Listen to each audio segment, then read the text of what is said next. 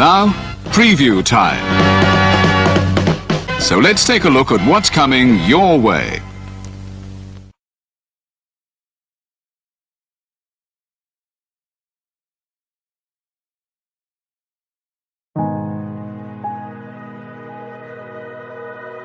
Gary Hebert, the man, the myth, the legend. I was amazed, and I was looking to become a better skater myself, and I wanted to be like Gary.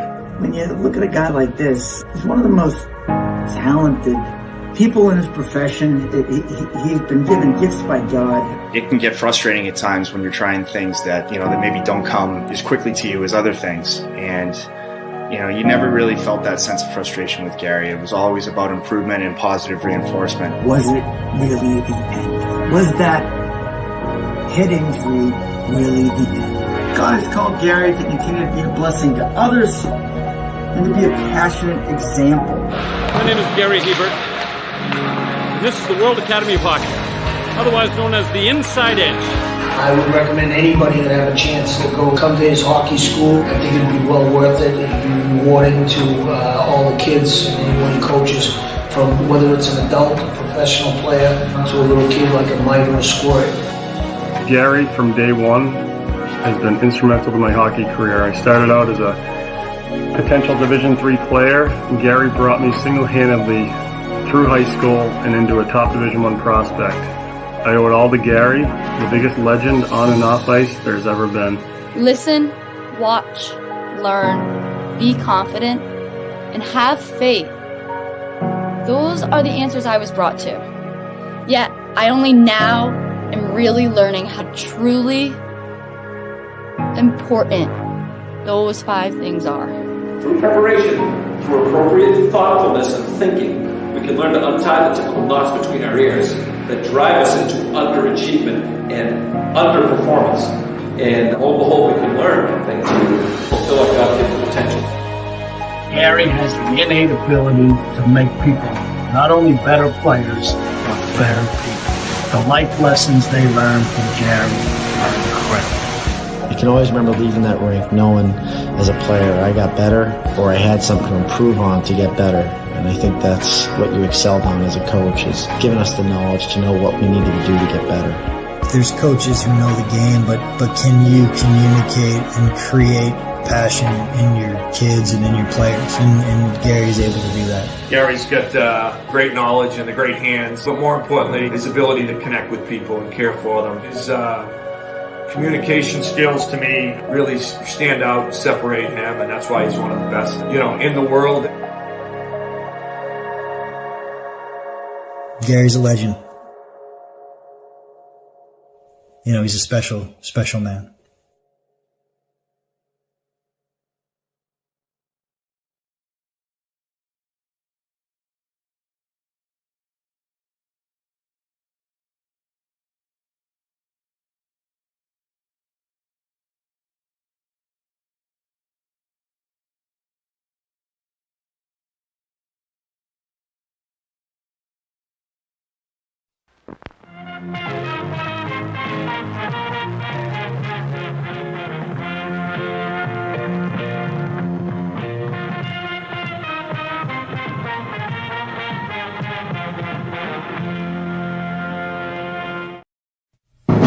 The Jeff Meacham Networks.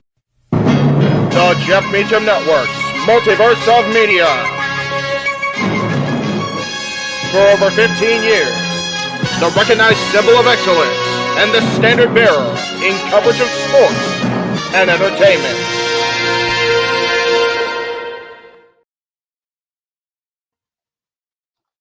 It is once again time for another independent showcase across the Jeff Meacham Network Multiverse of Media on this Friday night, July 12th, 2024, wherever the hell year it is. I don't friggin' know.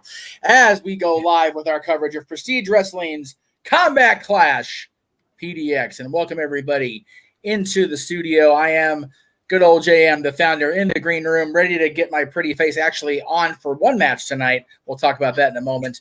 Joining us to start with, Mr. Reliable himself, Walter Cruz, the Heat Man, James Hebert.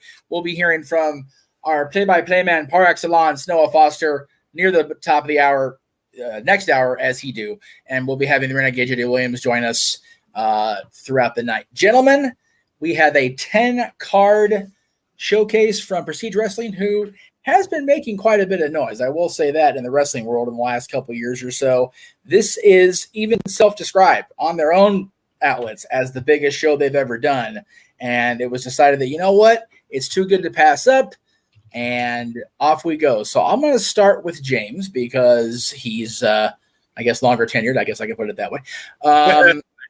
What are you looking most forward to based on the card we have in front of us, my friend? I'll be real. The card itself looks like it's really, really stacked. I don't know what's on the first half, but I know who's the second half is, and I'd venture to say probably the most I'm looking forward to is Lio Rush versus Amazing Red, because that's a match I never thought would ever happen. Right? Yeah. Like I never thought I'd see that match in my lifetime. I thought I was back in wrestling. I was like, oh shit, Red's on this card.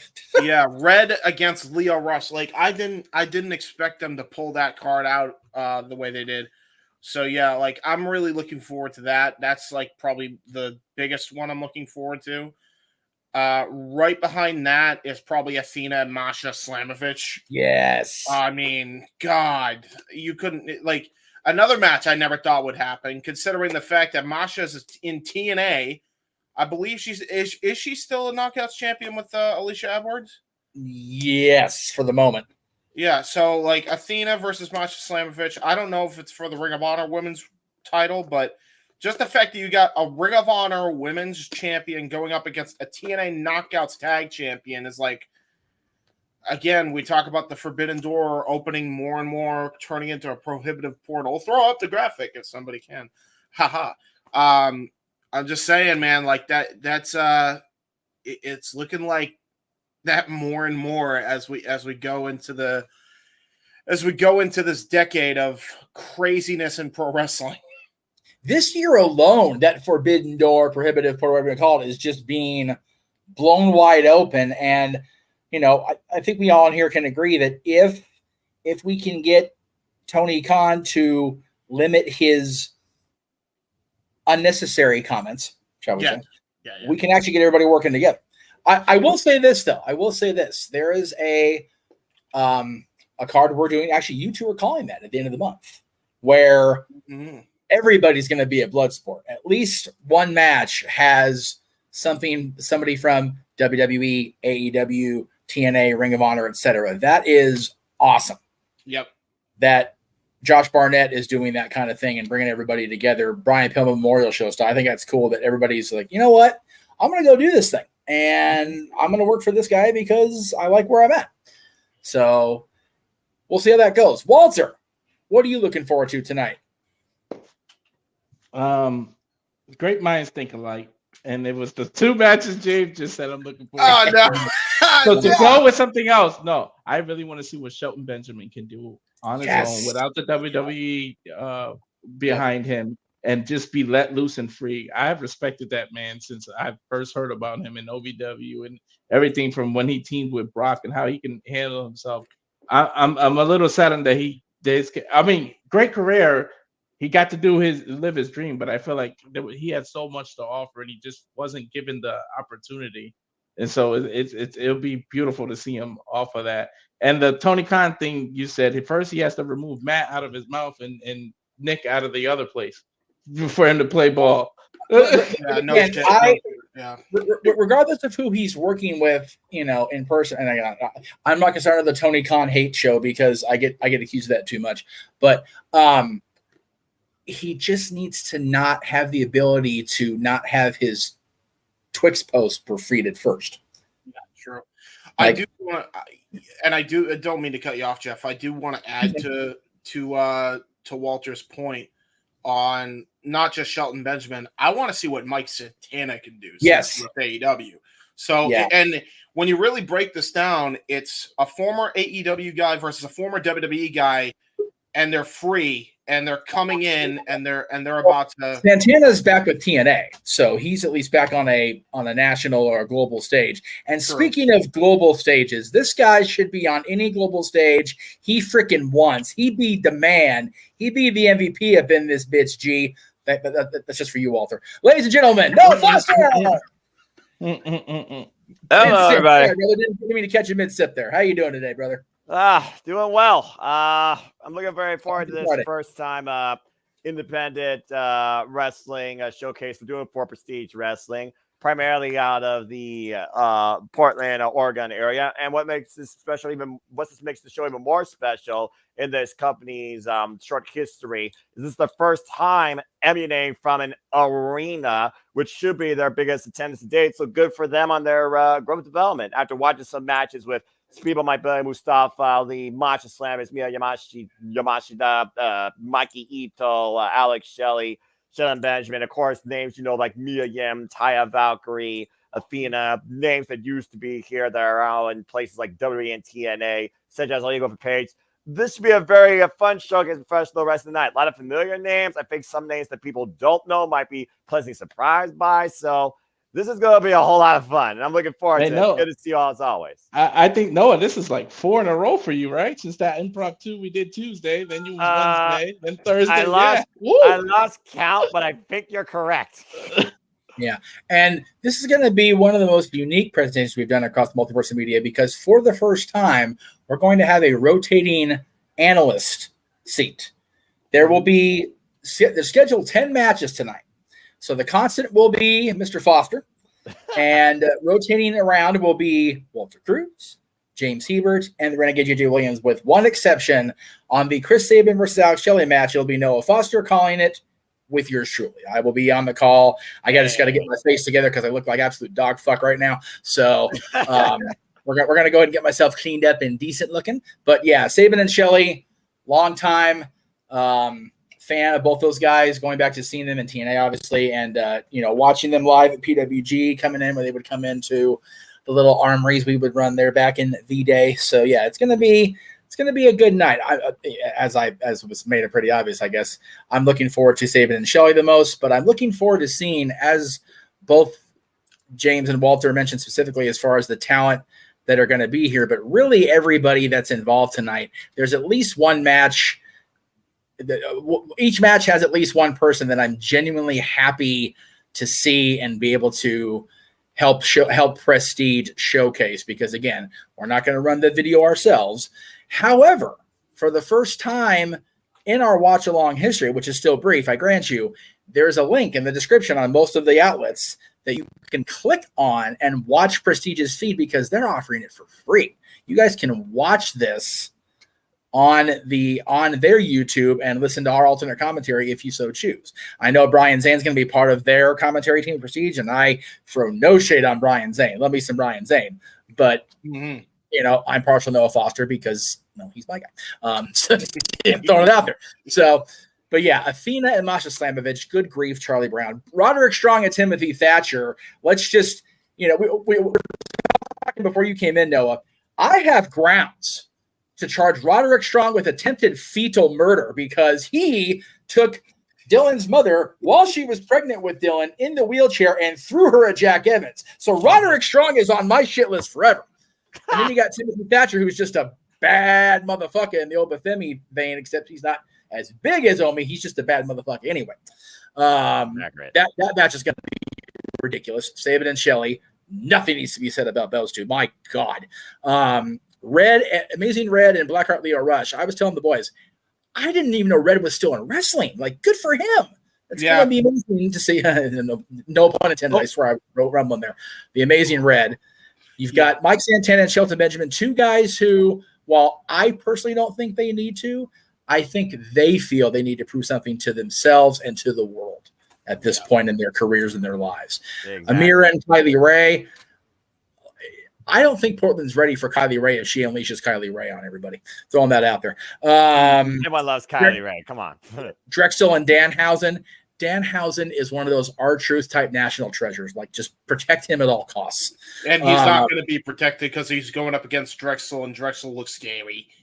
Yeah, Drexl may have to have a reverse curse to combat Danhausen. And then you've got the championship match, Alan Angels and Evil Uno, both guys now late of AEW, even though, of course, a recent free agent. So, yeah, the championship match is between two guys that, again, we're not going to start down the Tony Khan hate train today, but two guys who were not utilized near to their potential under the AEW banner. So they're out to prove something to the entire wrestling world that they probably already know about themselves because they're in the championship match. So you looking forward to this 10 match card tonight? Yeah, because there are two other matches that are, again, yes, I know the former, the MXM, Mansoor and Masay, like I know of those guys. They were in WWE, of course, in one tag match. The other match, the trios 6-person All-Star Scramble. I know of those guys, but I'm not familiar enough with them to wax proxy, which is, again, why we're having the rotating commentary. To be perfectly blunt with my audience, because I'm always trying to be honest with my audience, the storylines involved here are not universally known because we're not regular viewers yet. We will be now after this of Prestige Wrestling. So we're just letting I'm letting my country analysts do their thing tonight and get their shit in, get their reps in. But Noah, which match are you looking forward to the most, my friend? Well, again, as a connoisseur of all things wrestling, shout out to the W family on the Twitter and social media platforms. Now, I literally look at independent wrestling promotions, sometimes just because on a Saturday and Sunday when there's nothing else on, whether they're over in the UK, whether it's over in Japan, or whether it's right here in the States. You name a promotion, I've probably seen some sort of match from it. Looking at the talent, though, from this card and watching Prestige matches this week, I think Alan Angels and Evil Uno is one of those matches that you should definitely think about and not, undermine because of the history with those two in the Dark Order. Of course, Alan Angels became his own frontman in TNA. Evil Uno still doing something across AEW outside the video game board. Amazing Greg's always been one of those names that I put up there as one of the all-time greats when it comes to cruiserweight, junior heavyweight wrestler, you want to call it. Of course, somebody that was a huge inspiration for Will Ospreay. But if I were to pick one match out of this card, I look at this match and I think about right now what's going to be the damnedest match we're going to see here, because that's the beauty of Prestige when it comes to independent wrestling. Which one's going to be the hard smash mouth hitting affair? It's got to be Roderick Strong and Timothy Thatcher. I mean, we're talking about the Messiah, the Backbreaker, versus a student underneath the Ligne de la Roe, Walter Gunther, currently involved in Pro Wrestling Noah. And again, with that MMA background, he knows how to torture somebody. So I'm very curious who's going to exploit the other further. While Roderick Strong focuses on the back, Timothy Thatcher could take anything from you, including your legs. So I think I'm most anticipating that match particularly just to see how manipulative the body dissection becomes with those two gentlemen. I need to find a way at some point. I don't know how I'm going to pull this off. Maybe I can call in a few favors with people I do know. We need to find a way for somebody to throw a wheelchair at Roderick Strong, and then we'll know. And it'll be funny. Everybody else will be like, why the fuck they do that? It's like, we'll know. PWG fans will know. But PWG fans will know. Apparently. Yeah. Damn. The GIF of this exists on Twitter. I had it saved for the longest time. I'm going to try to find it again, actually, so I can show it and give people the references of why I low-key detest Roderick Strong so much. He literally tried to kill my unborn child. Attempted murderer, this sick bastard. That's hilarious.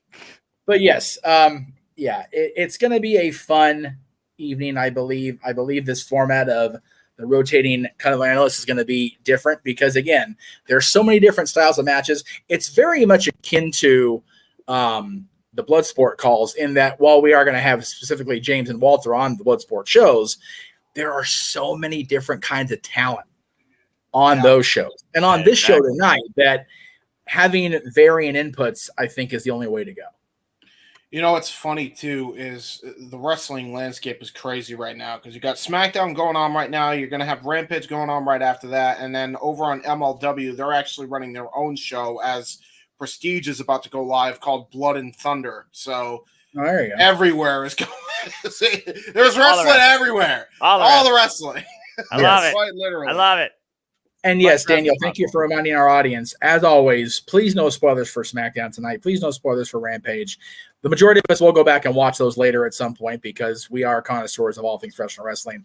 Matt, we're doing well as always. Thank you for tuning in tonight. Daniel, your opening salvo would be more of a thing for tomorrow night because we are definitely going to talk about Joe Hendry on Open Mic Night tomorrow night and his continued his continued run in TNA and NXT, his crossovers in NXT. We'll definitely be talking about this man right here coming up tomorrow night. It literally got to the point where Noah watched NXT live. I did it, y'all. He did the thing. And not only did he do it last week. Oh, geez. Yeah, next week. We got more watch-alongs coming up, and NXT is one of them on Tuesday. So there you go. That's everything beyond. I'm part of 7 of those damn things. Oh my gosh, dude! Holy We So Gonna Die tour is just about I'll right. survive. Besides, Bloodsport is y'all's domain. I actually find it fun watching y'all from the green room. Me and Jeff did that last, and again, you and Walter did a tremendous job. As much as I'm looking forward to Bloodsport, and trust me, I'm looking forward to Bloodsport, I am also looking forward to that UFC card. I can't freaking wait. I've been wanting to do an MMA call with Walter for a very long time now because I think our Bloodsport call was fucking great.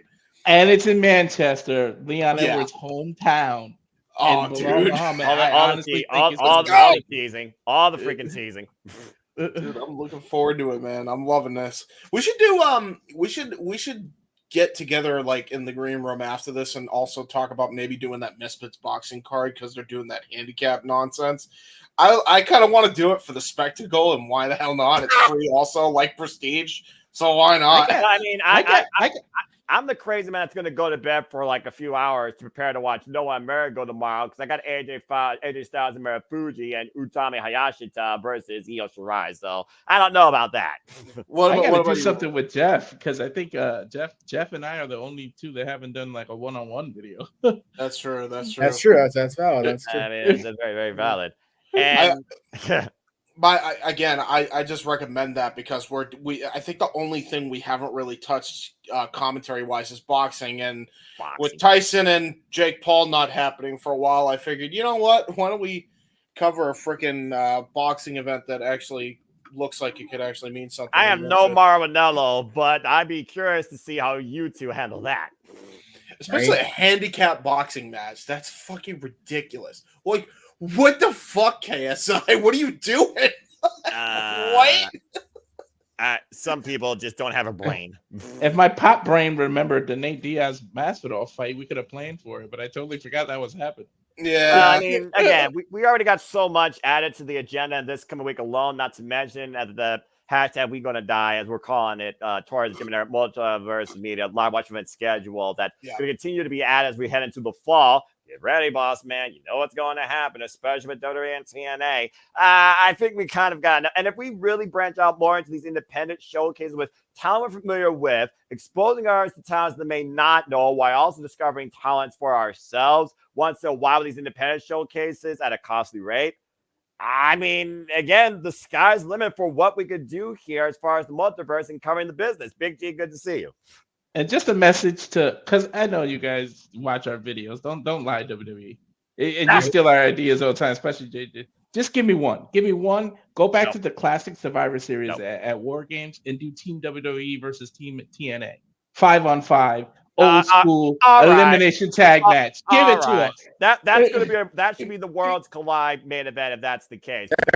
What you put up there that's not called the system for TNA versus what the hell fivesome you put up there from NXT or WWE. Particularly, it's probably gonna be NXT if we're being perfectly honest here. But that's more of a fantasy booking thing. And again, we're not doing that here tonight. We're talking about all the wrestling, but particularly prestige wrestling. And again, for a little promotion that's been active out of Portland, Oregon area, mostly centered around the Roseland Theater, now elevating its company to an arena for the first time ever. Good for them. I'm expecting bigger things for what could become a rising standard for all we know. And we know Prestige Wrestling does work with multiple partners, including Deadlock Pro. So again, I'm very curious to see what this leads to.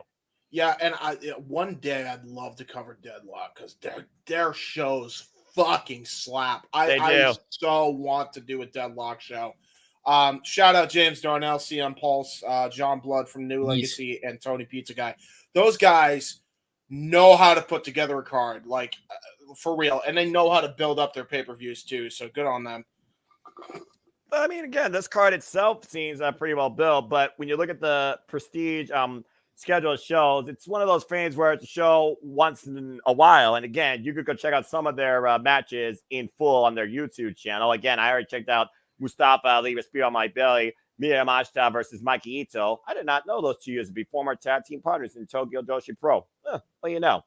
And again, that's just a couple of the highlights when it comes to what this little company out of Portland, Oregon, along with its partners, have demonstrated. And again, they got a little bit of everything tonight. So, okay, real quick, Jeff, please show this. What? Oh my God, it's real. Contract stick MS with pregnant Wilson. Yeah, this is Jeff's wife at the time. Oh, and there's Jeff right there in the Epic shirt. Oh my God! Oh my God! Oh, yo, well, that takes crowd participation to another level. Wow! Holy shit! Roderick Strong, attempted fetal murderer. I'm surprised Dylan didn't grow up blaming Roger Strong for any problem, which is he should have. Yeah, you know what? Blame him for all of Dylan's recent shit. Blame Roddy, damn it. That's right. All right then. Roderick Strong is the reason my son is a teenage problem child. Yes, it's all Roddy Strong's fault. Roderick Strong ruining lives, one poor innocent child at a time. Damn, he was still in the womb. One poor innocent unborn child at a time. Right? Typically, sick. What's wrong with him? How dare you? Roddy. I mean, he's still, though, one of the best on the planet. So, I mean, if you can back up what you do, it is what it is, I think, from that. That doesn't give you an excuse to attempt fetal murder. Anything goes there. Bullshit. You don't use pregnant wives as weapons. That's not the foreign object we had in mind. She's not a foreign object. She was born in California. See? So it's completely normal. No, but it's... I can't even with the fucking reaction. Jesus Christ. I'm sorry. At least he wasn't born in that arena because of being. Fuck right, premature. Yeah, golly. Oh my God. Jesus Christ. I mean, I've heard of marriages during wrestling shows, but never a birth. Hey! You know what? Mae Young's hand shames you for that comment. By God! He's choking him with the umbilical cord. By God!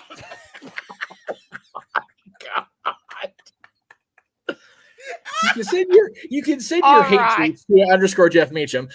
He would have used the umbilical cord the way Bianca Belair used her ponytail. Oh, that makes sense. But damn. Oh no! Okay, that's gone way off the rails, way too far off into Area 51, never to be seen again. Someone get the memory eraser. This is some shit. We're talking about this before a show called Prestige Wrestling. I'm just throwing it out there. Did no prestige with what we just did. There's other prestige. We are bad people. You all are. This is wrong. This is wrong on so many levels. Can't believe that was the gift that kept on giving and not in a good way. Yeah, right? Gift that kept on gifting. Oh my gosh. What's so funny is this happened in 2007. This tweet was posted in 2016. So this shit just lives on. It's ridiculous. It never ends. Oh my goodness. It is. It's on and on, my friends. Oh. It is. It's freaking Sherry Lewis of PWG. There you go. Oh, Jesus. Okay, so now that I compared Sherry Lewis to PWG before Prestige Show, let's go ahead and get back on track here. Right.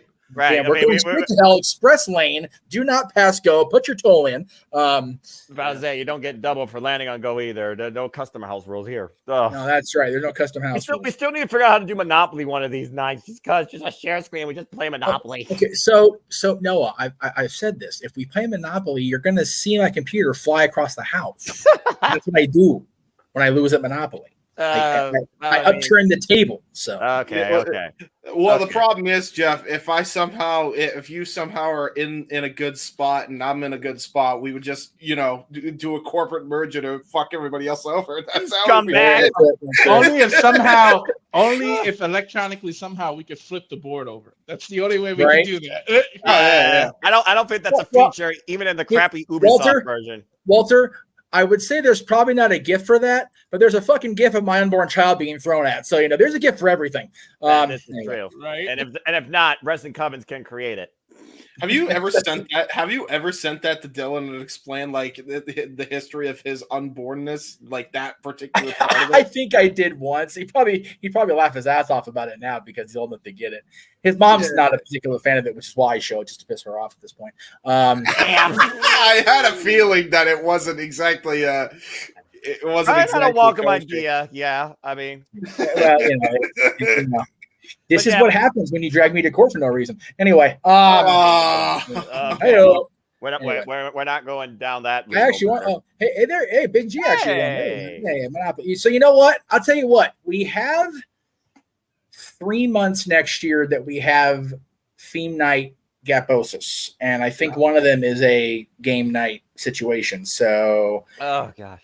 I'll pencil it in now. January 2025, first of the year. It won't be the first day of the year, but first month of 2025. Open mic game night will be Monopoly.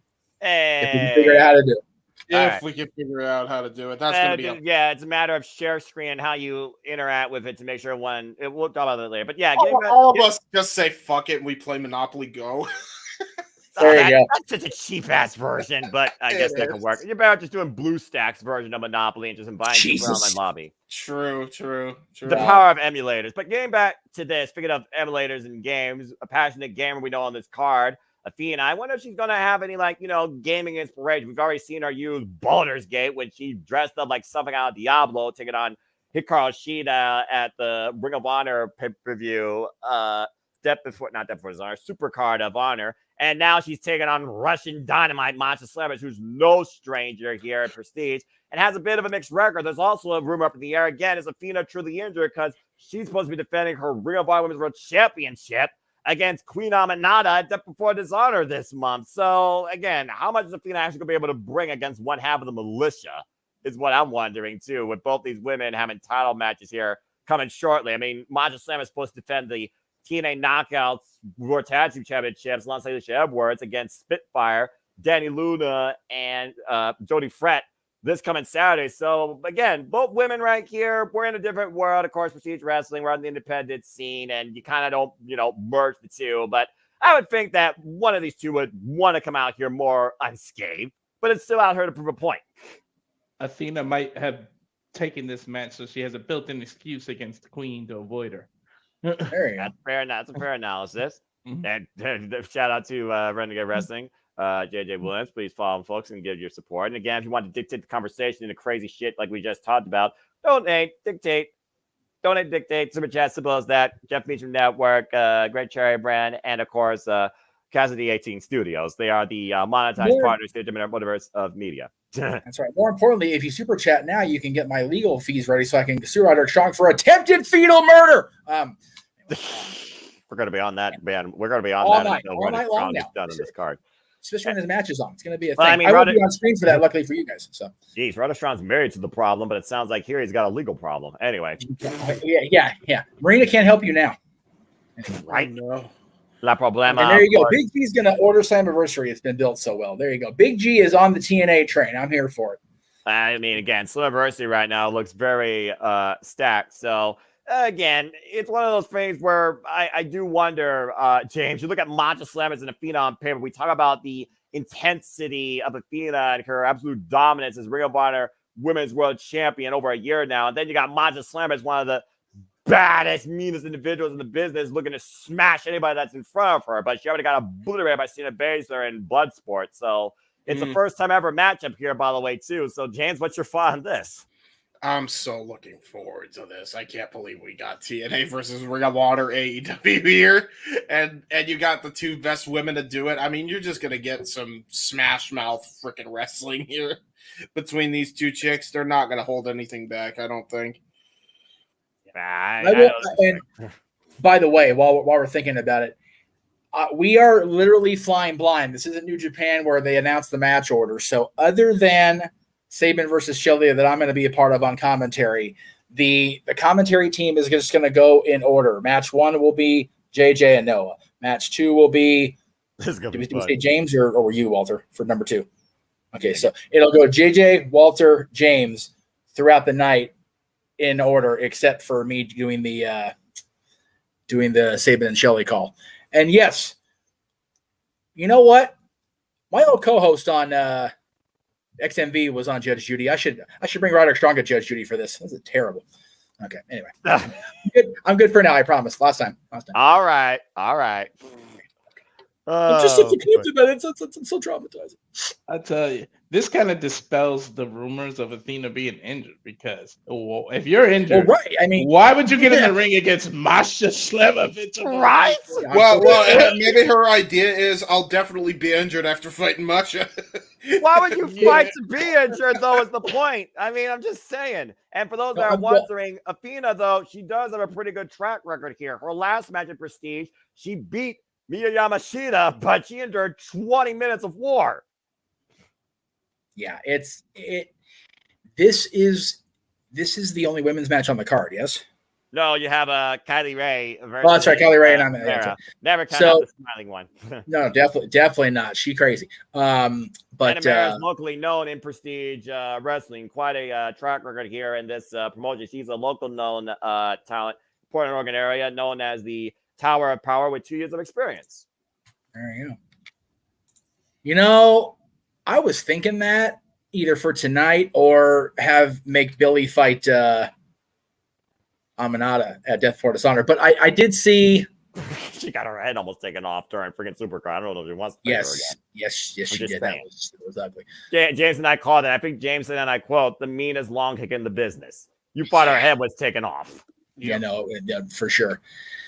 So for people wondering, Prestige has their videos set to go live any moment now. They were supposed to go live at 20 till. It's just about that now. So again, the link is in the description, but I'll go ahead and I'll see if I can put the link up here momentarily. Yes. Yeah, again, folks, be part of the fun and support independent wrestling. That's what it's all about at the end of the day, truly, as we continue to encourage you to adjust your life and enjoy. Yeah, I mean, they're giving the show away for free. You might as well freaking watch it. I mean, I randomly watch stuff on YouTube like this, whether it's streams from Pro Wrestling Eve, primarily because, again, it's an all-women's promotion out of the UK area. Cheers to them. So, again, why not watch something if it's just literally for free on your screen? By the way, so there it is. On behalf of all of us, thank you, Prestige, for doing that. Right? Yes. All right, so there's the link. If for whatever reason you have trouble typing or clicking the link when I'm going to put it in the comments right now, you can just do the tedious thing and type it out.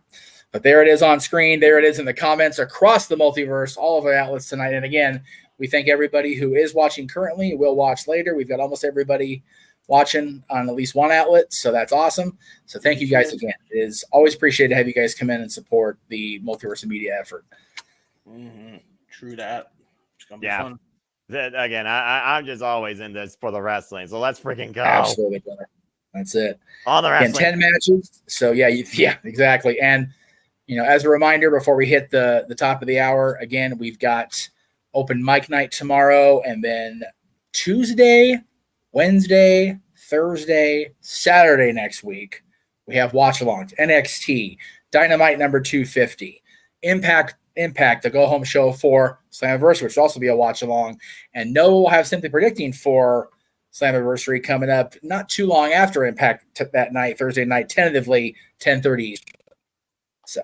Well, we got a countdown on the screen now. There it is. They are counting it down 19 minutes, 10 seconds before Combat Clash PDX officially takes the airways. Very curious to find out who the commentary team is. I know that Beta Scott, of course, who always gets around. God bless her with how much she travels and she's truly the freelance commentator of the business next to Irma Kabani and Walter Stewart. So I wouldn't be surprised to have her on the call here. Again, she was on the call during summer matches I was watching on Prestige Wrestling's YouTube channel. And again, names you can name from any company you know: Ring of Honor, TNA, WWE, AEW, Deadlock Pro, Pro Wrestling, Tokyo Joshi Pro Wrestling. They've been involved in some capacity either tonight or prior to the show through Prestige Wrestling. So it's a who's who, so buckle up.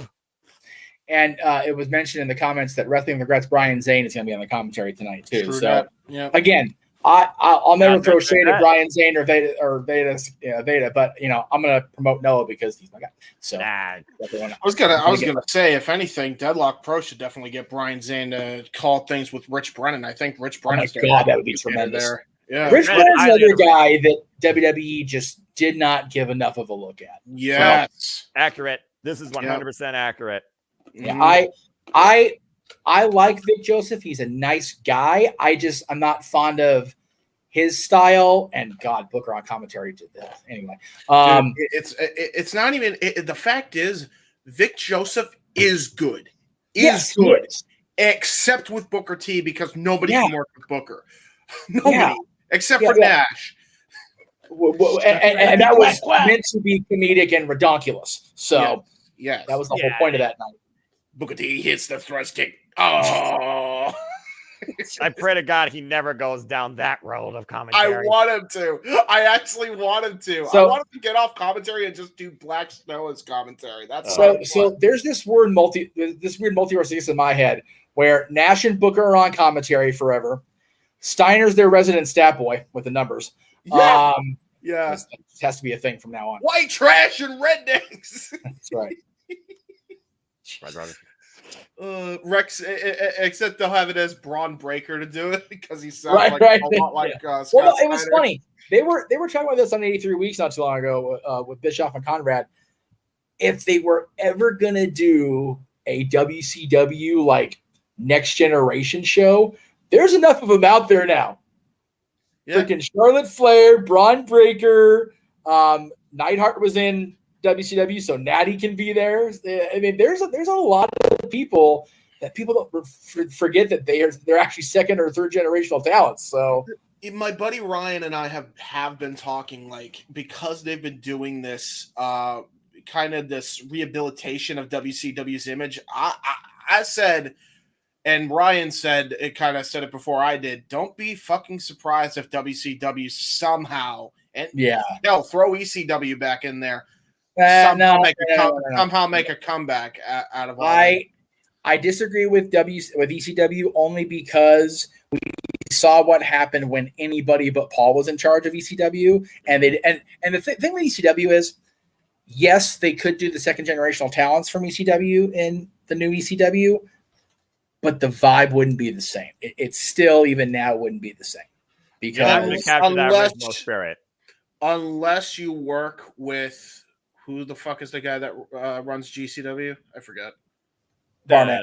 No, GCW is not Barnett. That's Bloodsport. I'm sorry. That's a branch of GCW. The main guy who once, I think, had a meeting with Stephanie McMahon. I know what you're talking about. I can't think of the name of him. It's not Court Power. That's MLW. Whoever that guy is who runs Game Changer Wrestling, if he works with him, then I think you can capture that feeling. Maybe. Because then you could just change the GCW collective to the ECW collective and then have GCW and JCW part of it. It's Brett something, isn't it? Isn't it Brett? Isn't his first name? Yeah, Brett Lauderdale. There it is. Brett Lauderdale. Yep. I knew it was Brett something because it made me think of Bret Hart, and then I was like, I will say this. I don't know when I'm going to do this yet. It really depends when the schedule opens up, allows, however you want to phrase it. But at some point, when we have a Throwback Thursday gap in the content lineup, if this image will ever load, it must be like the biggest image I ever created because there's so many different stickers in it. So just give me a second. It's loading.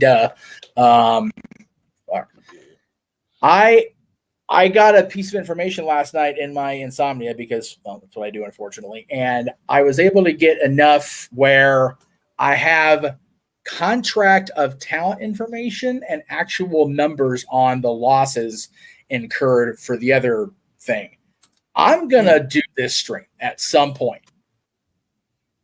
Because without the XFL and the money involved in that, and the contract numbers on the talent that didn't get brought over because it would quote unquote offset the payroll in the locker room, which is horse shit. Because you are going to make money or get the fuck over your damn prima donna selves.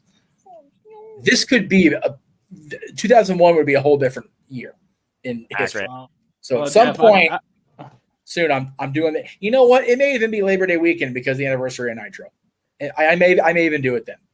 And Jeff, I've been throwing out the idea of doing some throwback WCW things. That might be our first video together. There you go. Honestly, get me in on that. You know I love booking shit. Yeah, it's just you figure each side lost, what was it, like $35 million between the WWF and NBC. It's something like that. So that's $70 million that did not need to be wasted on that nonsense XFL. Granted, happy for the players that are working for the UFL now and they're getting signed to the NFL. Good on them. Those kids are talented. And good on Dwayne for keeping the brand going. Cool. And working with the NFL as well, giving exactly. Working to the NFL. Yep. Bringing them and the USFL together. With the USFL could have been dead on arrival because of its past association with POTUS 45. That could have been a disaster to start with. So good on The Rock for making that happen. However, you figure that amount of money, even just WWE's $35 million that they lost. Yeah. I know Flair was probably making 2 or 3 at most million. Could have brought him over as part of that. Yeah. Sting, if he was healthy enough and didn't, if he didn't distrust McMahon like he did, which, in hindsight, probably a good idea not to trust Vince McMahon. So many different talents that invasion could have been seriously major. Yeah. And there wouldn't have been just this, for lack of a better term, 5-month arc and done. So definitely the funniest thing about that too is I still would have included ECW with it because it should have started with ECW versus WWF if you wanted to wait too. Well, the first thing I would have done if we're going to keep everything the way it remained as far as how the invasion loaded in, I have that big moment. I have that first match actually be on July 9th. It was in Atlanta. That's rather fair. than July 2nd in Tacoma, fucking nowhere, Washington. I agree with that. I agree with you on that. But I'm saying in general, if you were gonna do if you wanted to have ECW involved, I think ECW still should have been started first. Well, here's. Go ahead. Sorry. And again, I'm gonna get into this more on the stream, but we're just kind of killing time here. It's still 11 minutes, so continue. I'll just. It's one of those. ECW was brought in because WCW wasn't working, but people forget. Even during, and again, I don't often throw you wrong at Conrad, but he was saying that WWE bought ECW out of bankruptcy in 2001. That's not true.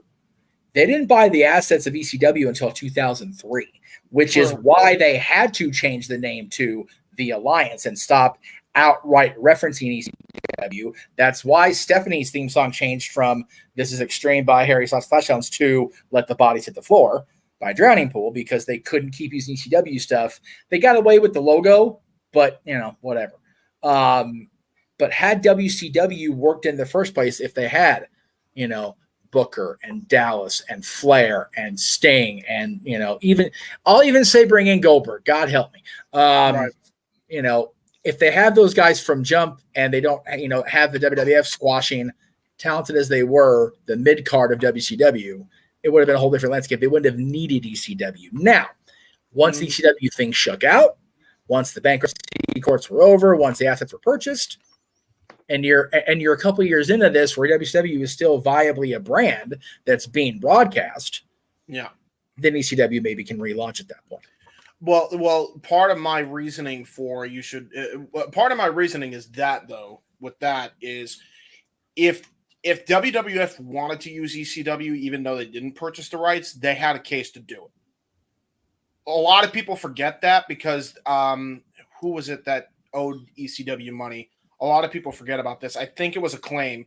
Acclaim fucked them over. Viewer's Choice. Well, Acclaimed, I think not. No, Viewer's Choice was telling them, we want to run another pay-per-view, but we didn't have the money until they paid for the last pay-per-view. So legally, WWF could have used ECW, and they wouldn't have had a leg to stand on. It would have been fucked in court. That nobody would have listened to that. So they would have won regardless. It was a $1 million at best, lawsuit coming their way if they even tried, which WWF would have won handedly. So that's why I say you should start it with ECW, because you had a built-in story right there. Think of this, right, Jeff? Don Callis, when he was the Virus in ECW, who did he cancel ECW for in kayfabe? TNN, yeah. Exactly. It writes itself. Yeah, no, it does. You're right. It writes itself. I would. That would be like my number one thing. And the way you do it is have Stone Cold defect from the WWF, turn on Vince after he had Vince's help, and he only used him to then leave the WWF and join ECW under Heyman's vision. That's how you start. 2024, we have the chance to maybe relive an invasion angle with this TNA NXT right? If they don't F it up this time. Maybe they learn from their mistakes and we get what should have happened in 2001, 2002 in 2024. True. So I am being let known in private chat that JJ's ability to be part of match 1 is looking less and less likely. So, James, you're going to be moved up to match 1 as of now. Okay, that sounds fun. Unless match 1 is Sabin and Shelley, then everybody's off the hook and fuck it. Right? Yeah, because we just got alone about Alex Shelley and Chris Sabin all night just from what they've given to the business, let alone how many times they face each other. And I'm not just talking about TNA. I will say, people. Oh, go ahead, James. I was just gonna say, I only know BK Westbrook for the record. If the match layout is how they're gonna fucking air this thing. Well, like I said, I only sent the matches in the order of the way I did the graphics. There is zero indication of what's going to be what at this point. Exactly. But as far as Sabin and Shelley, again, I had people asking me all week, what they signed with WWE. It's like we're not going to hear anything about where they signed until after tonight. Yep. Definitely.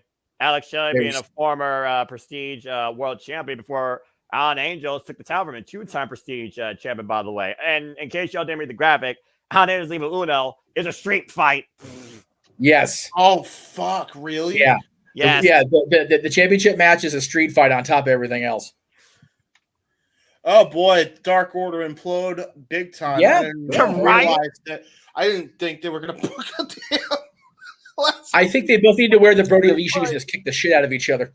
Yeah, exactly. Well, it's accurate. Again, we got 6-way scramble. We literally have 7 singles matches, Prestige Tag Team title 4-way with the current champs and 2 previous champions of this promotion, with the debuting MXM, not MNM. This isn't WWE early 2000s, folks. This is Mansoor and Mason Madden, as they call themselves. And then we got the Prestige World Championship Street Fight, which I imagine is going to be close towards the end, considering it's the only match of extreme circumstance. Yes. But yeah, I have watched these guys for so long throughout their TNA run. They were in Ring of Honor for a while, if I remember right. And of course, seeing them both live as part of PWG, be it singles or in tag team action. I've never seen them face each other that I remember. So this is really cool that we're going to get to be part of this. There you go. Yeah, and again, Prestige runs here locally in SoCal too. So if money is right and timing is right, I may have to get out to see one of their local shows they do here. They're all over the primary California area, but again, based out of Portland, Oregon, and the fact that they are literally doing their first show of over 50 shows since they've existed since 2017 from an arena. Bigger things are likely to happen for this thing. I would not rule it out if they go near you, maybe close to the Globe Theater or something, Jeff. Yeah, I don't drive, so I don't really care about this aspect of it, but I know people that come in and work at the Globe or at the Mine or whatever just hate the parking part of it. It's a bitch. So I don't care, but yeah, it's the thing with running downtown is downtown LA is very much built in the style of New York City, where you're almost encouraged not to drive because the parking is such a damn nightmare. But the atmosphere, the ambiance of these little theaters are just awesome. Again, the Globe, the longtime home of PWG after they left Reseda, And I finally got to be a part of a wrestling show there live in person. Of course, we called Multiverse United that was there at the early part of last year. It was a great show. And again, the ambiance is awesome there. These little theaters are just there's so many of them here in Los Angeles in the area. So it'll definitely be cool to get out. I forget where they usually run Prestige. If it's at the Roseland theater. No, I mean here locally in Southern California. I'll tell you one thing. That was the only positive about the crap we went through in 2020. I was in California. You could travel I-70 actually, and you can park and you can drive. It was empty. I was like, whoa. Yeah, dude, for real. We went, God. So things were still shut up. It was a little bit more open, but when I took my friend, well, she was driving, but when I took my friend Jenna to downtown Disney for her birthday, the entire 5, there was nobody on the freeway. I was like, what the fuck is happening? Might as well have been in one of those movies, post-apocalypse. And the place you're thinking of, Vermont, Hollywood. It was, yeah. Oh, man. No, I went into Hollywood not too long after the pandemic started, period. Like, it was like maybe early summer. You could hear a pin drop on Hollywood Boulevard. It was the scariest thing I ever saw. It was the same in Boston. My dad could drive like for miles with no traffic. It was nuts. I was in San Francisco and it was completely empty. I was like, oh my God, that's crazy. And it's crazy. It's been 4 years already since we had It's I don't mean to interrupt the conversation, but real quick, what is everybody's timer on the Prestige thing? Because they actually have a countdown right now. 2 minutes and 7 seconds. I got 2 minutes and 4 seconds. So let me know when you get 2 minutes and 2 seconds. 2. I got 2 minutes and 17. 2 minutes. Okay, so Walter, you somehow are ahead of us, so we should probably sync up with your. No, Walter's behind. He's at 2:17. Right. Watch. Okay. Right, so I'll tell you what. Everybody pause when it's at a minute, and then whoever's last we can play. Okay. Yep. Okay, so I think that means you and I know I have to pause when it gets to a minute. Yeah, just say minute. James, everybody pause in a minute. Whoever says it last, we'll go. Yeah, exactly. Just say pause, and we'll go from there. But once all 3 people say pause, we're good. And again, we'll probably have this still thing here because this is a big opportunity. But you and I both know when it comes to these small promotions, technical difficulties is always a thing. Yeah, don't let it stress you. Okay, so we're gonna go 1 minute 10 seconds. 9, 8, 7, 6 so far. 5. Just say pause. 4, Just say pause when you're gonna do it. Yeah, James. This is how James' minds work. Pause. This is how James' minds work, folks. In case you pause. All right, everyone good? Minute. Okay. All right, we're all good now. All right, there we go. Awesome. All right, that takes care of that. James, again, don't stress your mind. I know how your mind works, bro. Yes, don't stress. I don't hold it against you, but I don't want you to stress about it. All right. Yeah, true. Anyway, yeah, again. Have fun with this, folks. And everybody at home have fun, too.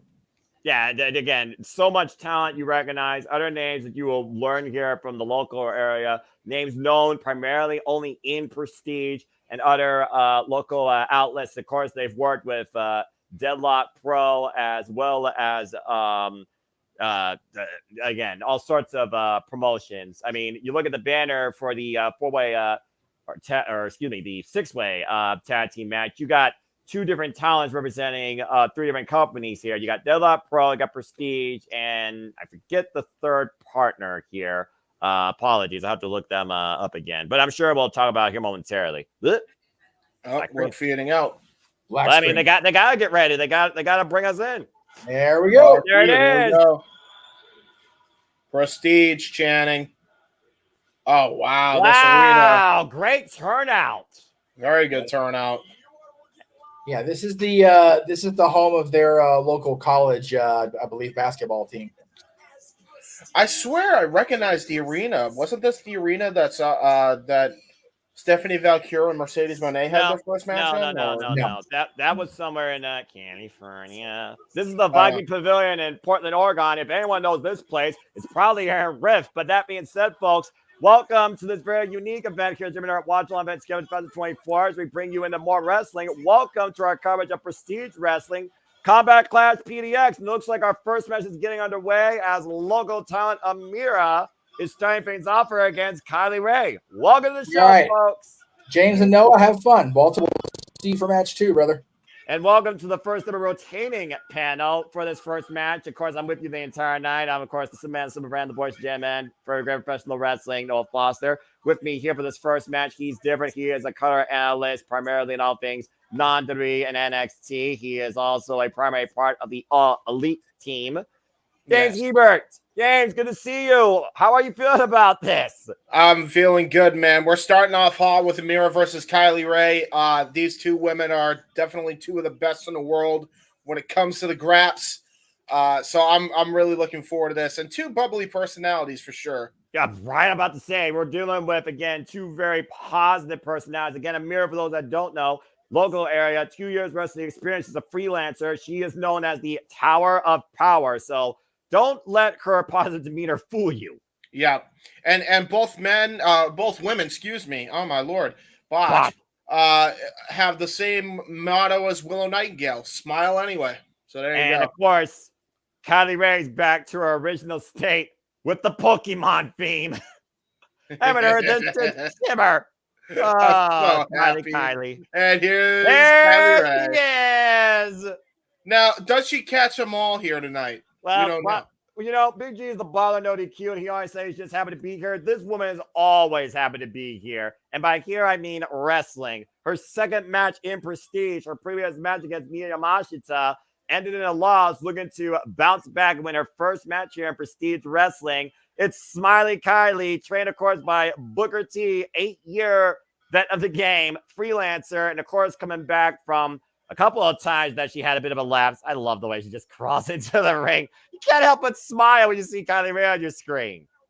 Nice pose. 10 out of 10.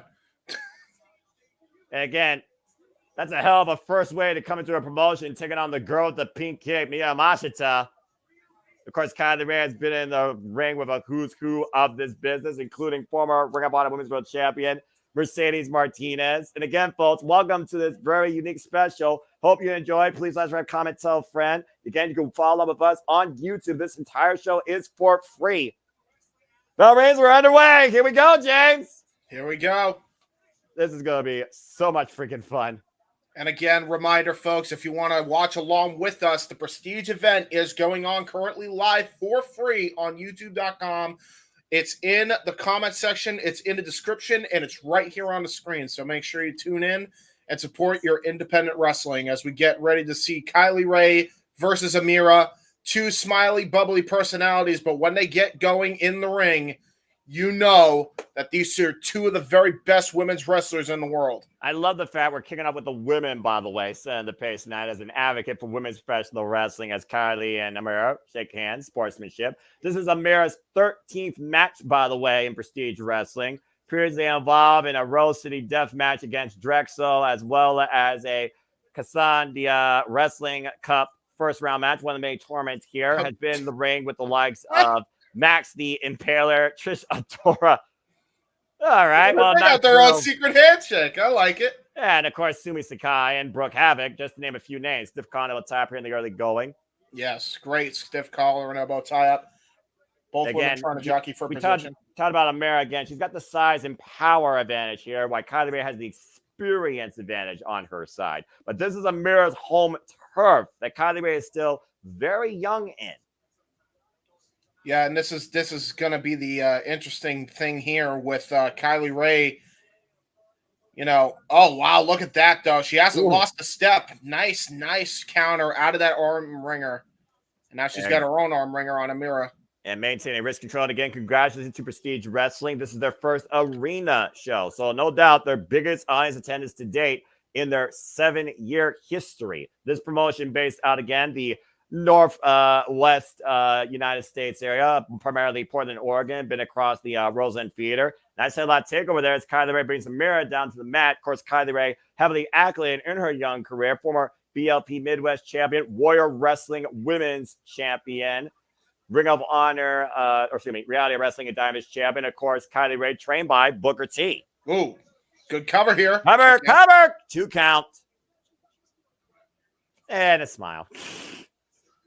It's really hard to wipe the smile off Kylie Rae's face. And when you try to, she just kicks yours off. Yeah, exactly. talks about, again, the history of Amira, again, still very young in her career. So no doubt a huge opportunity for this bright rising star. Great shoulder tackle, though, by Kylie Rae. Of course, Prestige Wrestling, for those that don't know, only has 2 titles, the Prestige Wrestling World Championship and the Prestige Tag Team Championships. No women's titles yet in this promotion. You might consider these 2, though, key candidates based on what you see here, if that title becomes part of this promotion's growth as Amira demonstrates her power, taking Kylie down with the shoulder tackle. And that was a great shoulder tackle. That was a brutal shoulder tackle compared to Kylie Rae's shove there in comparison. And now Kylie Rae is aware of the power that Amira possesses. Electric atmosphere here tonight, here at the Vikings college area. Special night here for Prestige Wrestling. Special night here for all of us here at JMN Multiverse of Media. Special night here in general for professional wrestling that continues to prove that this is the best year yet in the business. Went for the kick. Amira blocks it, though. Nice arm drag. We're dragging Steamboat against there. Great positioning. And a Kylie blocking the hat trick. Yeah, trying to go for 3 arm drags, but Kylie able to try to go for something, but got countered. Wow, man! Whoa!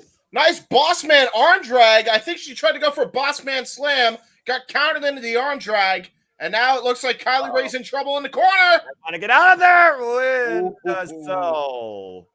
Uh-oh. And Kylie, though, might be looking to take advantage here. Use the... Oh, my word! Driven face first in the steel ring post. That wasn't brawn. That was just brains right there. Again, using the environment to her advantage to capitalize and find an opening. Yeah, she did. Oh, my God. That was vicious by Kylie Rae. That was brutal. Well, we talked about before, James. Don't be fooled by the smiley one. Good suplex here. Good suplex. Float over, hook of the leg, and Kylie gets a 2 count. And again, you got to imagine the cobwebs now on Amira after taking that shot right into the turnbuckle after being tossed into it, legs first by Kylie Rae. Possibly looking for a Russian leg sweep, maybe transitioning into a submission hold. Abdominal stretch applied here. Yeah, time-tested move in pro wrestling. Amira trying to get out of it, using her power to her advantage, but just clubbing shots right to that shoulder blade. And now look at the way she transitions. Whoa. Oh, look at that. Almost a modified bow and arrow right now. Look at the way she's bending her across the back. Almost a torture rack. Yeah, almost like an accordion rack of sorts, but got counted. Boy, and that's the risk of a submission. How close you could get caught. All it takes is 3 seconds. Again, the power of Amira being the difference factor here, overpowering Kylie Rae quite literally. Great boot there by Amira. Now trying to go for a roll through. And potentially sunset flip, taking her down with a clothesline. Notice she only had 1 leg over the left shoulder, allowed Kylie Rae to free the right shoulder on that pinfall cover. Now the waist lock being applied here. Back elbow strike, German suplex denied. Kylie Rae once again looking for something. Drop kick! Very explosive drop kick by Amira. And we know Kylie Rae's known for her own drop kick. A page out of Kylie Rae's playbook. That's one of her go-to finishers. There's that German! The bridge too! No! Was able to get that German. She was looking for that German all match. She tried it 3 other times. The 4th was the charm in this case. Well, again, we talk about, though, the passion being demonstrated here, not just in independent wrestling, but, of course, Kylie Rae and Amira again demonstrates how much she loves this just with her entrance coming in to the faithful here at Prestige Wrestling. Pressure I feel is more on Amira than it is on Kylie Rae, despite the fact she's more established. Roll up. Ooh, look at this. Transitioning. Nice transition into the crossface. Kylie Rae using her catch can experience on full display that time. And you notice the way Kylie Rae is in between Amira and the ropes. Now Amira has to change position, and what she's doing actually is more so dragging herself towards center. Once again, trying to use her power versus shoulders down, and Kylie forced to break. And now, super kick by Kylie Rae on the button. Hook of the far leg gets a 2 count. Again, wearing down the more powerful foe, but still not enough for the 3 though. And take a moment here. Kylie Rae needs to regroup as Amira right now is trying to gather her composure here. Very game opening contest here at Prestige Wrestling. Combat Clash PDX. And of course, you'll be part of the conversation on the tricks you choose using the hashtag Combat Clash PDX. And please remain spoiler free for our other wrestling outlets, as of course we may want to tune into those at a later time, as we are focusing here primarily, JMN Multiverse of Media, on Prestige Wrestling tonight, as we continue to expand our independent wrestling showcases here, connecting you with the familiar and guiding you with the unfamiliar. And Kylie Rae right now putting the boots to Amira in the corner. Yeah, and that was after a vicious forearm right to the back of the head. So but again, I mean, Amira's Kylie Rae, we know Kylie Rae can get aggressive with the best of them. And Amira right now, bringing out possibly the darker side of the smiley one. Amira saying the pace here, now going up to the top turnbuckle, looking for something big out the corner. Crossbody, Kylie Rae rolls through though. Look at the strength. Ooh. Look at her hoisting up Amira here, but Amira finding back though. Now changing position. Amira with Kylie Rae. Kylie hits out the back door. Waist lock, standing switch exchange here.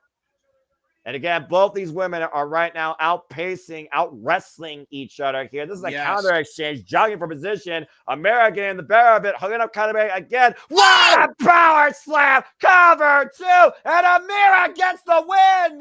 With the world's strongest women's slam, no less. A tremendous effort by Kylie Rae and a great win for Prestige's own Amira tonight against a very formidable foe. Like, to your point again, planted. Mark Henry approved. What a power slam. Great. World's strongest slam. Got the Duke here. And now she's going to speak to the crowd here in Portland. Okay, why not? I mean, again, it's the biggest day in Prestige Wrestling. It might be the biggest day in her young career. Well fought, by the way. And again, listen to that crowd. Crowd's still coming in, it looks like. Give it up for Amira. Great win. Great way to set the pace tonight. Now, hold on. Wrestle 9. What? I want Jordan Grace. Okay, why the hell not? At Roseland 9, Amira's challenging the Juggernaut. Huh. Okay. Well, I mean, all right. Considering the wrestling business is literally an open door that goes both ways, Jordan Grace never shies away from a challenge. I'd be for it. And of course, still to come tonight, we are here for a unique match, not against enemies, but against tag team partners, friends, brothers of the business, Motor City Strong, Alex Shelley, Chris Sabin. These two are going to add to their continued history of timeless classes and clinics, sharpening each other, iron versus iron, where, of course, we're looking at two former TNA World Champions. Alex Shelley, the former Prestige Wrestling Champion, the multiple-time TNA Ring of Honor Tag Team Champions, 20-year tested vets of the game.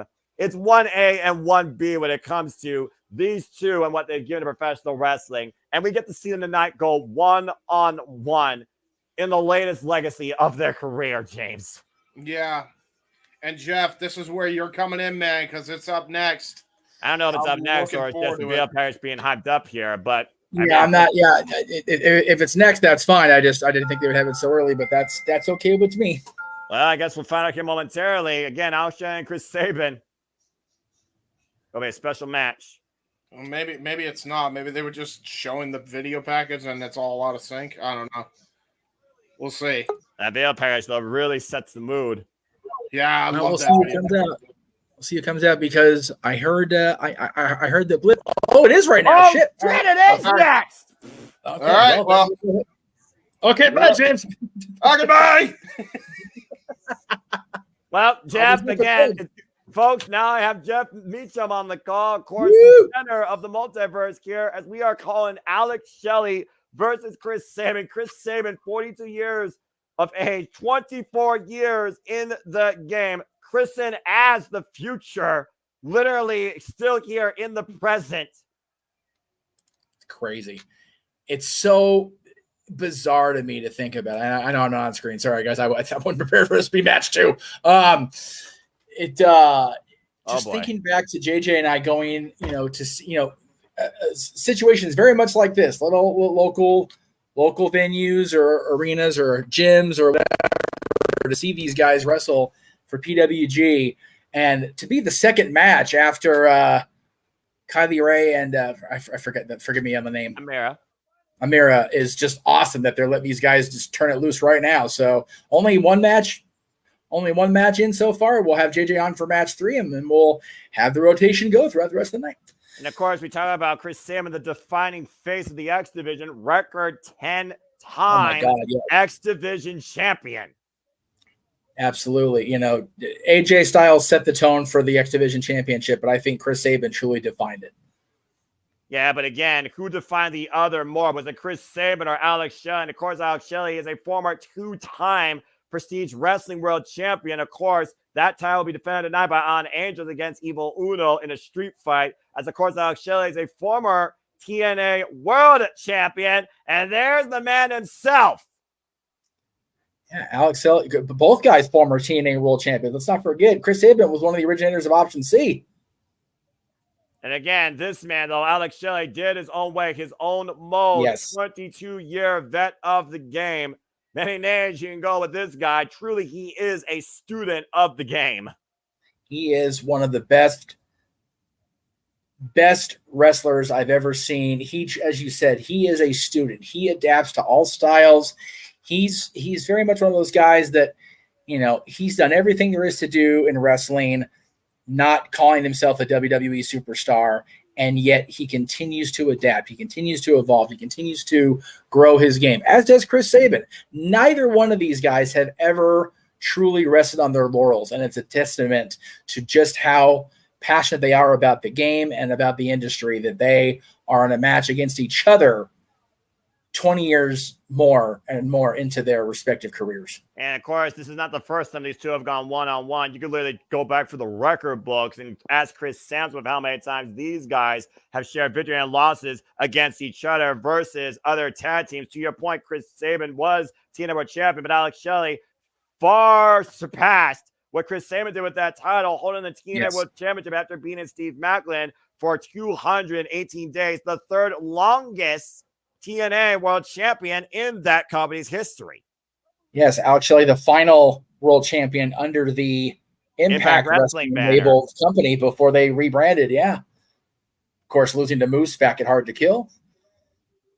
Oh boy, this is going to be so much fun. I can't even friggin' stand it. Again, the innovation that these two men have shared against each other, with one another, with other individuals. These two have shared nearly 500 matches in some capacity with each other in the ring. Bell rings, off we go. Oh, boy. Bell sounds were underway. And again, the first of these two faced each other was back in 2002 on the independent scene in a promotion called TCW. Yeah. That's crazy. Again, the respect, it's just baffling when you think about, again, how time defines so much. Alex Shelley right now jockeying for control, grabbing the left wrist, and Chris Sabin once again able to roll through, slips underneath, now changes position. Again, we talked about the accolades here. We'll be talking about the accolades of both these men all night, but it's not just singles. They have literally defined an era, a generation of tag team wrestling. You said yourself, TNA, Ring of Honor, NWA, even if they didn't win the gold, they helped build the tag team division wherever they went. And I absolutely love the fact that even now, people are still clamoring for them to sign that big contract with WWE. And it may happen. We may get an announcement tonight or tomorrow. It's crazy. But of course, these two, the last time we saw them in TNA was alongside Kushida as part of Time Machine. Of course, Alex Shelley and Kushida, former Time Splitters. Yes. And look at the way Alex Shelley, again, just the simple float through into the single leg crab, grounding Chris Sabin for now. And Alex Shelley even said at one point, when Chris Sabin's done with this business, he's going to need like double knee replacement surgery. And that's when he chooses to put up the boots. Yeah, it is one of those, these guys fight through. You figure 20 years in, they're both dealing with stuff that they shouldn't be having to deal with at their ages and their careers, but they want to be here. And that's what's so beautiful about both of them Motor City Machine Guns. These guys, the folks in TNA, the guys in this locker room, the gals in this locker room, they want to be at the shows. They want to be in this business. That more than anything else is what matters the most to me. Again, it's the passion and motivation that drives anybody here in the business and defines the greats. Again, these guys, DPW, CCW, NWW Strong Openweight, GCW, Impact, Ring of Honor, IWGP Junior Heavyweight, and NWA International Lightweight Tag Team Champions in their illustrious career. Yeah, they've literally done it all except ink that big contract. And if you believe that room innuendo, it's a matter of when. And again, right now, I might be seeing a mirror effect here. Both men going for the exact same thing. Drop down before the collision. Stalemate. They just know each other so well. It's ridiculous. I love it. And I wonder, though, you see some frustration possibly, though, on Alex Shelley, maybe more so than Chris Sabin.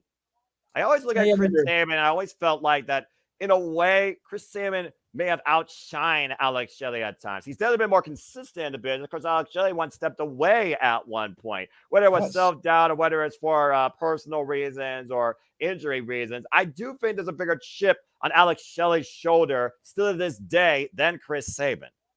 Oh, there always has been. I remember when he stepped away in the mid-2000s. In fact, one of the times he appeared at PWG was after a lengthy hiatus from wrestling. And crucifix cover by Sabin with the 2 count. Ooh. And Alex Shelley. He almost got him, and Alex knows it too, man. He knows it.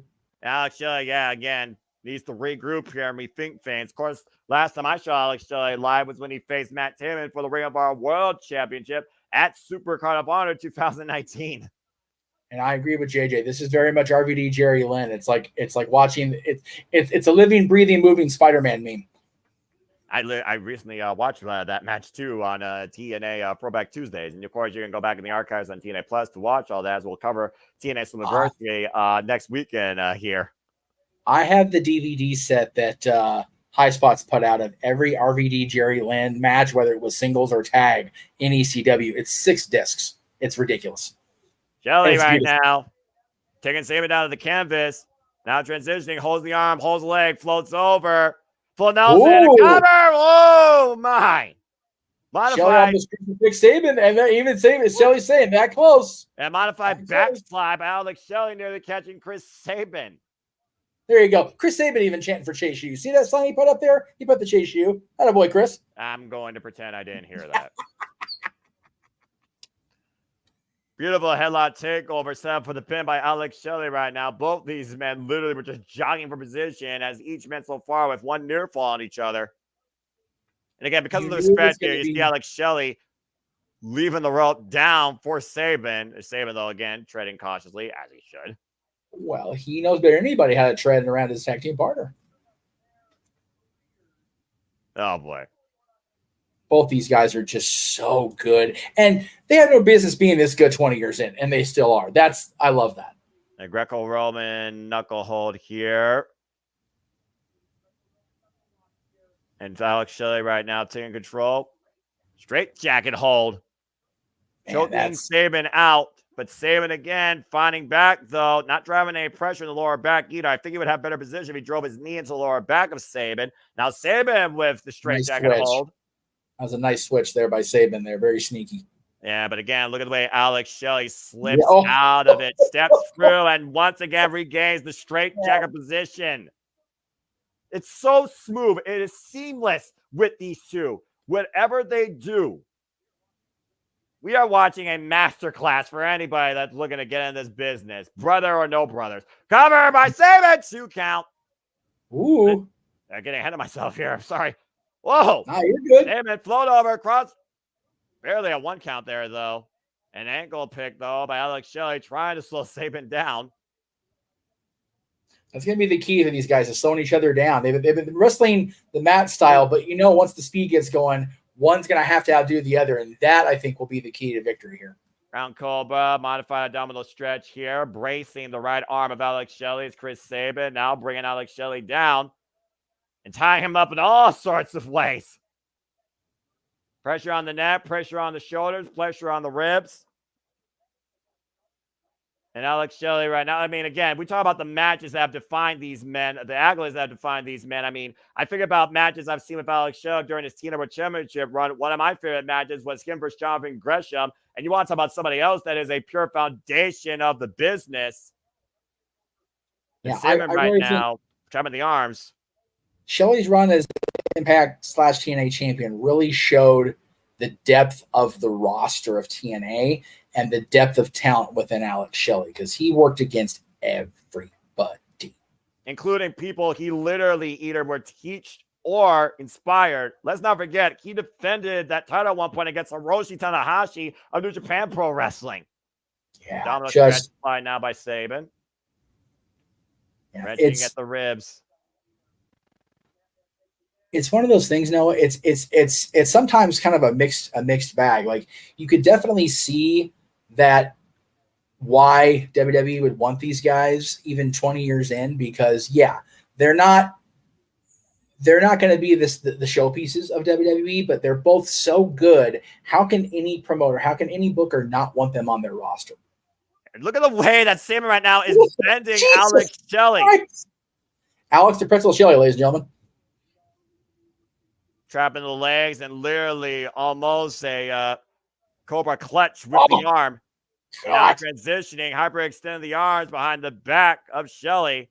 It's almost Billy Robinson roots here. Techers of Zack Sabre Jr. changing position almost every 6 seconds, finding a different hold, finding some way to look for his opponent to tap out. Yeah, there's an old saying in wrestling when a character gets stale, you go away and learn a new hold and come back to television or whatever. These guys are learning actual new holds, both of them 2 decades in, and they're both, as I said, ever evolving, ever growing, ever improving. It's ridiculous.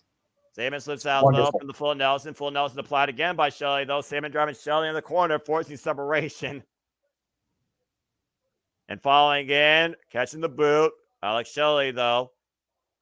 Taking him down, looking to rally. Rolls Sabin through. Deep arm drag, though, by Shelley, and finally regains a little bit of control. You see, though, Shelley's flexing that arm, trying to get the feeling back in his hands. He's definitely, if you're feeling the effects of this already, just a few minutes in here. And Sabin, you saw him grabbing the small of his back, though, for a moment. Both these men right now have definitely done a bit of damage to each other. You just got to wonder when the layer of respect's going to melt away to just wanting to get the victory and start beating the shit out of each other. Well, I mean, there's always that point where I do think somebody's always going to try and upset the other, even if they are as close as brothers in the business or in life. And right now, Alex Shelley with a modified submission hold here, wrenching back on the neck and hyperextending the right arm. Whoop. Going for the backslide, now transition, the cover, gets a 2 count. Almost got him again. Again, this is literally about professional development here, professional wrestling. It just goes to show that no matter how good you are in this business, you always have opportunity to grow. Over the cloverleaf now. Yeah. The knee driven into the ribs of Chris Sabin, compromising the breathing, almost a high angle of sorts. I was going to say, it's a cloverleaf, but he's got him kind of like Edge had it. I forget what Edge called his version of the cloverleaf, but very Adam Copeland style here. Not quite a lion tamer, though. No, not quite. But again, still the legs trapped, though, and crossed. Now changing position again, going to the guillotine. Oh, man, that's deep. That's sunk in there. Oh, man. Oh, God. Guillotined him with his leg, and then he's just hyperextending the arms. That's just murder on the joints. My goodness. Well, again, pressure being applied to the shoulders, to the neck. The entire body right now has to be screaming. Thank you, James. Is almost an educator there by Shelley a few minutes ago. Body straw cradle by Shelley. Gets a 2 count. Again, so close. Shelley was unsure that wasn't 3. Well, I mean, again, I feel bad for the referee at this point, just trying to keep up with these two. No kidding. And I don't think these two have even gotten out of first gear yet. Oh, no. No, they haven't. Snapmare. Sabin, though, trying to get control. Snapmare of his own. Transitioning. Body scissors. Into a Dragon Sleeper. Man, Shelley bridged up, and Sabin said, nope. And center of the ring, and again, that bicep deep. Deep across the face of Shelley. Shelley trying to escape, though. And again, the bias is fully applied, though. Oh, wait a minute. Shelley, I think, has hit the ankle. Just like that. Smooth as silk transition. Jesus Christ, these two are so fucking good. Again, literally, Shelley using Saban's legs against him. Now looking for Romero's special. Golly. Romero's special is not a fun time. Oh, wait a minute. Now Sabin looking for a Romero special. Anything you could do, I could do better. This is literally exactly what I was going to say, man. That's it. This is straight up, no, you can't, yes, I can, all night. Now crucifix covered by Sabin. 2 count. Man, they are using that crucifix like it's going out of style. But I mean, again, you feel all the damage done. Hyperextending the arms, working the lower back, crucifix, backslide. That forces you to use those to try and break the pin. That's sound professional wrestling, damn it, by both the Motor City Machine Guns. And both men, again, showing the wear and tear of battle, regrouping in opposite corners. Sabin falling in, though. Shelley steps out of the way. Sabin off the second rope. Catches the arm. Deep arm drag, though, by Sabin. Shelley picking up speed. Look at the pressure, though. Ankle pick. Immediately into the submission by Sabin. He rolled right into that STF. That was a thing of freaking beauty. That was smooth as silk. And again, Alex Shelley reaching for the ropes, gasping for air, trying to force the break any way possible here. Shelley trying to fight out of it, though. Sabin trying to keep it back, and Shelley makes it to the ropes. Oh. Seconds away. I can just see Shelley fading before my very eyes. Absolutely. It's about wearing down your opponent. It's about, they both know each other so well. They have to find a way to get something in that neither one of them is expecting to get that upper hand and keep it. Maintain again, looking for Kratos shot. Looking for shell shot. Counter. Roll up. And triangle. Man, he locked it in deep and tight. And again, the bison is also applied here on the shoulders as well. And right now, Sabin, once again, looking for leverage up to his knees, trying to find escape here. The neck grapevine in between Shelley's legs. Slips out, though. They are so damn good against each other. It's ridiculous. And we knew it would be, but man, this is fantastic. Submission hold now by Sabin with the legs crossed. And again, transitioning. STF. And Alex Shelley once again forcing the break. Ring awareness just too close. Sabin wasn't aware. Shelley was. Well, again, what I like here, Sabin doesn't waste time. I think Alex Shelley sometimes wonders what he can do. He questions himself on the fly and then tries to change position. Sabin's able to capitalize. Now going for a rear naked choke, sleeper hold, and again, both these men try to position. Brings the arm down though into the crossface. Oh man, great sequence into that crossface. But again, Sabin's right there by the ropes, Noah. Yeah, again, that Canadian stress, but again, Sabin, though, trying to roll back towards center. Alex Shelley to the position, though, bringing Sabin back towards center and blocking his vision. Nowhere for Sabin to go. Sabin, the reversal, the cover, roll up. Oh, man, almost got him. Wow. Looking for Shell shock. And Sabin, picking up Shelley, looking for cradle shock. Shelley, though, slits through, though. Now Sabin floats over, jackknife attempt. And both these men are in position. The shoulders down, Got him! Sabin got him! Sabin got him!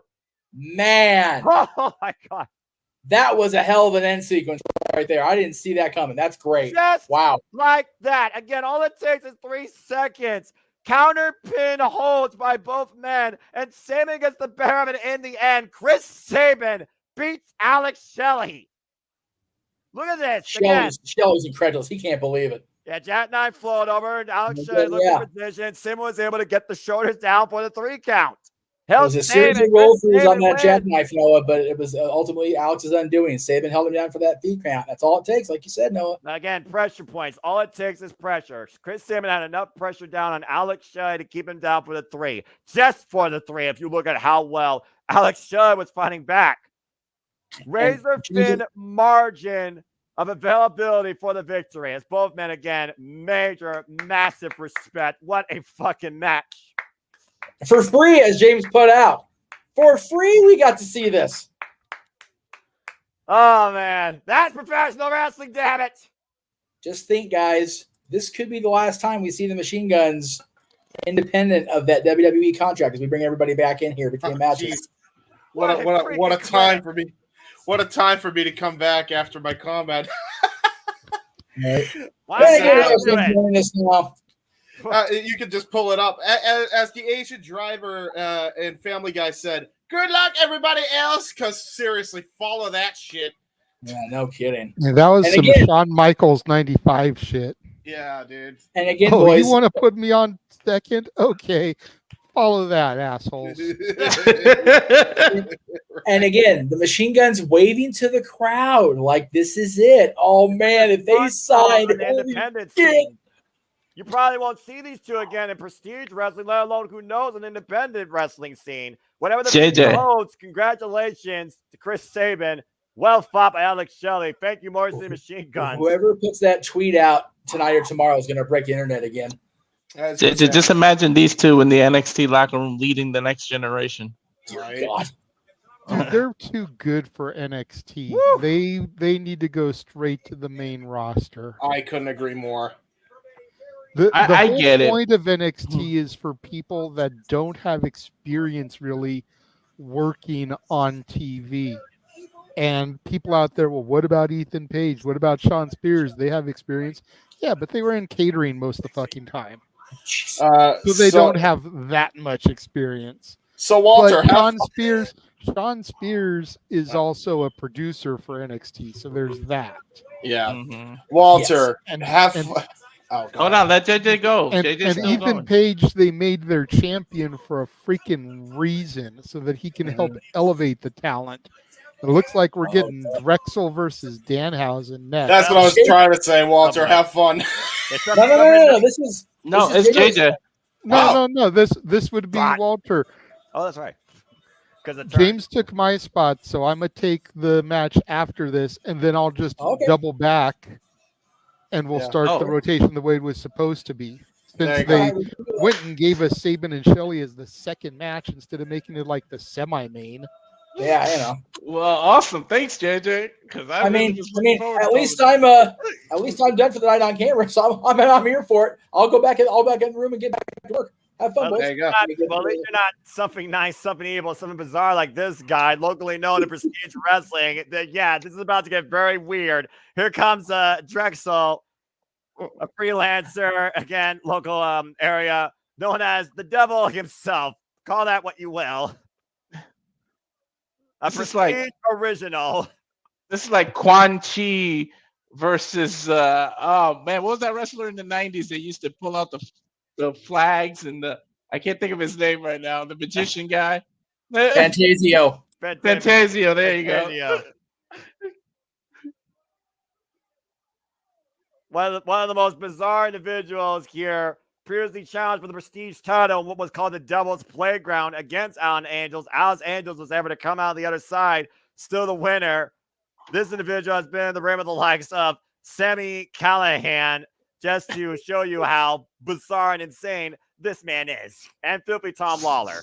Simply Reliable gets to call the freak show this match. Well, welcome to the call, Walter. It's great to have you here as we continue to have fun with this rotating panel. And I'm sure Danhausen is going to have a very unique encounter with this devil. This is a first time ever contest, by the way, folks, as Danhausen makes his prestige wrestling debut.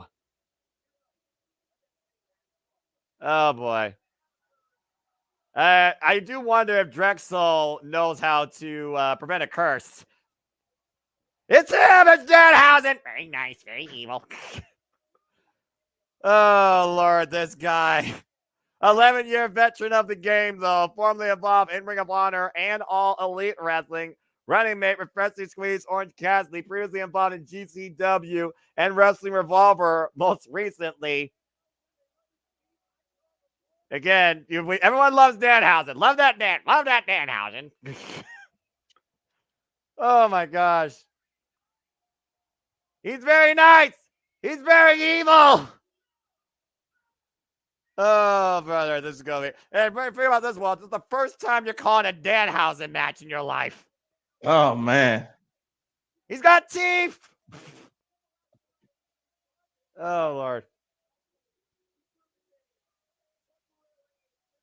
And I mean, again, he has not been an in-ring competitor here at Prestige, but believe it or not, folks, he serves as a temporary general manager here in this promotion, if you want to call it that.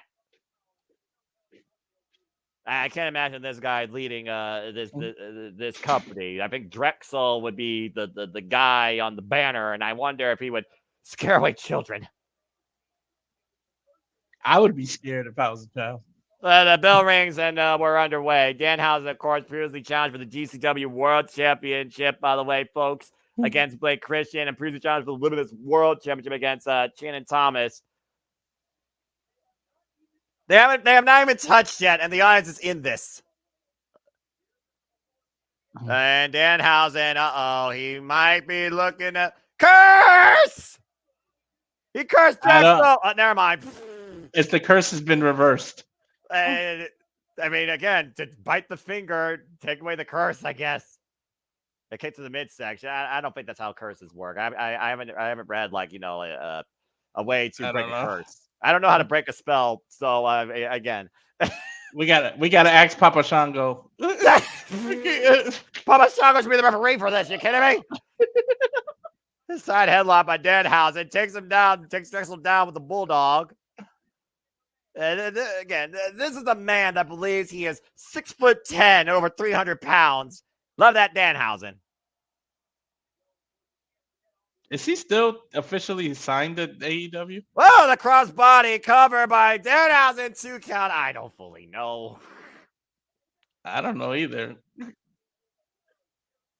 Again, how can you be both very nice and very evil, though, is what I want to know. I mean, when I saw Danhausen show up at Beach Break in the middle of winter in Cleveland, Ohio. Yes, folks, that was part of Danhausen's debut. It was freaking ridiculous in AEW. I was like, what the hell is he doing here? But again, Danhausen does whatever he wants. I mean, this is the guy that used to work at AEW and ANW. I don't want to get in the mind of Danhausen, though. I don't want to get in either one of their minds. This is like modern day Goldust and without the gold part. Well, and a thumb in the eye by Drexl. That wasn't very nice. And the rake to the back as both these men are fighting on the outside here. Independent wrestling, folks. Irish whip and Drexl German face first in the ring close, and Danhausen regaining control. Oh, good grief. And of course, again, Drexl, of course, been involved in many matches. Rose City Death Match, Monsters Ball, 3-ways, multiple Devil's Playgrounds, 4-way street fights. All here in Prestige Wrestling. Been part of Prestige Wrestling since October 2017, when his first match was Falls Count Anywhere. Oh, God, the uprights. And once again, it might be looking at Kurt. Oh, what is Drexl looking for? Oh, no. What is that? Oh, no. Ah, God. Ow. Ew, Jesus. I don't care who you are. Paper cuts suck. Yeah, paper cuts hurt. I don't care how old you are. They hurt. You know what? I may be a simple man, but I will curse like a sailor if I receive a paper cut. And literally, Drexl is literally giving Danhausen every sort of reason to curse. Ah, God. That's just evil. Ah, and across the lips. Ouch. You sick fuck. Good grief. Sick might be an understatement, Noah. He might actually take that as a compliment now that you mention it. Yeah, he might say thank you. Oh, Lord. And sending him face first in the corner and biting the forehead of Danhausen. I don't know if he likes that, Danhausen. Again, Danhausen, a fan favorite across the business. And again, doesn't necessarily mean that he is the favorite to win here against Prestige's own Anomaly. Let's call it that. And again, look at the way that Drexl is throwing Danhausen off. You think he's going for the chop, he just goes for the ankle. You think he's going to hit you in the chest, he goes for the leg. Danhausen being completely thrown off his game here. And you wonder who's more twisted and sadistic here at this point, Walter, despite the fact you're seeing these two men for the first time ever in your commentary career. And again, right now, Danhausen literally grasping that arm nose heavy kinesio tape on the left shoulder and bringing Danhausen again to the opposite corner, driving the point of the elbow in the top turnbuckle. The fact that Drexl is taking Danhausen pretty much to his own Devil's Playground and what is being booked as a traditional match here kind of surprises me. But again, this is Drexl's home turf. Big headbutts. Driving Danhausen down to a knee. Walter, you look more confused than you look usually. You all right? What am I staring at is the thing. Well, I mean, this is where you put your own colorful take on this. This is what it means, man. You interpret this how you will. You know Danhausen. You just don't know who Drexl is. You're just trying to figure out right now which person is more sane, if that's even possible. Again, kick to the knee. Danhausen asking for a momentary reprieve. What is it? And saying, no, no, no. And Danhausen right now trying to pick up speed, just driving his forearm to Drexl, taking him down. Manhattan dropped, and Danhausen falling up the ropes, kind of small the bat, taking down with a clothesline. And Danhausen building momentum here, now traveling the arm. And look at this! Beautiful German suplex there. There's one thing you don't do. You don't tug on Superman's cape. You don't pee in the wind. And you don't make Danhausen angry. You wouldn't like Danhausen when he's angry. You wish he only cursed you. Either the neck of Drexl. Got him right where he wants him. Drexl, false security. Oh, God! And catching Danhausen, boot to the side of the head there. And Drexl right now looking for something out of the corner. The sidestep, Danhausen, German suplex. Both men down. Again, go for the cover, Danhausen. What are you doing? Uh-oh. What's Danhausen looking at here? You might see the very evil side of Danhausen versus the very nice side. As he's crawling towards the teeth. The teeth. Oh, no, no, no. Oh, no. Not the hentai grab. That's grabbing something very evil there by Drexl. He's got to let go of the hold. Oh, gosh. Oh, the referee now might be in trouble here. Meanwhile, Danhausen, the roll up, the cover. 2 count. Hi, it's me. I can't believe I just called that. Hello, James. Welcome to this unique match.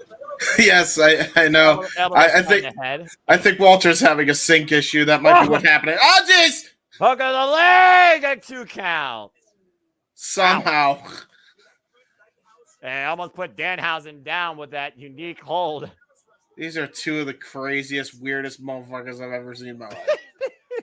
I'm just having fun right now. I'm looking for a pile driver. Drexl taken up and over by Danhausen. Again, we talk about Danhausen's unknown strength. Again, big and something. Oh! Oh! It's Kozone! Danhausen again looking for the teeth. Oh, boy. Is it time? Oh, no. Drexl, well, you're not going to the dentist, but you got a dental checkup with teeth. Kick to the side of the head.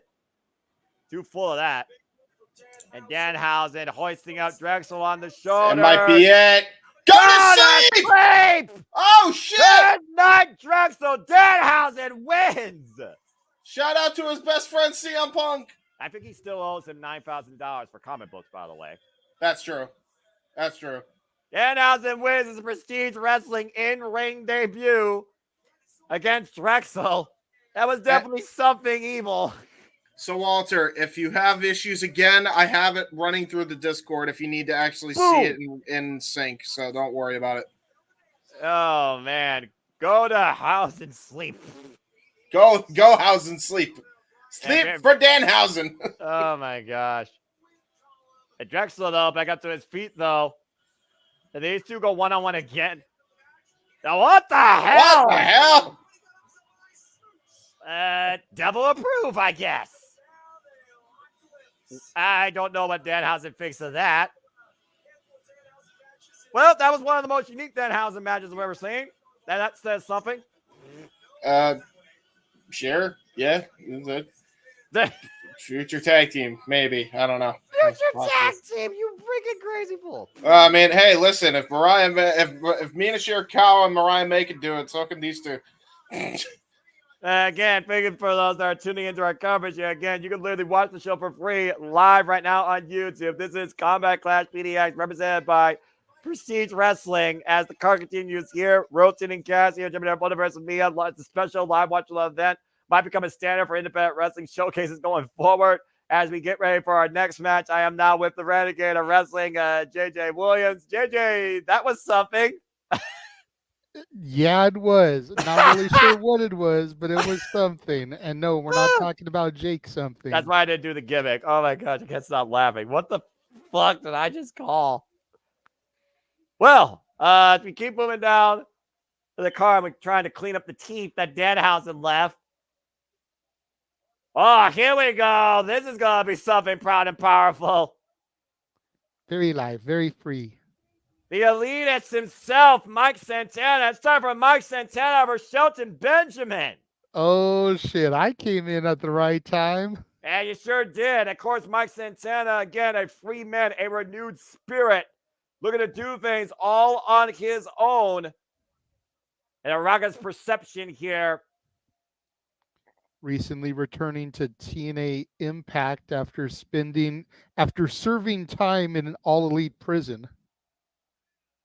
Again, this guy here, though, he is the real deal. And, of course, we recently saw him earn respect, teaming up with Steve Macklin, defeating the Rascals at Against All Odds. And, of course, his future aspirations are becoming the TNA World Champion. Of course, the system screwed him out of that opportunity at Slammiversary. And you wonder why I don't trust the system. And that's a whole different conversation. But for once, you and I actually agree on something. Now, if we can only get you to enroll and chase you. Keep dreaming. And was it Sabin or Shelley that was throwing up the U? I'm just saying. Even being represented here at Prestige Wrestling, Noah. Mike Santana. Yeah, Mike Santana, by the way, the current House of Glory heavyweight champion. I cannot believe what Shelton's going to come out to. He's coming out to Ain't No Stopping Me, but are we going to get the gold standard? Oh, look at the reception for this tested veteran of the business. Shelton Benjamin in the building. No. 24-year veteran of the game, 49 years of age, once part of the world's greatest tag team, alongside, of course, Charlie Haas, endorsed by Kurt Angle, a 3-time Intercontinental Champion in WWE, former United States Champion, and Raw Tag Team Champion Sid Alexander in the Hurt Business. Another Paul Heyman guy. Paul Heyman's the man who brought him and Charlie Haas up from OVW to be Team Angle with Kurt Angle. And again, we talked about the accolades. We talked about this tested veteran. We talked about this human highlight during ladder matches. This guy's been in the ring of who's who, most recently with Filthy Tom Lawler at Prestige Wrestling. This is not a Prestige Wrestling debut. And also went one-on-one against Javin Gresham. Yeah, I caught a little snippet today of the interview that Shelton recently did with Chris Van Vliet, talking about the super kick spot from Shawn Michaels. Yeah. Definitely going to have to go back and watch the full interview. And I highly recommend everybody else do the same thing, as Shelton teasing where he's going to throw his T-shirt to in the crowd. This was supposed to be All Ego Ethan Page versus Shelton Benjamin. But when Ethan Page signed with the WWE, they brought in Mike Santana to be his replacement. And they haven't even touched him. The audience right now is electric for this. First time ever one-on-one matchup, by the way, with these two. This is the second match for Shelton Benjamin, Prestige Wrestling. This is Mike Santana's Prestige Wrestling debut. Good handshake here of respect. Again, both of these men recognize what they bring. Bell ring! Recognize game, Granddad. Yeah, let me know when you hear the bell ring, by the way. Is it? Oh, man. Bell rings. All right, here we go. Again, you can listen to this place right now at a fever pitch, knowing how exciting they are for this sleeping clinic. Continental Tap here in the early going.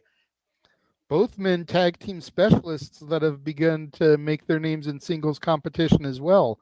We discussed the world's greatest tag team, Santana, part of LAX. Again, we talk about the caliber of athletes that Shelton Benjamin is. Previous challenger, of course, for the NXT Championship at one point in the early inceptions of that brand's history, as we got released here in the early going. And again, to your point, Mike Santana, heavily recognized for tag team wrestling, while Shelton Benjamin has had more singles accolades, but never got the world championship. That's one thing both these men share in common. They never got the big one when it came to the key promotion. Yep, Shelton Benjamin, multi-time Intercontinental Champion. Woo. And of course, Mike Santana says that's one and done. That history is done. He's no longer a tag team person. He is a singles player. Armringer here right now. Mike Santana controlling Shelton Benjamin in the early going. And again, I mean, for what it's worth, though, both these men have reached worldwide recognition and respect because of their tag team accolades. I mean, Shelton Benjamin previously involved at one point in New Japan Pro Wrestling, if you follow the early tail end of his career. Also, Ohio Valley Wrestling standout, of course. Ohio Valley Wrestling Southern Tag Team Champion with, you guessed it, the Road Dogg Jesse James. Along with Brock Lesnar 3 times. Brock Lesnar and Shelton Benjamin were 2 of the first standout students of Ohio Valley Wrestling. Yep, the Minnesota Stretching Crew take on the old school Minnesota Wrecking Crew. Right. And then we got the West Coast Wrecking Crew nowadays with Royce Ice and Joel Nelson. And of course, Mike Santana again, multiple tag team accolades. Previous name, Mike Drazik, went alongside Angel Ortiz as EYFBO, multiple-time tag team champion wherever they went. JCW, WCW, HOD, ZCW, GFW, part of the LAX. That was heavily where Mike Santana got a lot of his fame from. Yeah, absolutely. As with Ortiz y después. These men just showing up some straight-up catch-as-catch-can wrestling here. I didn't know Santana had it in him. I'm not as familiar with him as I am with Shelton Benjamin. I pegged Santana to be more of a high-flying type wrestler. He's going toe-to-toe, hold for hold with Shelton Benjamin here, showing why Shelton was the gold standard.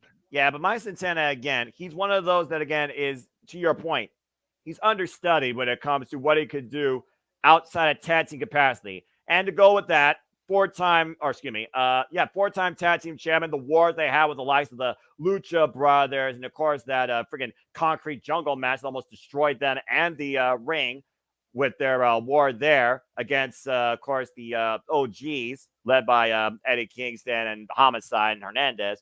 It's one of those things where we don't see a lot of the amateur background in Mike Santana that we're seeing tonight, that we know Shelton Benjamin more so for, and was heavily underrated for in WWE. Side headlock here now by Mike Santana, keeping Shelton towards center.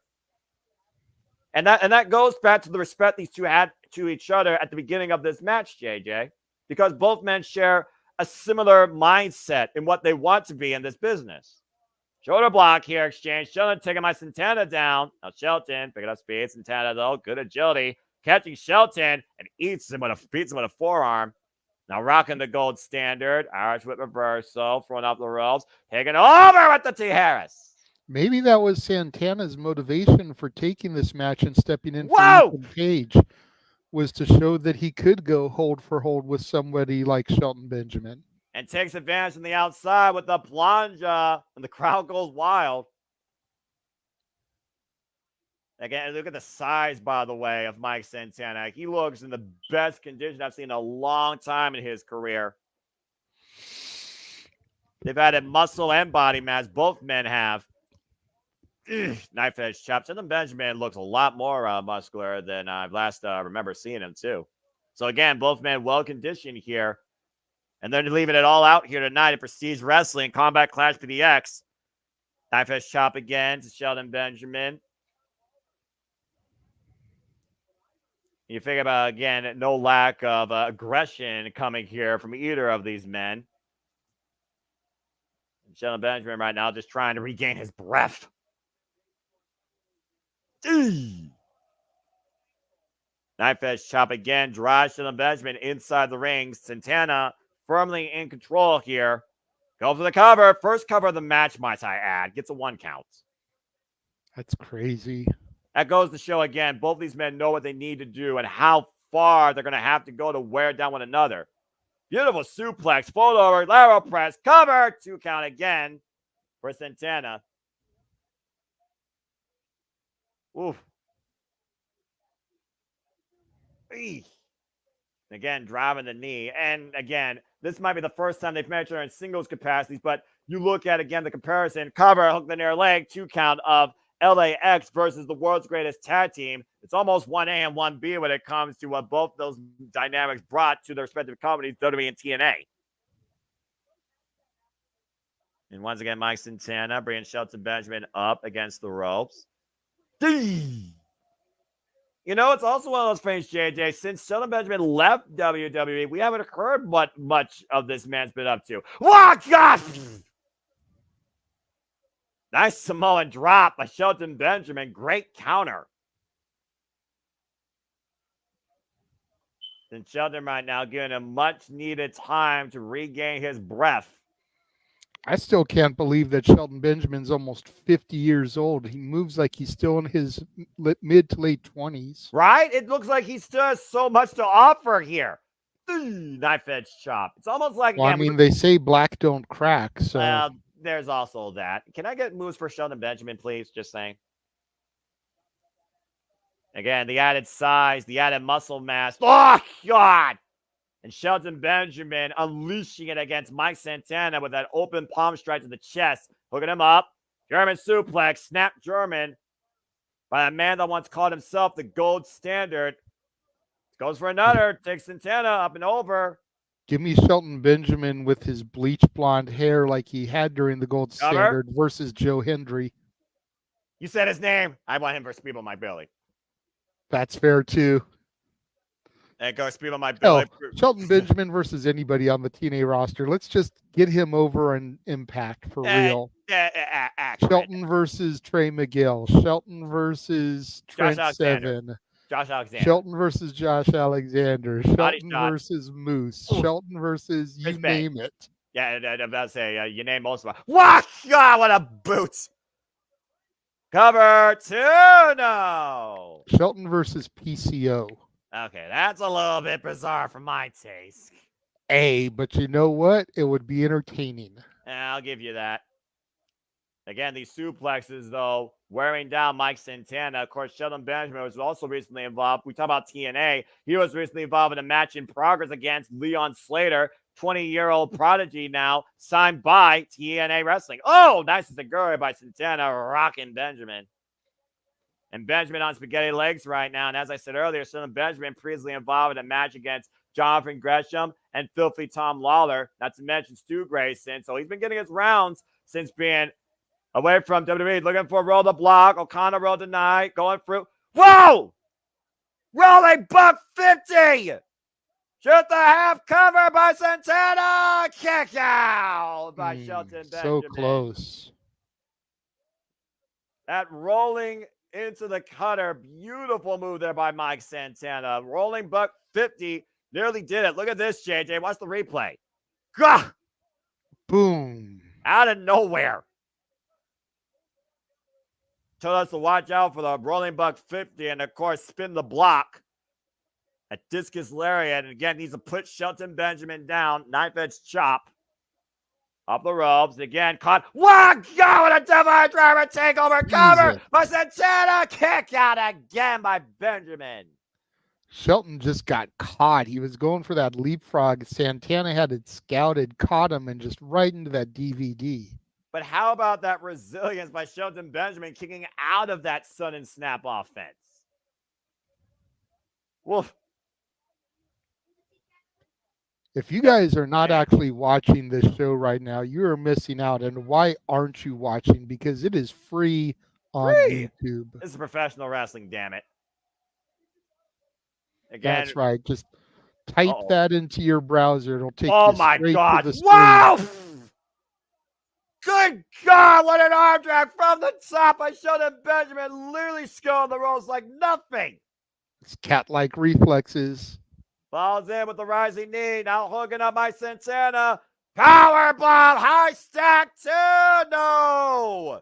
Maintains hold. Changing position. Going for the ankle lock. Shades of his former mentor, the Olympic gold medalist, Kurt Angle.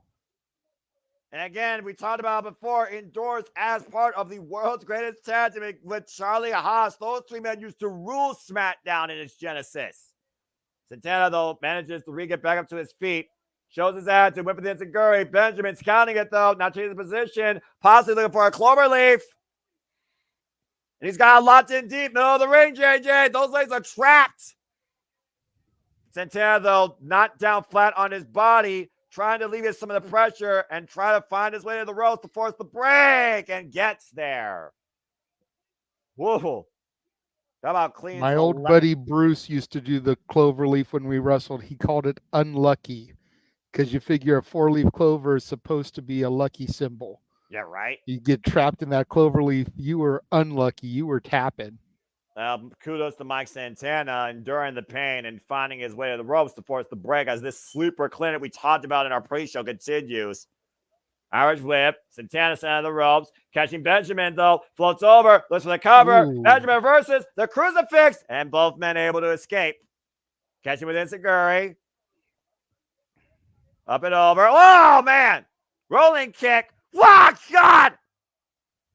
Cover by Benjamin. Benjamin gets the win. Shelton Benjamin hit pay dirt and collected the victory here in Prestige Wrestling over Mike Santana. Send that Very man nice. to the pay window. Sudden impact by Shelton Benjamin. You got it, JJ. Pay dirt connects. Hey.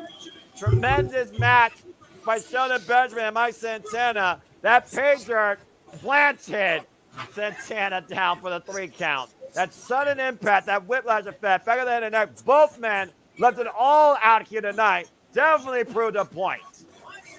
And Good there's match. a reason why Shelton Benjamin still calls himself the gold standard. His first win in Prestige Wrestling, his second match in this promotion. Congratulations to Shelton Benjamin. Shelton Benjamin with some words to Santana there before posing on the turnbuckle. Good match by both guys. That was awesome. Yeah, Again, absolutely. See both men here post-match, though, with a show of respect. Again, neither man have nothing to be disappointed in. Shelton offering his hand to Mike Santana. And apparently, we're learning that coming up soon here, Shelton Benjamin will go one-on-one with Alex Zane. Oh, man. The Okay. sauce. Who got the sauce? And look at this. And professional wrestling fans should appreciate Santana that. didn't take Shelton's hand to help him up. He wanted to get up on his own accord, yeah. Pride. Now the hand extended. There it is. There it is. There's the handshake. Well, again, the competition's over, but the respect is still known. Mike Santana, Shelton Benjamin, great match here at Combat Clash PDX. Congratulations again to the gold standard, winning with pay dirt. This is giving me kind of like Ring of Honor vibes with the Code of Honor at the end of the match, you know? Yeah, exactly. Yeah, for sure. A very honorable, hard-fought, athletic in-ring contest. Notice that match, by the way, stayed completely inside the ring, outside the plancha, JJ. Yep. So apparently Walter Cruz is having technical difficulties. He will not be rejoining us. So since everybody got to call an individual match, Jeff included, we're now just going to be a 3-man team for the rest of the show. I welcome Yes. it. Again, we're still very young in this card. Still so much to come as each match has delivered in its own way as we are continuing to call Combat Clash PDX. We get ready for our next contest. 4 out of 10 matches. We're not even at the halfway point. What is going to be on dock here next? I still love the fact that Shelton came out to "Ain't No Stopping Me." No. I guess he must have owned that song, I guess. I hope. Well, on the indies, you kind of can get away with it because more often than not, you're not going to get that stuff shown. Yeah. So you can pretty much use. That's why ECW for years used real music because they could kind of get away with it. That's true. I mean, the freaking devil of this company literally used Cycle Killer. And it looks like we're getting ready for our 6-man All-Star Scramble. But like when PWG would put out their DVDs, they always cut the entrances because they couldn't make money off the copywritten music. Right. Because this is free on YouTube and they're not making money off of the stream, that may be why they're able to get away with it. Or they probably are making money off the stream, but it really don't matter too much. Well, I mean, it's one of those things where, again, they're offering this for free. There has to be some sort of, limitations or, something with this company that allows them to do this, and they're able to, balance costs. So good for them. Anyway, for those that are wondering, this is our 6-man scramble. We're going to have representatives here from Deadlock Pro Wrestling, West Coast Pro Wrestling, and Prestige Wrestling here. It's Titus Alexander versus Starboy Charlie versus LeBron Kozone versus BK Westbrook versus Jaiden versus Sonico. Yeah, I have no idea who any of these guys are except for BK Westbrook. So this should be one more person than I do. Match. Yeah, right. A bit of a learning experience for you all here then. Contestant number 2 here, Titus Alexander. Who does he represent? The West Coast side? Titus Alexander represents West Coast Pro Wrestling. Gotcha. Known as the Future franchise. His move's called Big Ugly, if that tells you anything. Oh, I see. Okay. Previously, Titus Alexander was involved challenging for the Deadlock Pro Wrestling World Tag Team Championships against Jake Something and Speedball Mike Bailey. Oh, that's an oddball pairing. Okay. Something. Okay, fine. Something! I had to do the gimmick because I said his name. And, of course, Titus Alexander previously was the West Coast Pro Wrestling Heavyweight Champion. And here's our... Who is this wish version of Chris Bay? That is LeBron Kozone. So this guy is actually really good. I've seen him in DPW. I didn't realize who he was at first. Now I know who LeBron Kozone is. I always just butcher his name anytime I see him. But he's really good. Go ahead and talk a little bit about him, James, based on what you know about him. Basically, he's a hybrid. He's very much a hybrid of strength and agility. This guy is one of the upstarts in Deadlock Pro Wrestling, part of the new crop of individuals that have taken over the storm of DPW, along with the likes of Chris Danger. He is one to look out for when it comes to the independent circuit. I know 2 people. Known as the Ring Warrior. Yes. North Carolina native. Previously was challenging for the Deadlock Pro Wrestling National Championship. And speaking of DPW as well, here comes BK Westbrook, an DPW original. Was a part of the company when it first started back in 2021. And he's an eccentric. Oh, it's Starboy. That's Starboy Charlie, actually, by the way. You botched. But that's all right. Yeah, I mean, you're talking about Deadlock Pro Wrestling because that's the other representative. But here we have BK Westbrook here. Well, this guy is I was not expecting this guy. Okay. I was expecting BK Westbrook to be out next, and then they threw me the fuck off with this guy. Don't you love it when wrestling throws you off your game? Hey, he's wearing overalls. Starboy. All right, but no, stop that. You stop that. He's known as the Denim Dragon, by the way, in case you're wondering about the overalls. Primarily, he was previously involved, believe it or not, Pro Wrestling Noah, challenging for the GHC Junior Heavyweight Championship against Daga.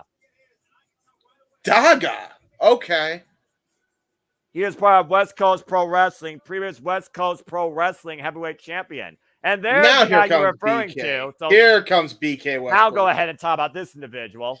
Yeah, this man has really made a name for himself in Deadlock Pro Wrestling. We're talking about a guy who absolutely has future star in the making. Ever since I seen this guy, I saw the star potential written all over him, and he's going to show that here tonight in this matchup. And he's a superstar. Can you tell he's a fan of Edge, by the way? Yeah. And the super stud, by the way, SUPASTUD. Yeah, again, the spelling does not matter to your point. Of course, this guy previously, of course, like you said, Deadlock Pro Wrestling, tied alongside Kevin Blackwood, take on Anna Priest and Cruel most recently. And again, folks, you go check out Deadlock Pro Wrestling via YouTube on their YouTube channel as well. Currently Yeah, a cruel, PWS aka Mads Kruger, by the way. Again, some of these names, to JJ's point, might be unfamiliar to many people that don't follow the pro wrestling scene or don't be on the West Coast with West Coast Pro Wrestling or even watch, Della Pro Wrestling. Well, this is Sonico, huh? Prestige original, I would assume. Definitely a crowd favorite here. Looks like a luchador. That would be my guess. Oh, he's from West Coast. Okay. El luchador. But of course, to your point, he has also been involved here in Prestige before, so he is well known. Previously involved for something called the Pride Style title against Papa Yase in a different promotion in collaboration event with Prestige Wrestling. Has been in the reign with the likes of Kushida, Sami Callihan, Alan Angels, and has heavily been involved in Prestige Wrestling since pretty much its inception back in 2017. Bell wings were underway, and it looks like we're going to have DPW, West Coast Wrestling, and Prestige Wrestling kind of go in their respective corners here. May get an impromptu tag team match out of the deal here. Before he faced Kushida back in February, Sonico was virtually undefeated in Prestige Wrestling. Well, the minute I say that, BK Westbrook just took the head off of LeBron. And he might be paying the price for it because now it looks like Prestige Wrestling and West Coast Wrestling is going to try to do for a quadruple team up. I mean, again, this is some company pride here when you consider we have 3 different companies represented across here. And again, this is a 6-way scramble. Everybody's leaving out once. And JJ, it is a cluster bleep. First pinfall submission wins inside the ring. Jesus, turns him inside out there. Golly, what a clothesline. Good night to Starboy Charlie. Yeah, I think LeBron Kozone got his get back there. It sounds like to me they're not the best of friends.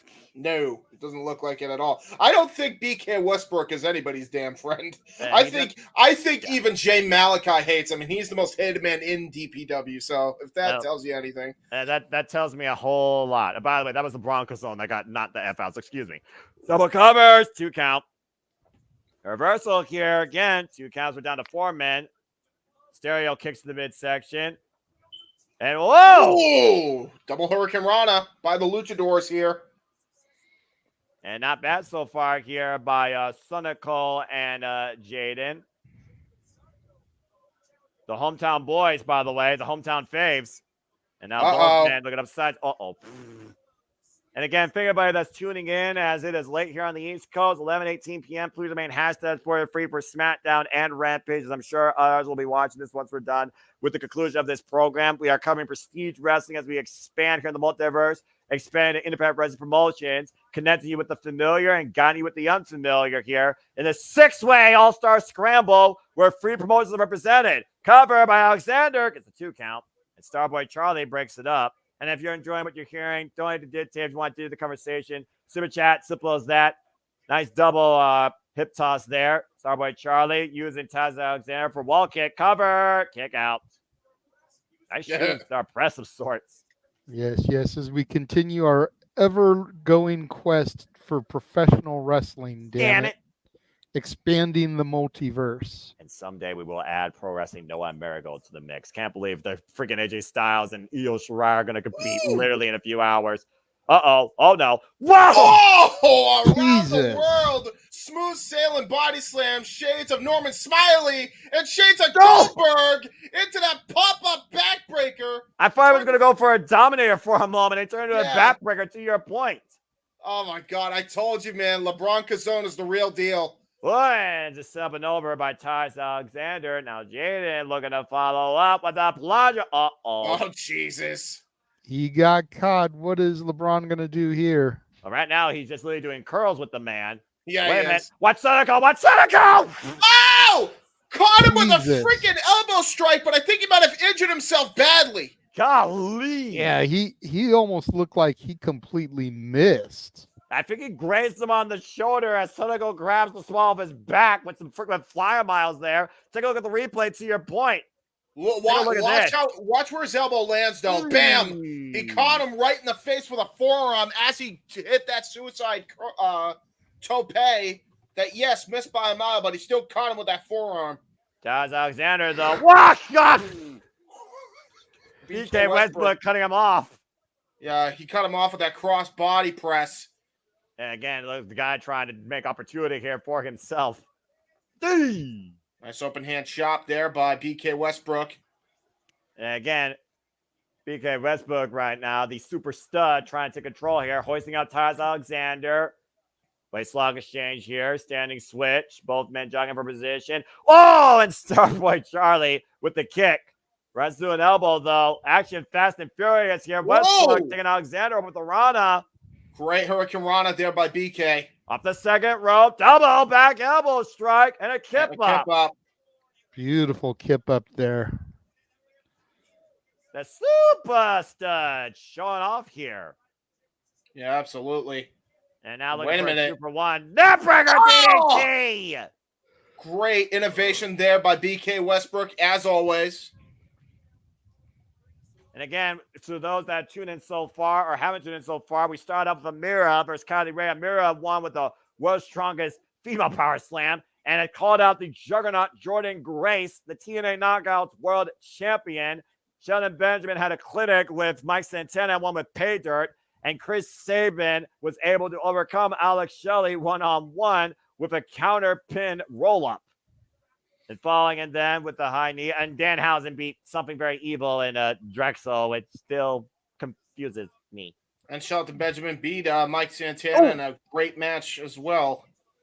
And driven face first in the second turnbuckle. Kick up to the arm. Now Sonico looking for something here out of the corner off the second rope. Oh! Great cross body there by Sonico. That didn't miss. Surprised to see Sonico back in this thing as quickly after that horrible spot on the outside. Yeah, I'm surprised his back didn't give out. Yeah, he's very fortunate if you ask me. Sidestep. Meanwhile, Cazadora.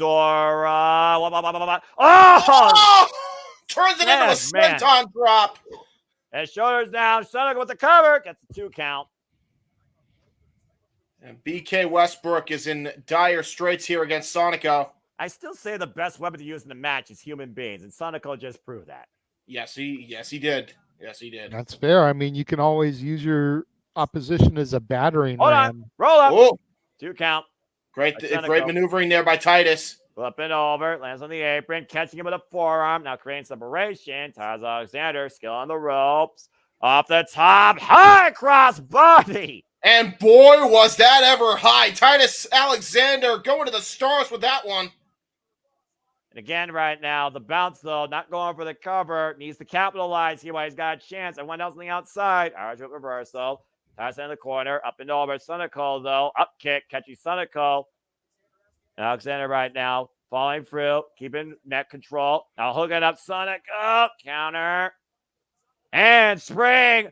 Oh! Oh! Got caught with the ace crusher. It got a little bit of it. I don't think he got all of it, but Sonico also rolled to the outside. And back inside. Smart move there by Sonico. But again, he just rolled back inside. Now the O'Connor roll, looking for chaos for. Oh boy. Jesus. Oh no. Wow! Oh, what a T-bone suplex by LaBron Kozone. Jesus and then Christ. A kip up like God.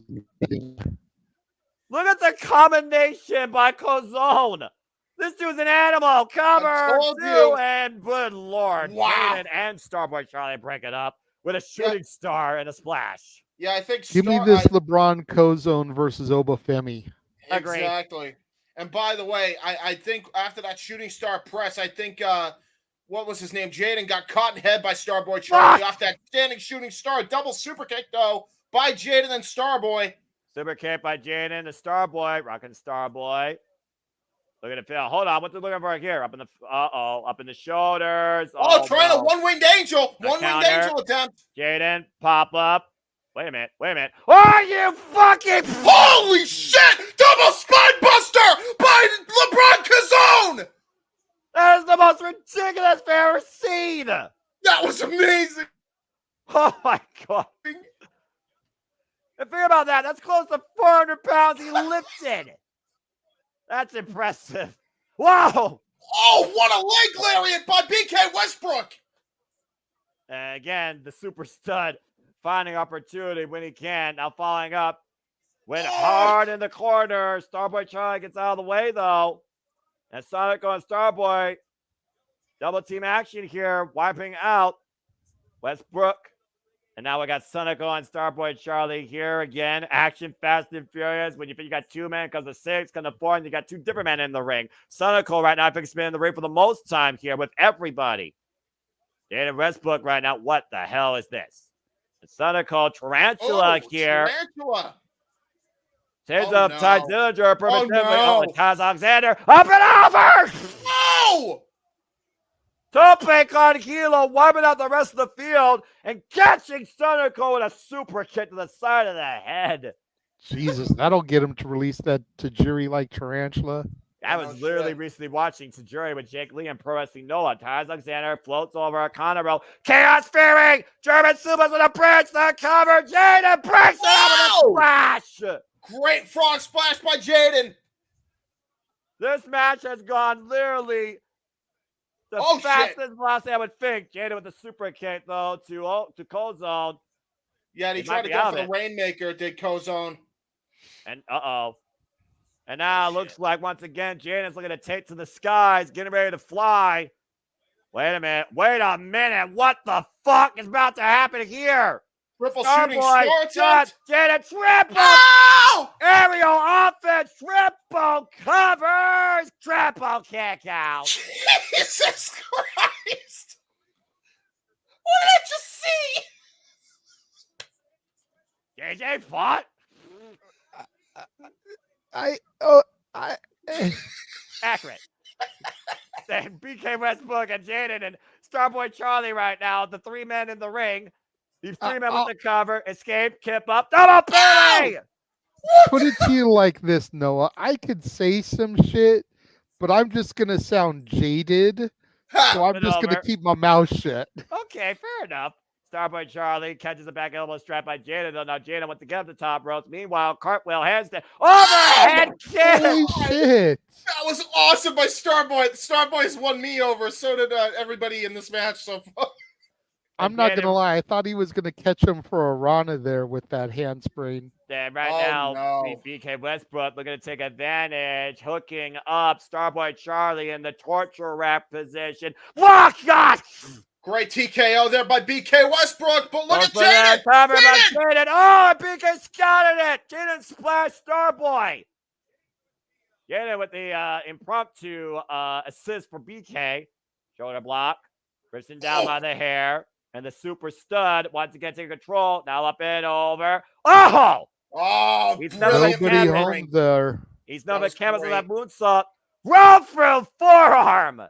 Great Superman punch out of the roll through. And now he's going to try to go for the one-winged angel. If he hits this, this is over.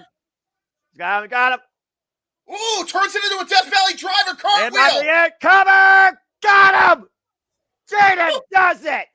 Okay. That was fucking phenomenal. Yeah, it was. What a freaking match brought by all 6 men. West Coast, Deadlock, Pro, and Prestige came out and showed out tonight. Yeah, they did. Onwards and upwards is the motto of Prestige Wrestling, and they did everything, including that tonight in this 6-way scramble. Everybody was an all-star. Yeah, this may sound just nitpicky. I'm not sure the right person won based off of what I saw out of everybody in that match, but it was still fucking phenomenal. Yeah, I agree with that. But other than that, I mean, we don't know where they're going as far as storylines go. So yeah, I mean, they were obviously going to have Prestige win this, but you know what? I don't care. That was a dope freaking showcase. I love it. There's a reason why Jaiden is nicknamed the Unbelievable, guys. That was unbelievable tonight by all 6 men. Hey, and he's throwing up JCU. I was just about to say, I changed my mind on the wrong guy won. JCU all the way, right here. I'm going to ignore that right now. Come on, Noah. No. Hey, if Jaiden can, you can too, goddammit. You know what? I'm just going to leave that alone. Oh, my gosh. This show's been phenomenal. No. Oh, shit. What is this? That's Leo Rush, isn't it? It is Lio Rush, the Blackheart. Formerly the Bad Child. The man of the hour. The transition. This is interesting. You know, JJ, you did talk about back at Resurgence. He was spewing up some internal manifestation. You almost wonder if that is taking control of him here now. And are we going to witness that here tonight at Prestige Wrestling? This is going to get dark.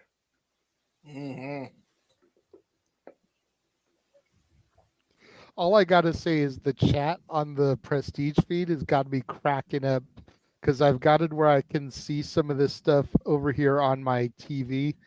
Somebody said, "Who is this emotionally tortured black male individual?" Oh, no! Damn! Oh, no! Video package here for Amazing Red. TNA footage. I just want to say again, TNA footage. Yeah, you know, back here. when he held this title, right? Her. Yeah, about to say the title right behind you, and of course, heavily known out of House of Glory and inspiration for the likes of By the way, Ospreay. By the way, that House of Glory footage with Amazing Run, that's recent. He hasn't lost a fucking step. Well, I mean, again, we were talking about earlier the fact this man still wrestles at 42 years of age. He's a 26-year veteran of the game. And Lio Rush, who's 29 years of age, one of the fastest men you'll ever see in that ring, possessed, it seems, lately by a demon, no longer the Bad Child, but something far worse and dangerous, 9 years in the game. Oh, boy. Give me this Blackheart versus Danhausen. I have a feeling, though, that this is no laughing matter.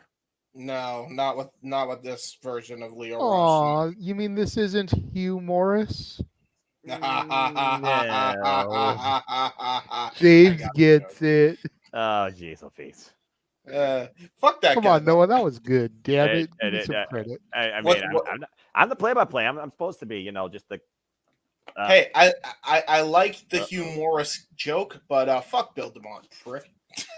I agree there. Yeah, that okay, fine. You want me to pull the curtain back on what I'm saying? I will agree to. So yeah, JJ, to your point, that black goo was the birth of the Blackheart. As we go back into the Viking Pavilion, getting ready for our next match here. Oh boy, This should be interesting. That's putting it mildly. I'm so ready for this matchup, man. It's Lio Rush versus Amazing Red. Who the hell thought we were going to get this match in 2024? Like, what the hell? Not me. Like, I have not heard anything about Red since the last time I saw him in TNA. He has been tearing it up in House of Glory and World Wrestling Council since those times, by the way. And of course, so he's not lost a step. And to your point, James, I mean, lately in House of Glory, he's been the heavyweight, the cruiserweight, and the tag team champion there over the last 4 years. And there he is. Yeah, House of Glory has really become Amazing Home's Red. Amazing Red's home.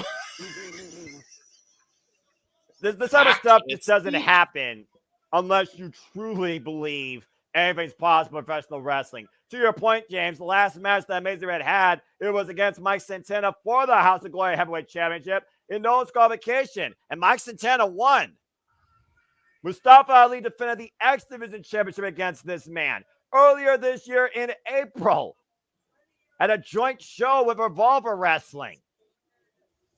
Amazing reception for this time-tested veteran of the game. To your point, JJ. Making his prestige debut. You talk about the roads that this man's been with, the types of ties he's connected with over his career. True that. Oh, boy. But I don't think Amazing Red has never faced anybody like this, let alone this manifestation of Lio Rush. Believe it or not, though, folks, Amazing Red did face Lio Rush one-on-one back in 2015 at one point on the independent scene. Amazing Red won then, but this is not the same Lio Rush that Amazing Red is going in the ring with. That's fair. You know, I think the last time I heard the name Amazing Red, he was tag teaming with Crimson. I remember those days. If that gives you any idea how long it's been since I've really heard this man's name come up in conversation circles. That's fair. But you've heard Lio Rush more recently in circles, but not this Lio Rush. But you kind of saw the teases of this rebirth of him at Resurgence. We'll be thinking Amazing Red. Where is he? His music played, but he didn't come out. He's making him wait. He could be anywhere in the building. Yeah, that's the scariest part, man, is that Lio Rush is an absolute all right. So animal. Oh, look at this. The Blackheart arrives. Pearl Harbor right to the back of the head with that clothesline. A blind assault by Lio Rush. The first time we're seeing the Blackheart in ring. Oh, boy. You might want to get out of there, referee. I'm just saying. Oh, boy. We saw what he did in the video package to Jaiden. He obliterated that man. This is Lio Rush's fourth match, by the way, in Prestige. And currently in Prestige, he's undefeated, beating Samurai del Sol and El Hijo del Dr. Wagner Jr. There's a mouthful for you. Huh?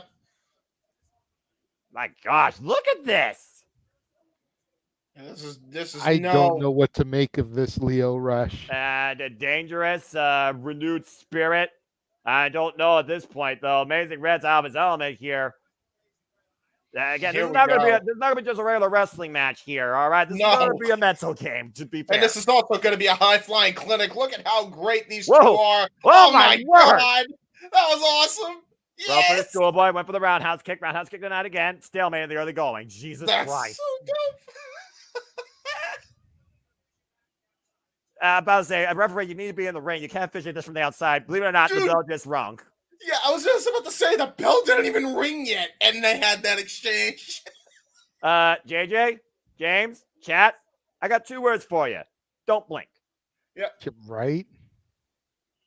Lio Rush, former Impact X Division champion, MCW Race Television champion, MLW World Middleweight champion, NXT Cruiserweight champion. Just some of his many accolades. Ooh. Again, both these men now starting off hot again. Once again, looking for that first kick to strike. Amazing Red, though, countering, though. Waist like exchange, and Lio Rush finally trying to keep Amazing Red towards center. Amazing Red, though, able to escape. Now off the ropes. And again, misdirection cues by both men here. Just looking to try and outspeed the other. Sidestep by Lio Rush as Amazing Red to the apron. Sweeps the leg. Whoa. Picks the ankle. Looking to send him face first into the apron. And Amazing Red pulls Lio Rush up. Again, this is the Blackheart. This is not the man. Oh, God. This is not the man. This is not the man of the hour. This is the Blackheart. Oh, and another super kick. And now look at this. Amazing Red has bad intentions on that apron, it looks like. Oh, dear Lord. I sense disaster. What the fuck? No. Oh, no. No. Oh, God. I thought he was going to hit it. Handspring. Drives the Amazing Red to the floor. Handspring kick. And again, just to go over the 2 most prestigious accolades these men have. Lio Rush, a former WWE Cruiserweight champion. Amazing Red, a former TNA X Division champion. It really is WWE Cruiserweight great versus TNA X Division great here. But you got to wonder if the year's experience for Amazing Red are going to come into play here. Yeah, absolutely. Or will Lio Rush's youth be able to outdo the wily veteran? Yeah, and his new persona. Yeah, about to say, again, this is the first time we are seeing the Blackheart. We know the Blackheart exists in Prestige Wrestling. We don't necessarily know when the Blackheart first was born and whether or not it's just being teased further at NJ Resurgence after his loss against Mustafa Ali. An Amazing Red right now just trying to regain his equilibrium as Lio Rush was literally ripping his head apart. Mm-hmm. It's almost one of those things where I think about Prince Devitt, Finn Balor, who challenged the Demon, this unique anomaly where he feels like he can't be hurt, he can't be broken, he can't be beaten. And I wonder if Lio Rush is channeling something like that here tonight. And again, the escapability of Lio Rush is insane. And a great insecurity to follow up that escapism. And again, you figure about both these men, their high-speed velocity cover, but Lio Rush gets a 2 count. You talked about the TNA accolades. Again, he's a 3-time TNA X Division champion, but again, heavily involved as of lately in House of Glory Wrestling. Previously also ICW Tag Team Champion with Danny Demento. Ring of Honor Tag Team Champion with the phenomenal AJ Styles, Mr. TNA himself.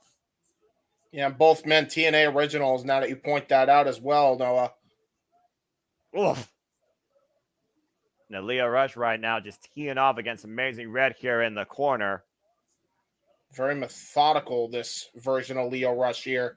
Just taking his time with his assault against Amazing Red with that short arm lariat. Power move by Leo Rush for the cover. Gets a 2 count with the face wash and lateral press. And Blackheart right now, nobody wants to get near that individual. I don't blame them at all. This is scary.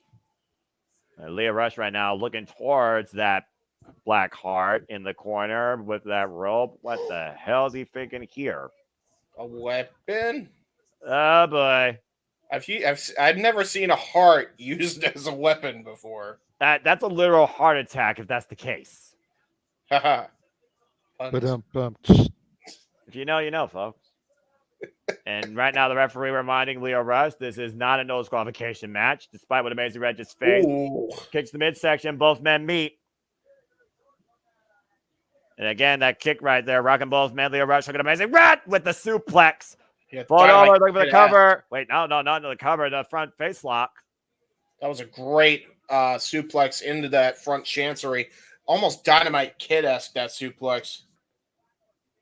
Again, the Blackheart, though, despite his new evil demeanor, still one of the most highly explosive athletes in the ring. Now going for a Moodalock here. Last chancery, shades of Austin Aries. Can Amazing Red stand this offense, though? The damage already done to the head and neck in that pre-match assault, I might add.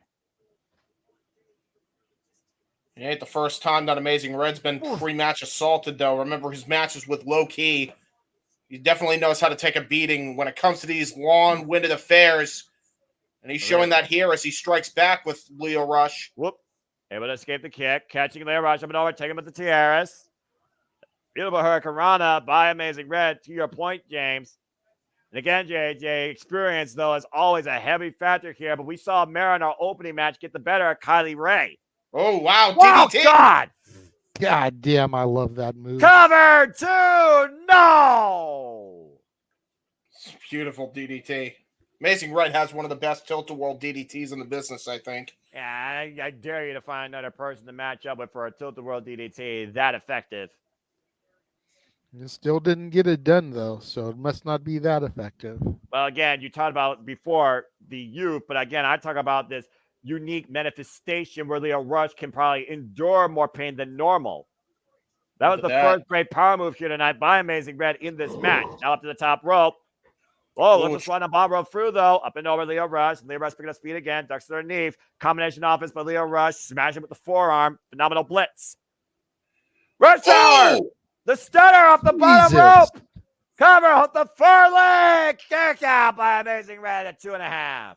That was tremendous by Leo Rush. Again, you have to watch out when you send him into the ropes because he can take out. He could take you out with that bottom rope springboard stunner at any time. You almost got to wonder if Leo Rush had turned around, gotten more body on that pinfall. Could that have been it?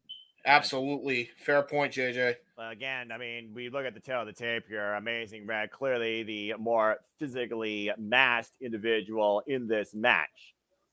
Leo Rush, not enough body to cover.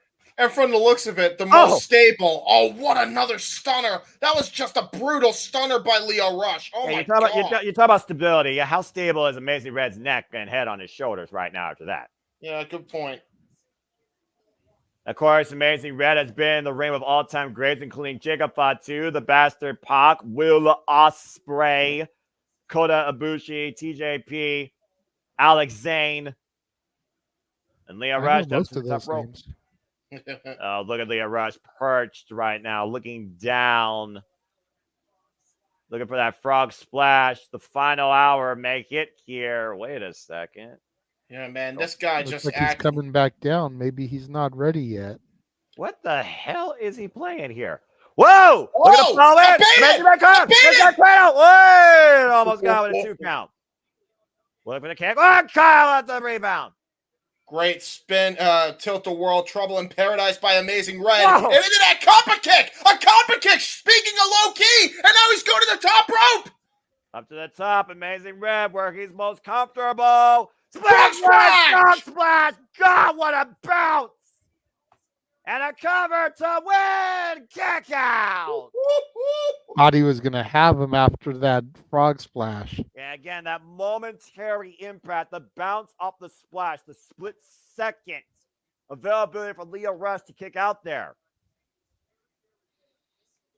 Oof. Amazing Red, man. He's got full control, finally back in his favor. Man, I was about to say, and look at the frog splash here. Yeah. God, RVD would be proud of that. I was about to say, man, Lio Rush, if he's Venom, Amazing Red, Spider-Man. Whoa. What is going on here? And again, I talked about before the stability of the head and shoulders. Lio Rush, though. I was going to say, or is he doing some kind of curse or something? You see Lio Rush moving his hand. The Amazing Red right now, is he hearing voices? Is his head like now screaming and pans it on fire? What's happening here? There's some strange forces in play here, folks, by the Blackheart. Yeah, I was about to say that he's been clutching that head the entire time during this match. I didn't know if it was a mental game or if it was something else entirely, but it might end up to Lio Rush's benefit here. And he's got his eyes now on that Blackheart. The mysterious Blackheart that Lio Rush came in with. Could that be what's messing with his head? Notice he tried to touch it. Oh, God, the audience gets a face full of Amazing Red with the Tobe Suicida. And to your point, JJ, again, I said it's not the first match Lio Red's been involved in as the Blackheart Prestige. That's affected his previous opponents, including El Hijo. What the hell is happening here? I'm scared to find out, but all I know is that at least Amazing Red got a comfort hug by the fans. Right? Maybe that'll help him. Right Maybe now, he just needed a hug. Amazing Red needs to get over whatever is affecting him mentally here as Lio Rush right now. Look at this guy again! Jesus! What a tope! A Lope Suicida by Lio Rush after galloping like a horse in the ring. That wasn't a horse, dude. That was a damn predator. That was like a jaguar pouncing on his prey. Yeah, I was going to say, that gives new meaning to the term pounce. Period? These fans Or question mark. Oh, no. Oh, no. Oh, no. Ladies and gentlemen, the doors, they may be going down. Well, it's not the first time Lio Rush has put somebody through the door. And he says, knock, knock. Yeah, who's there? Leo. Leo who? Leo Scary. Accurate. That again, what the hell is this, man? We are looking at on our screens. I don't know, and I'm scared to find out. This honestly, though, JJ, might be the most dangerous Lio Rush has ever been. A different man entirely. And again, the Blackheart, I almost wonder if he cares about the rules. Knocking on Dev's door. That might be Dev's door right now that he wants to send Amazing Red through. I used to play that video game myself, so I need to finish that game. Fun little indie by Digital Developer. And he kisses the Blackheart, by the way. Is he kissing or drinking a blood from it? What the hell is going on? I don't know. Lio Rush has been possessed by something, and I almost missed the bad child. I do too. I'd rather the bad child. I'm scared. I don't like this. Handing the Blackheart off to the ref. Oh no, wait a minute. Ref, drop the heart.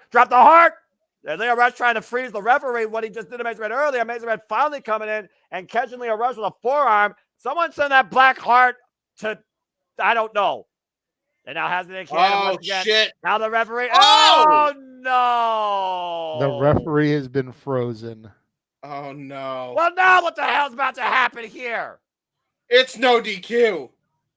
That's what's about to happen. It's no DQ, which means this match just turned the tide.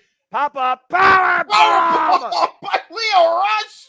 And notice the liquid, by the way, from Lio Rush's mouth. That's not black. Now, Jaiden! Oh, Jaiden! Door! Jaiden just came in and speared him through the door! the Blackheart, exploding him. And it just occurred to me, oh my God, this just put the flashback back in my head. There's actually history between Lio Rush and Jaiden. I remember this feud. And to your point, though, again, he faced Jaiden most recently back at Roseland 8.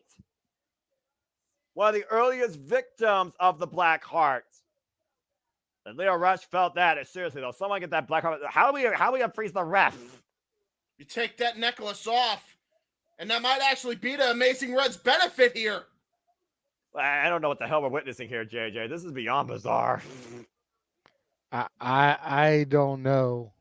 Oh, wait a minute. What's that? Oh, wait a damn minute. He's A got wrench. a screwdriver. No, it's a wrench. Oh, wrench. You're right. What's he going to do with that? I mean, Amazing Red looks like he could be your freaking mechanic. Huh? Taking the Blackheart off the referee. And the referee coming too. And oh! He just punctured the Blackheart with the sharp end of a wrench. That must be the source of this dark persona of Lio Rush. And to your point, Leo looks like he's literally been relieved of whatever possessed him. There's some weird voodoo happening here. And Amazing Red right now. Uh-oh. I see what's coming up here. Code Red! He got it! Two! Amazing Red with the win! I was not expecting a storytelling match with this freaking bout, but okay. Bloody hell, literally. Amazing Red pulling out the Code Red, getting the win over the Blackheart here after Lio Rush was resuscitated from whatever was possessing him. One thing's for sure, James and JJ, I don't think Amazing Red will ever be the same after this. No shit. Okay. It was a little bit corny. I'm not going to front.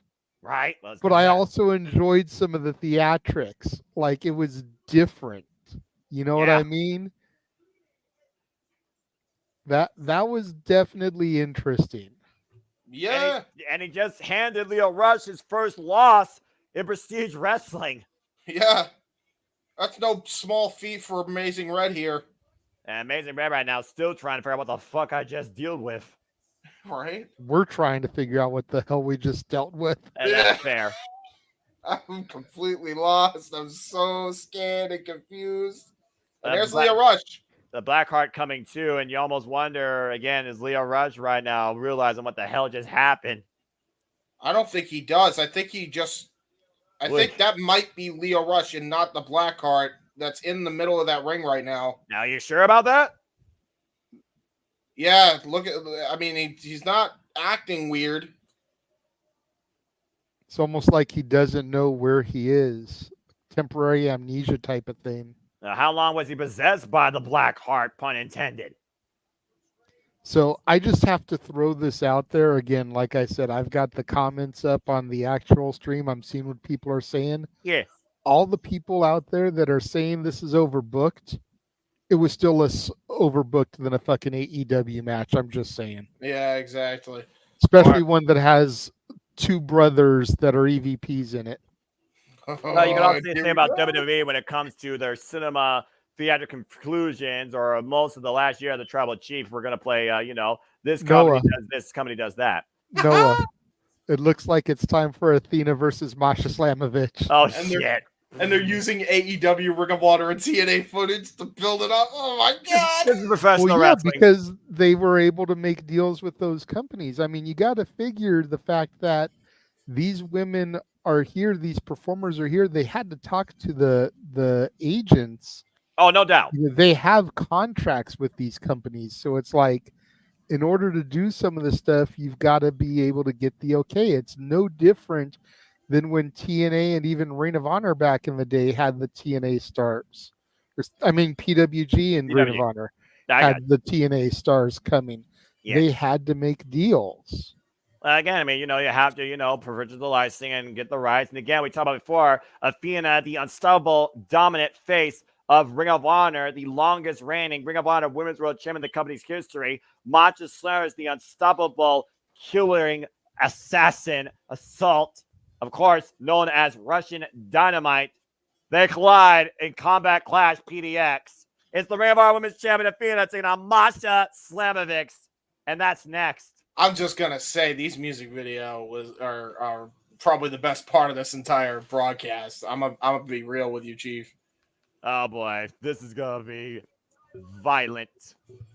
Yeah. I've been looking forward to this ever since this card was announced. This was my top 3 matches on this card that I was waiting for. And there is one half of the current TNA Knockouts World Tag Team Champions, half the Militia, half of MK Ultra, Masha Slamovich. This is going to be beautifully violent in red, and I'm going to love it. Masha Slamovich, by the way, folks, no stranger to Prestige Wrestling. She's been in this company against the likes of Alara Volka, Taya Valkyrie, Lisa Hall, Killer Kelly, and her debut was against the girl with the pink kick, Miya Yamashita. She's also collided with Aja Kong. Jesus. That's a name from the past. Yeah, first endorsed by Mickie James, arriving in TNA at Knockouts Throwdown in the course of an undefeated streak before facing the juggernaut Jordan Grace, and got defeated. And the last time Masha Slamovich in the Indies was going one-on-one in singles competition, it was in Bloodsport against Shayna Baszler in a very, very hard-fought bout, but in a losing effort. You want to talk about a woman that knows how to win in a singles effort. Hard to put anybody up in the women's professional wrestling business as long as Athena's been Ring of Honor Women's World Champion, over 50 straight wins, guys. And she's been champion for over a year now. Doesn't look injured to me, by the way. She's definitely feigning a limp. For sure. And she might regret that by the end of this contest. I'm just saying. Well, look at that. She actually is rocking a medical boot.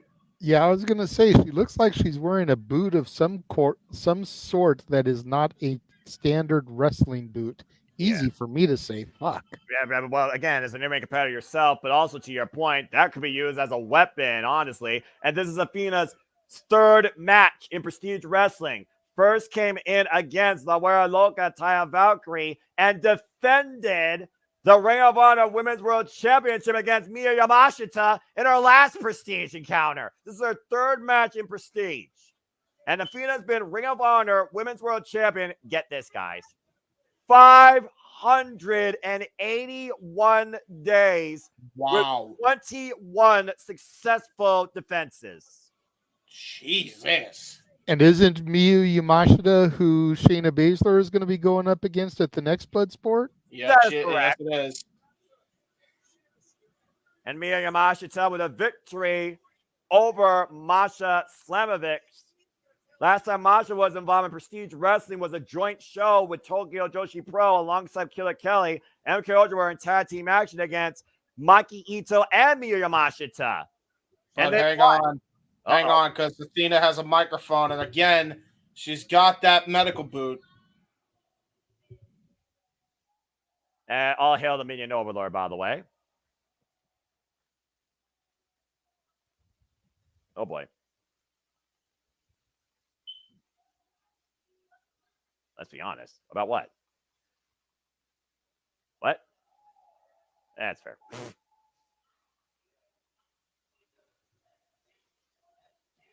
Oh. You know, I don't think many people could call Masha a porcelain hussy and have a straight jaw to tell it the next day. Yeah, I this might be a bad move, Athena, especially if you're hobbling on one leg. I'm just saying. Porcelain hussy now trending worldwide, by the way.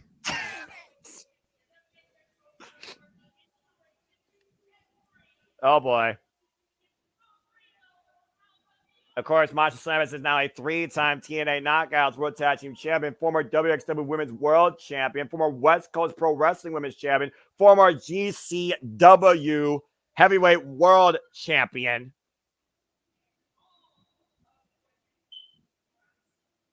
I mean, it's still hard to argue against Athena with everything she says. She's beating everybody in a Ring of Honor, in AEW, even outside those companies, Tokyo Joshi Pro Wrestling included. But again, to your point, JJ, she is in a boot. So I don't know if, that pride can hold up to the state of her body. Bell reigns are underway. I don't know how bright this is by Athena, and because I was willing to just say that maybe she was feigning the injury, but if you're coming out with a medical boot of all things, I don't know how smart this is by Athena for her to do, unless, of course, this is one long con job to try and get the upper hand on Masha Slamovich. But if you're trying to do that, what about Queen Naminata come the Death Before Dishonor show? And not to mention, JJ, I think, brought it up, or one of you did during the pre-show. What if Athena's not alone here? What if her minion, Billy Starks, come into play for her defense? We know that Billy Starks and Athena will both be defending their titles at Death Before Dishonor and have had their bad blood lately with Queen Naminata and Red Velvet. To your point, as right now Athena jockeying for position with wrist control. Masha Slamovich is also, by the way, the current JCW champion in GCW, defending that title against the likes of Siri, Badger Briggs, Massimo Pesca, and Duke Tormenta, if you've been watching Game Changer Wrestling. The fact that Masha Slamovich has been in the ring with the legendary Aja Khan just speaks towards this woman's resume. Yeah, exactly. Like Athena's got a tough order ahead of her without one leg compromised. Of course, her and Killer Kelly have also shared the ring against each other and with one another. And again, JJ, we talk about dominance here in this business. We talk about track records. To your point, Masha Slamovich, last time you saw her in a singles outing, though, you saw her in Bloodsport getting her face stomped in by Shayna Baszler. Mm-hmm. Can you imagine, though, if Masha Slamovich beats Athena tonight, though? Yeah. That would turn the entire wrestling world upside down, because that means a TNA wrestler, which is partnering with the WWE, just beat AEW's Athena, who's the Ring of Honor Women's World Champion. Right? Like, it turns everything upside down. Again, this is a showcase of independent wrestling, but it truly goes to show how united the entire wrestling industry has become as of late. And again, right now, Hammerlock, grabbing the arm, take a feet up and over, pick up the leg, roll through, transitioning. Oh, my word. Grabbing the arms, counter mutilation. Now changing perhaps to the crucifix. Cover, 2 count. And this is Masha Slamovich showing off her wrestling acumen here. Woof. Beautiful sequence there by Masha. Masha Slamovich, 26 years of age, 8 years in the game. Yeah, and again, of course, Masha's all about those mind games of violence. Yeah, right. And again, not for nothing, but again, like Athena with that medical boot, I'm almost wondering if the injury is fake or not. Like, again, these all could be just one big mind game, but at the end of the day, like, she's wrestling on one leg if she's got a medical boot. This is not a good thing for Athena to take this match against Masha in. And well, I don't follow ROH, but from what I'm seeing in the chat, people are saying it was a legit injury that she's playing up. Okay. Crucifix reversal by both women here. Jump position for 2 counts now. Athena trapping Masha. 2 count. Yeah, and here we go. Crucifix exchange here by both women. Up and over, sunset flip, cover, shoulders down, Athena reversal, hook of both legs, 2 count again. Masha with the count, 2 count again for Masha. Oh, wow, look at this, though. Body scissors now, trying to trap and disorientate Masha, shoulders down again. Literally just rolling her side to side. And now into a Mahi straw. Cover. Good Lord. Wow, that was a great exchange by both women, despite one-legged Athena. Wow. Again, Athena comes in here with more experience. And again, even injured shouldn't doubt her. Athena, 35 years of age, 17 years in the game. Trained out of Reality Wrestling Academy with Booker T. Also trained by Lance Hoyt. And again, we know Masha Slamovich has the striking game, but Athena is an all-rounder. She's a techniker. She can fly, and she can also ground you on the mat and knock you out. And look at that. A little bit of sportsmanship by Masha Slamovich. Got to appreciate that. Well, I mean, at this point, there has to be respect earned here by... Oh, wow. But Athena giving none back. I was going to say, there had to have been some respect earned the fact that she's competing on this match with one leg here. Ooh. What a big boot by Masha Slamovich after getting disrespected. That completely ended. What a clothesline from hell. Jesus. Prestige Wrestling themselves actually just chimed into the chat, said that because of all the hashtags, they're actually trending number 10 right now on Twix. Congratulations. So big congratulations to Prestige for the recognition. I'll add to that. And PK and a viral press gets a 2 count for Masha Slamovich. And now scouting for our next move, asking for Athena to get up here. Just make sure you use that hashtag Combat Clash PDX. Yeah, exactly. Show your respect and support for independent wrestling and Prestige Wrestling Night for what's been an amazing show and still so much more to come. And we just talked about Amazing Red. One of the trainers of Masha Slamovich is Amazing Red. And right now, Athena favoring that boot. Again, we talk about the damage done to the leg, how much weight you could actually put on it while standing. Even Masha right now showing a bit of concern. I think she's playing possum. Oh, God! Yep, there we go. Nice forearm strike by Athena. And now look at Athena here. Her. Shame on Masha from falling for that pop-up. Power bomb! Great maneuvering there by Athena. Look at the strength of Athena right now. Looks completely unfazed. I was just about to say, it doesn't look like she's limping right now. Now she's back to feigning it. And again, right now, we talked about the track record of Masha Slamovich and Athena. Again, Athena, 580 days, Ring of Honor Women's World Champion, a who's who of porcelain hussies. She's broken and defeated every way possible, including her minion, Billy Starks. But let me just add to that. Kiera Hogan, Sky Blue, Miya Yamashita, Hikaru Shida, Mercedes Martinez. Just to name a few. And I mean a very few. Widow Nightingale, Allison Kay, Angela Love, Legit Leda Hirsch. Oh, God. Emi Sakura. She's beaten everybody put in front of her since winning this title back in December 2022. And look at Athena clutching that bad leg. Maybe it is. And again, you don't know what's real or what's fake with Athena right now. And maybe that's what she wants you to think. Maybe she wants you to think she's vulnerable. Exactly. Mental games. The psychology. And again, JJ, to your point, you wonder, again, if she's trying to send a message, mental and physical, to her next opponent for her title. Queen Aminata, as she's telling the referee, don't tell me what to do. This is not my pose at all, I don't think you're going to intimidate this official. Yeah, that guy looks like he's been in a few barroom brawls. Right? And again, Masha Slamovich showing that vulnerability, and Athena has not let up. And by the way, Noah, you know, we talk about her Ring of Honor accolades, but that's not the first time or the last she'll hold a championship for a long period of time. What a great kick, though, by Masha. Man. What a big boot by Athena. High stack, matchbook cover, kick out. Huh. And to your point, yeah, former NXT Women's Champion. And, of course, Athena made a brutal statement in her Prestige debut, attacking Valera Loca, Taya Valkyrie. Back at Roseland, too, in the early genesis of this company. Again, Prestige Wrestling has only been around since 2017, and this is their first arena show. Tossing into the ropes there by Masha, pop up again. Whoa, and catch the feet of a drop kick. Yeah, but look at Masha clutching the back of her head. She might have landed badly. But still, though, great change in direction here and a great chance, JJ, for Masha to regroup. Of course, we talked about, again, the partnerships that Prestige Wrestling has been working with, including TJPW. That's why we've had the likes of Mikey Ito and Miya Yamashita involved here. Shout out to the Pink Striker.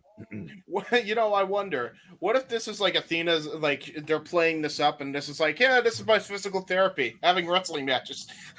Well, I mean, again, you wonder the condition of a wrestler. They have to get some sort of in-ring time to see if they're in-ring capable. Ooh. There may be some truth to that. Jesus. Up kick.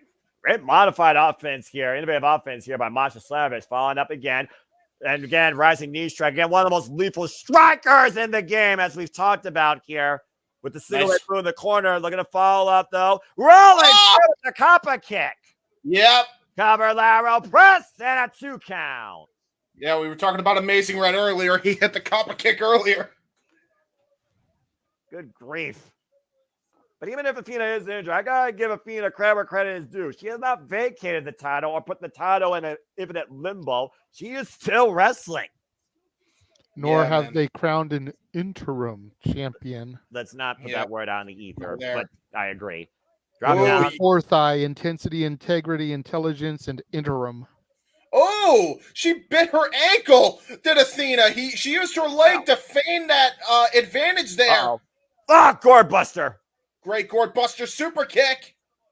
Again, should have done the super kick with that boot. Yeah, that's what I'm thinking. Again, if that leg is as compromised as it is, can she hyperextend it any further than she already might be? The knee in the face, the good leg.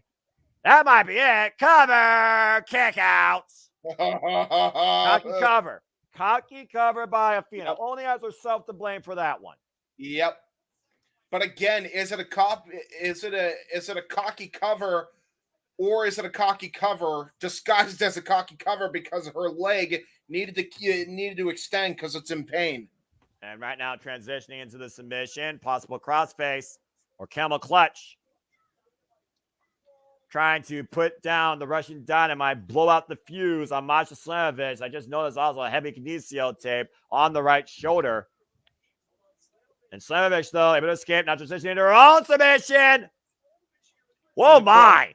Yeah, into a crossface of her own, and you don't want to trade crossfaces with Masha Slamovich. No. Oh, no. I mean, we learned more about Masha Slamovich's mat dangers in Bloodsport. Just saying. Again, impeding the vision, impeding the breathing of Athena right now. Can't see, can't breathe for her nose. Mouth still uncompromised. Athena, though, using ring savvy, trying to reach the ropes with her good leg, and does so to force the break. Ring of Honor Women's Champion still in this thing. First time ever one-on-one contest with these two. Uh-oh. Whoa! Rising Wizard! Shining Wizard! Look of the near leg, 2 count. Nope. A shades of Kijimuto with that move. Yeah, apparently it's bumped up to number 7 trending now. There you go. Again, as they should be. This is professional wrestling, damn it. This is Prestige Wrestling's best showcase. This community continues to go upwards and onwards in its growth and showcasing. Dueling chance here for Masha Slamovich and Athena. Everybody respecting what both these women are bringing here tonight. By the way, not one top rope move from either woman so far in this contest. And we know that Athena's specialty is the O-face. Yeah, but she could also ground Masha and pin her or also submit her. We've seen her win submissions as of late. It was how she beat Billy Starks last year at Final Battle to preserve her Ring of Honor Women's World title. And Masha Slamovich is asking for Athena's best shot. And we might literally get a knockout here, folks. Yeah, it might be a TKO. It might be a Bloodsport affair here in a minute. And stay tuned for Walter Cruz and James Hebert covering the latest Bloodsport.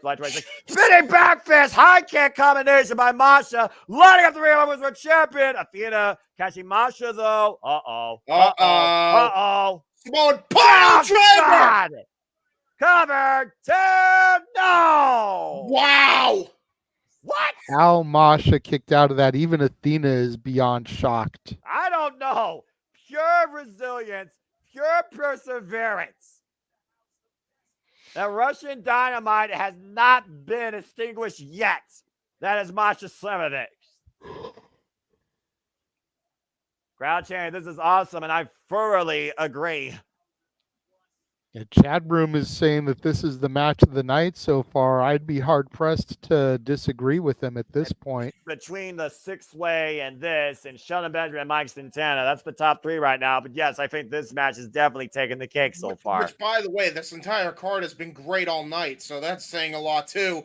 And up and over on the shoulder. Masha escapes. Wow, God, what a spinning back heel kick. The end. Sheds a Malachi Black. Hooking up Athena. Tiger Driver! Cover the win and kick out again. Holy shit, how did she kick out of the Tiger Driver? Damn. Athena looks dead. She was nearly dropped on her head and neck after getting rocked with that kick. But she still was able to kick out. And the best Masha channeling her inner Randy Orton, pounding the mat, trying to psych herself up. Going for the end again! But she caught the referee! Uh-oh! That ref is out cold off that spinning back heel kick. Masha, you may have just fucked up. Ladies and gentlemen, shenanigans are about to be afoot. And that referee got clocked square in the jaw. Athena, though, roll through. Masha looking to follow up, though. Trying to hook Athena. Package pile driver! Holy shit, what a package pile driver! Goes for the cover, but there's no official here. The referee's still knocked out. You count to 20. And Masha just realized that. Oh, man, this is got to be devastating for Masha Slamovich. Tough break here. Oh, wait a minute! Hey! Hey! What the? Athena's taking off her boot! Hold on. What? She's gonna use it as a weapon here! Oh, no. Oh! Right over the face! Oh, and that come might on! Not like this! Not like this! Athena wins! Wow. Well, I think we just got the answer about a one-legged person in an ass-kicking contest. The one-legged person won. Yeah, but again, I do wonder how much of that leg actually compromised after that, because that not much of service cleaned the fuck out. And look at that. She's adjusting her boot, trying to make sure the referee doesn't catch her after the matchup, because easily he can reverse the decision. She is able to put that back on before the referee could even try. And most people only get advantage of Masha Slamovich with a freaking foreign object to the side of the head or face. It's been a championship belt in the past, and tonight it was a freaking medical boot to the face. Well, it is a Friday night, gentlemen, and Friday nights people tend to get knocked the fuck out. Yeah, right, Masha, knock the fuck out, man. Masha just did James after a gets it. hell of a war. Athena wins here tonight, and again, you wonder if she's going to do even more when she defends that title against Queen Aminata at Death Before Dishonor. Chris Tucker, an underrated comedian, by the way. Good reference, JJ. Thank you, And I approve as a fan of the Rush Hour series. True that. What? No one knows about Rush Hour? I was a wee lad. I watched all 3 movies. Hold on, let's talk about wrestling. Oh, wait a damn minute. Okay. Uh-oh. Masha's got something to say here. I bet she does. And she has every right to. She's got the mic. Athena.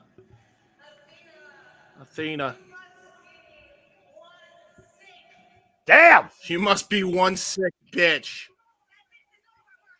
Don't think that this is over for a second.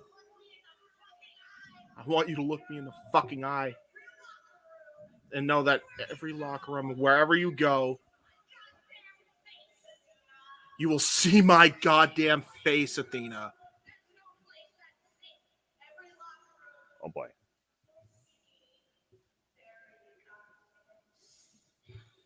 Oh, shit. Athena may have just really put herself as prime target for this killer with a death warrant for the Ring of Honor Women's World Champion. This is far from over between Russian Diamond and the Fallen Goddess. And I think Death Before Dishonor makes it got a whole lot more interesting for the women's division. Yeah, I was just about to say, Death Before Dishonor might be a very interesting show. And that match, the women's world title, might be that match. Because if Masha comes in and interferes to screw Athena from the title, oh boy! Well, got to keep in mind, if TNA has a working relationship with WWE, they're not going to have a working relationship with AEW right now. Yeah, but I don't. And Ring of Honor is still a subsidiary of AEW, much like NXT is with WWE. Yeah, unless they're already going to start that program off. Well, James, this is one of your favorite themes because it looks like we're about to go even to more Smash Mouth action. Here comes the Undisputed Kingdom AEW wrestler, Roderick Strong. And he's coming out to End of Heartache, as he should. Yes. Adam! Adam! I think the word you want to use for tonight is Timothy!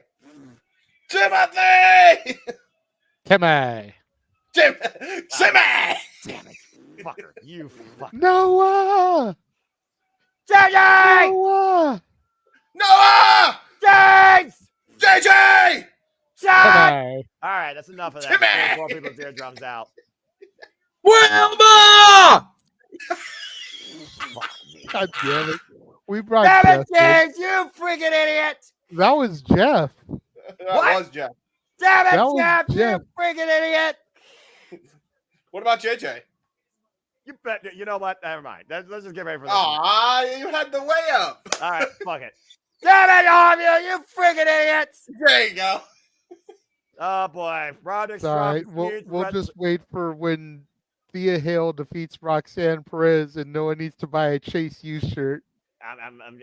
Just stop it. Just stop it. I'm just going to tell you right now. Stop it. Oh boy, Pro Wrestling Noah's own Timothy Thatcher. Dude, this takes me back freaking like 13 years. Yep. Watching Timothy Thatcher and NWA Wrestling from Hollywood, the same time that a future megastar and a future machine were both there. Oh boy. Yeah, but again, very few men are sadistic, and body manipulative than Timothy Thatcher. Bell rings, and this body manipulation clinic is underway. The first time these two men met each other was 2014 in, you guessed it, PWG Warriors Way Tournament 2014 semifinals. They've only had 3 other singles matches prior to this contest. They have not been in the same with each other since 2021 NXT Dusty Rhodes Tag Team Classic on opposite sides. Yeah. You're NXT, right, Noah? Damn it, my NXT! That's correct. And right now, both men jogging for position here. The Messiah, the Backbreaker versus Mr. Break a Limb and Dissect Timothy Thatcher. Yeah, and it looks like Roddy Strong's going to actually try to beat him to the punch on that one, but good luck with his height and reach. Again, this is a monumental match and moment here for Prestige Wrestling with these two men in the ring. Timothy Thatcher, 41 years of age, 19 years in the game, a lethal technician, and also involved previously in Josh Barnett's Bloodsport. Yeah, and a man that used to be a part of the Imperium before Imperium Ring Conf with the Ring General, who's currently the King of the Ring. Nicknamed the British Messiah, up against the Messiah of the Backbreaker. Roderick Strong, 40 years of age, time-tested veteran, 24 years in the game. Yeah, and once again, Jeff Meacham reminding us that Roderick Strong attempted fetal homicide. That evil son of a gun. Why you gotta bring that up? And right now, you see Timothy Thatcher, though, going to the abdominal stretch, pushing the elbow into the point of the ribs. Roderick Strong, though, fighting back, changing position. Again, each match is taking an identity of its own here. And this match right here is going to be more of a mat-based clinic. Oh, yeah, for sure. Definitely. Prestige Wrestling just chimed in again on the chat saying thank you to everybody watching. This is their first time streaming on YouTube, and they hope to do it again soon. Please. If Prestige Wrestling hears this, anytime that you provide coverage like this on YouTube for free, we will be here covering it. Amen. Encouraging people to follow you and simply here to endorse you all because this has been a phenomenal show of professional wrestling. And again, and right now, I think Jeff just threw the "goddamn it intensifies" meme up in the chat because we just obligated to cover more professional wrestling. Let's freaking go! Yes, more wrestling. At some point, we're gonna have to make community polls like, "Hey, we got this show on, but we're gonna have so many teams. Which shows do you want covered on this night?" Anyway, that's why we have multiple commentary teams. Knife Edge Chop. Well, again, if we keep covering all the wrestling, we're going to need more than just 2 or 3 commentary teams at some point, especially during WrestleMania week. Uppercut here. Knife Edge Chop exchange now by Timothy Thatcher and Roderick Strong. Both men lining up each other. Yeah, these two men are not going to leave anything outside of that ring. I'll tell you that right now.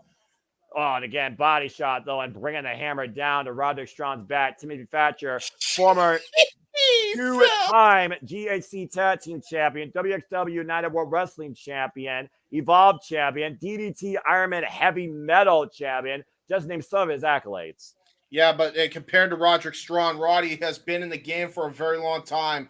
Former Ring of Honor World Champion, former AEW International Champion, former WWE Cruiserweight Champion, former NXT North America Champion. The accolades on Roderick Strong are immense, and that's not even going over his tag team accolades in both Ring of Honor and NXT. God damn it, Jeff. Picking the ankle right now, and the double wrist lock apply for added pressure. Timothy Thatcher trapping the legs. Hold on a second, Noah. The boss just popped in. Oh, okay. I'm just saying, we're talking about Roddy's accolades. Let's not forget his attempted fetal homicide. You're never going to let that go, are you? No, he is not. Nor should he, damn it. Well, an arrow applied though by Timothy Thatcher, though. Bending the back of Roderick Strong here. Jeff has said on multiple occasions his son is the best thing to ever happen to him. Shoulders down. Roderick Strong almost took that away. Oof. Front face lock here. Timothy Thatcher, of course, has been in wars with the best of the business, of course, as we talked about with pretty much everybody here of a different type of class and clinics. Again, previously involved against Minoru Suzuki. Minoru Suzuki, though, won via TKO at Judgment Nets Bloodsport, Bushido pay-per-view and Rio Goku earlier in June. Uh-oh. Fuck! First God! backbreaker of the matchup. Backbreaker. Start your count, folks. Roderick Strong, the master of the backbreaker. Accurate. That can literally break Former her back. leader of Diamond multiple Mine. ways. Yeah, former leader of Diamond Mine. Good point, JJ. Former member of the Undisputed Era, now the Undisputed Kingdom. Of course, originally part of the Kingdom in Ring of Honor. And right now, Roderick Strong, Roderick Strong, Kyle O'Reilly, Adam Cole, three men that have defined the business wherever they went. Heavily defined in Ring of Honor. Massive uppercut of Timothy Thatcher and knife edge chop, and that is undisputed. Oh! And by the way, Roderick Strong hit a drop kick right to the lower back after that backbreaker. So again, not only with just backbreaker maneuvers, but he can break your back in more ways than just backbreakers. And again, right now, Timothy Thatcher, though, hammer lock in the arm, Kimura attempt here. Now bending back the digits, joint manipulation in play, bracing that arm up against the apron. Oh, yes. I know exactly what's about to happen here. Oh! Knee PK to the elbow. Ow!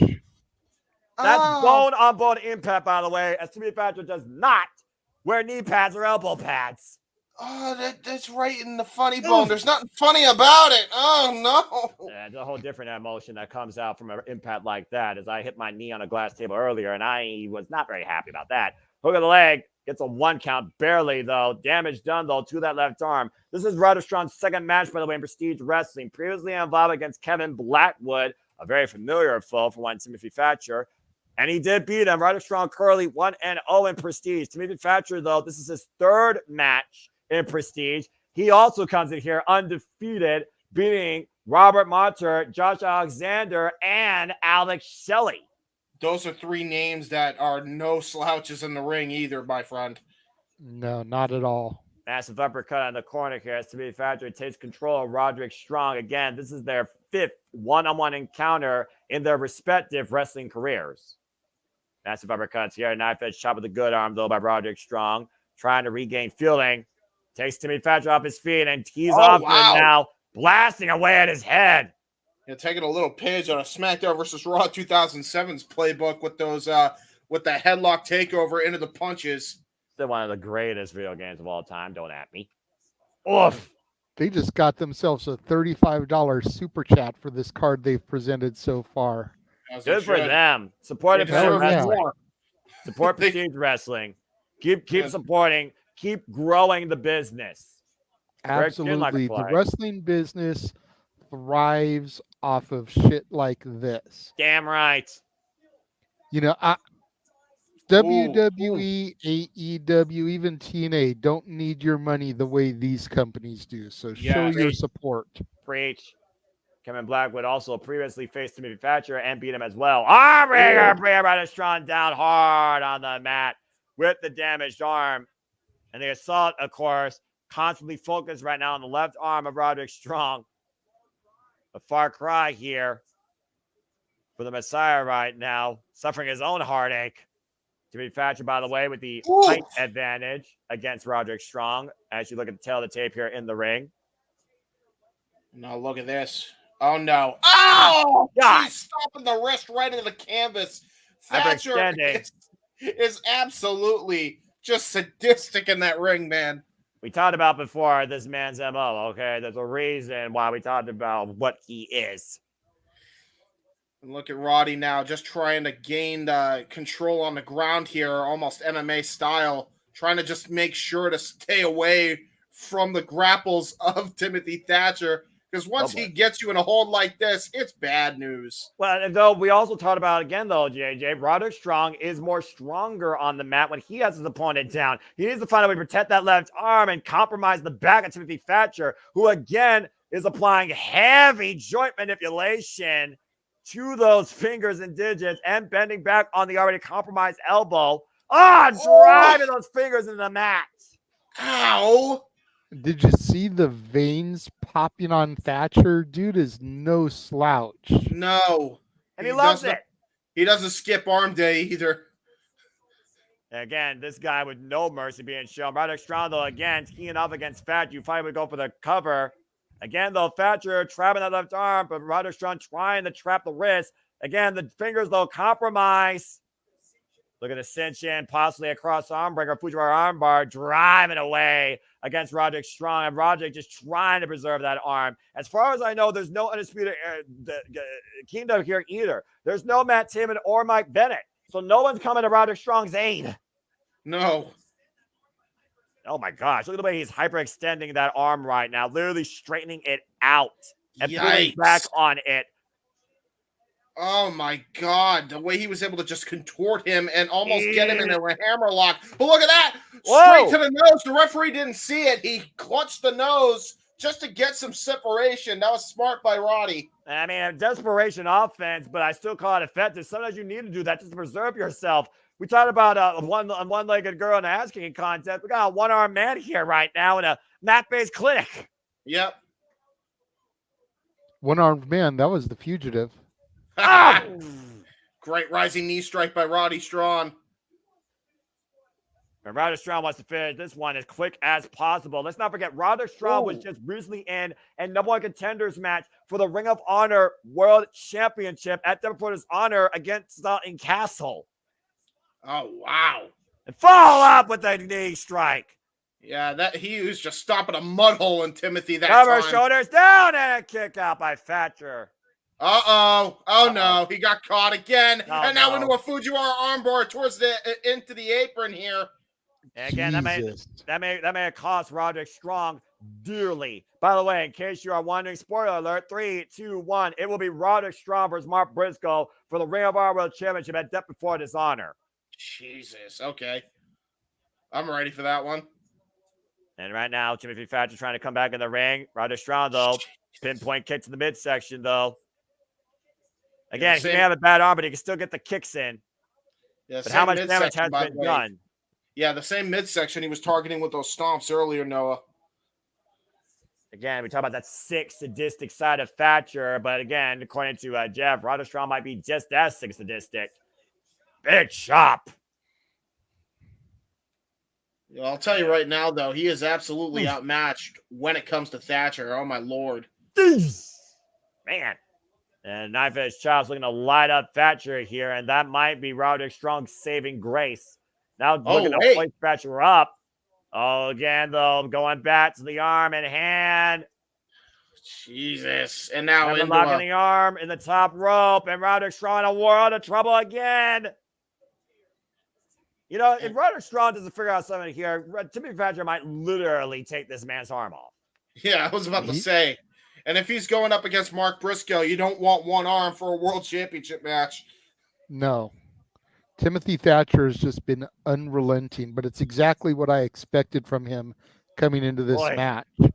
Well, what do you expect from somebody that literally rolled with the likes of freaking Alex Schresser and freaking Gunther? Headbutt. Oh my gosh, that massive headbutt to Roderick Strong. Oh! Nice, Enziguri. nice Enziguri by Roddy. And again, those headbutts, though, again, wearing down Timothy Thatcher with the fall of Enziguri right now. Thatcher may not know where he is at the moment. Roderick Strong. Oh boy, this ain't gonna end well. Looking out for a superplex. He needed that desperation superplex. Oof. The first blunt impact on Timothy Thatcher's back. And Roderick Strong needs to get in the cover. Drapes the arm over. Kick out at 2.5. God. That was good by Roddy, though. I was just about to say you said that may have hurt Roddy and Timothy Thatcher, JJ, but I'm gonna be honest. That was a desperation move that Roddy needed to hit because that actually may have provided him some time and some much needed offense of his own. Wait a minute. Thatcher looking for the arm. Fujiwara able to escape. Roderick Strong does though, but Thatcher relentless on the assault, looking for the Fujiwara again. And Roderick Strong pins the shoulders down. Gets a 2 count. Big uppercut. Massive uppercuts again by Thatcher. European uppercuts. Wow! God, the knee strike. Great knee strike by Roddy. That might be the knockout shot. Roderick Strong did it. Got it. Wow! Just like that. Wow. Huh. Right underneath the jaw. The blunt force shot after those headbutts and that Enziguri finally catches up to Timothy Thatcher. That knee to the face. Roderick Strong survives and beats Timothy Thatcher in our Prestige and hands Timothy Thatcher his first loss in Prestige Wrestling.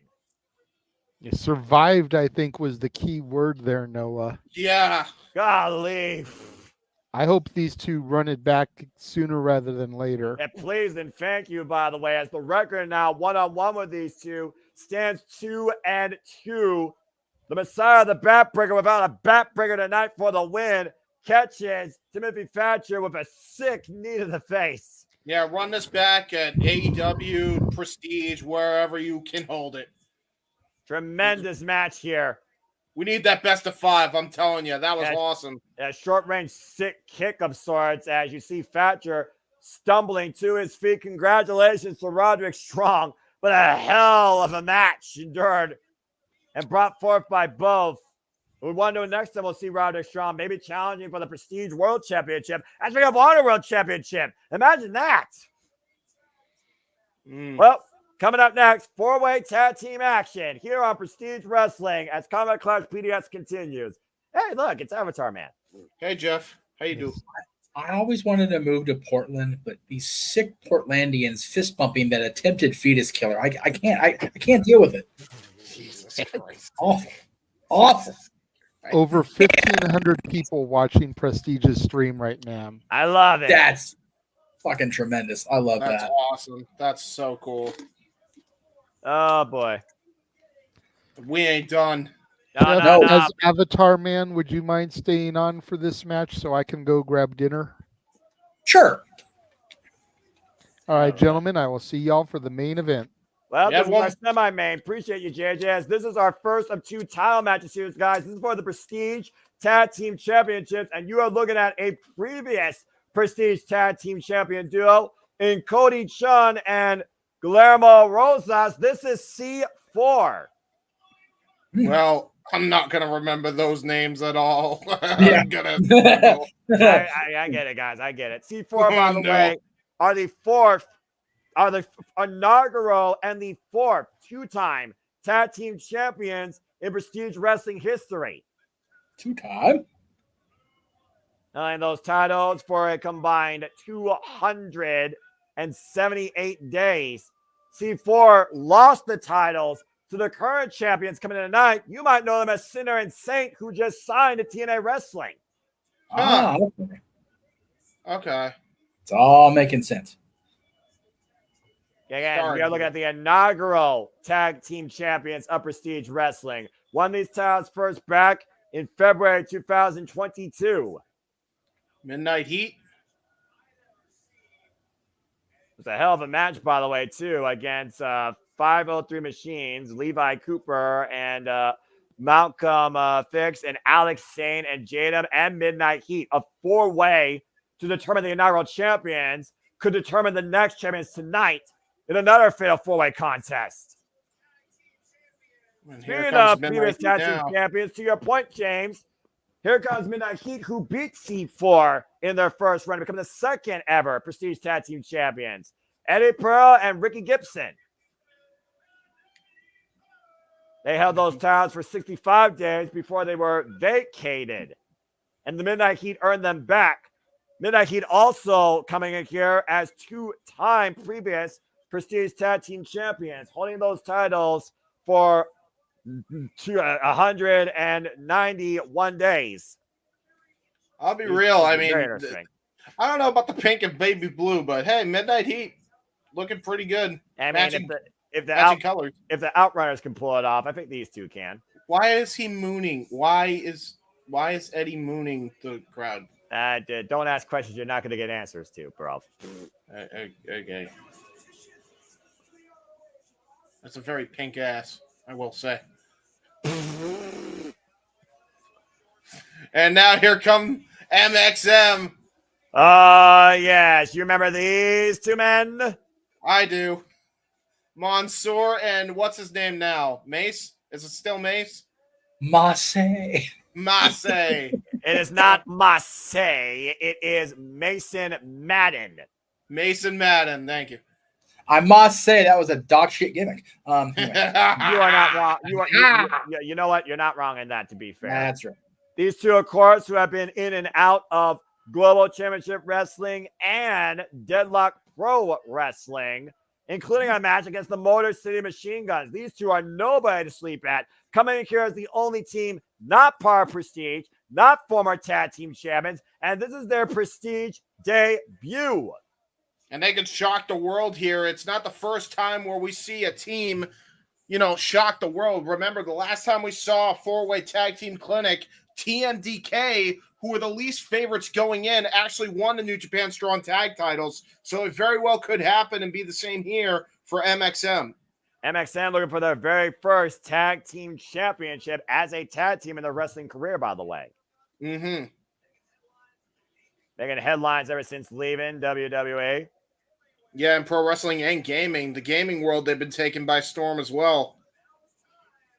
But now it's time for the tag team champions to arrive.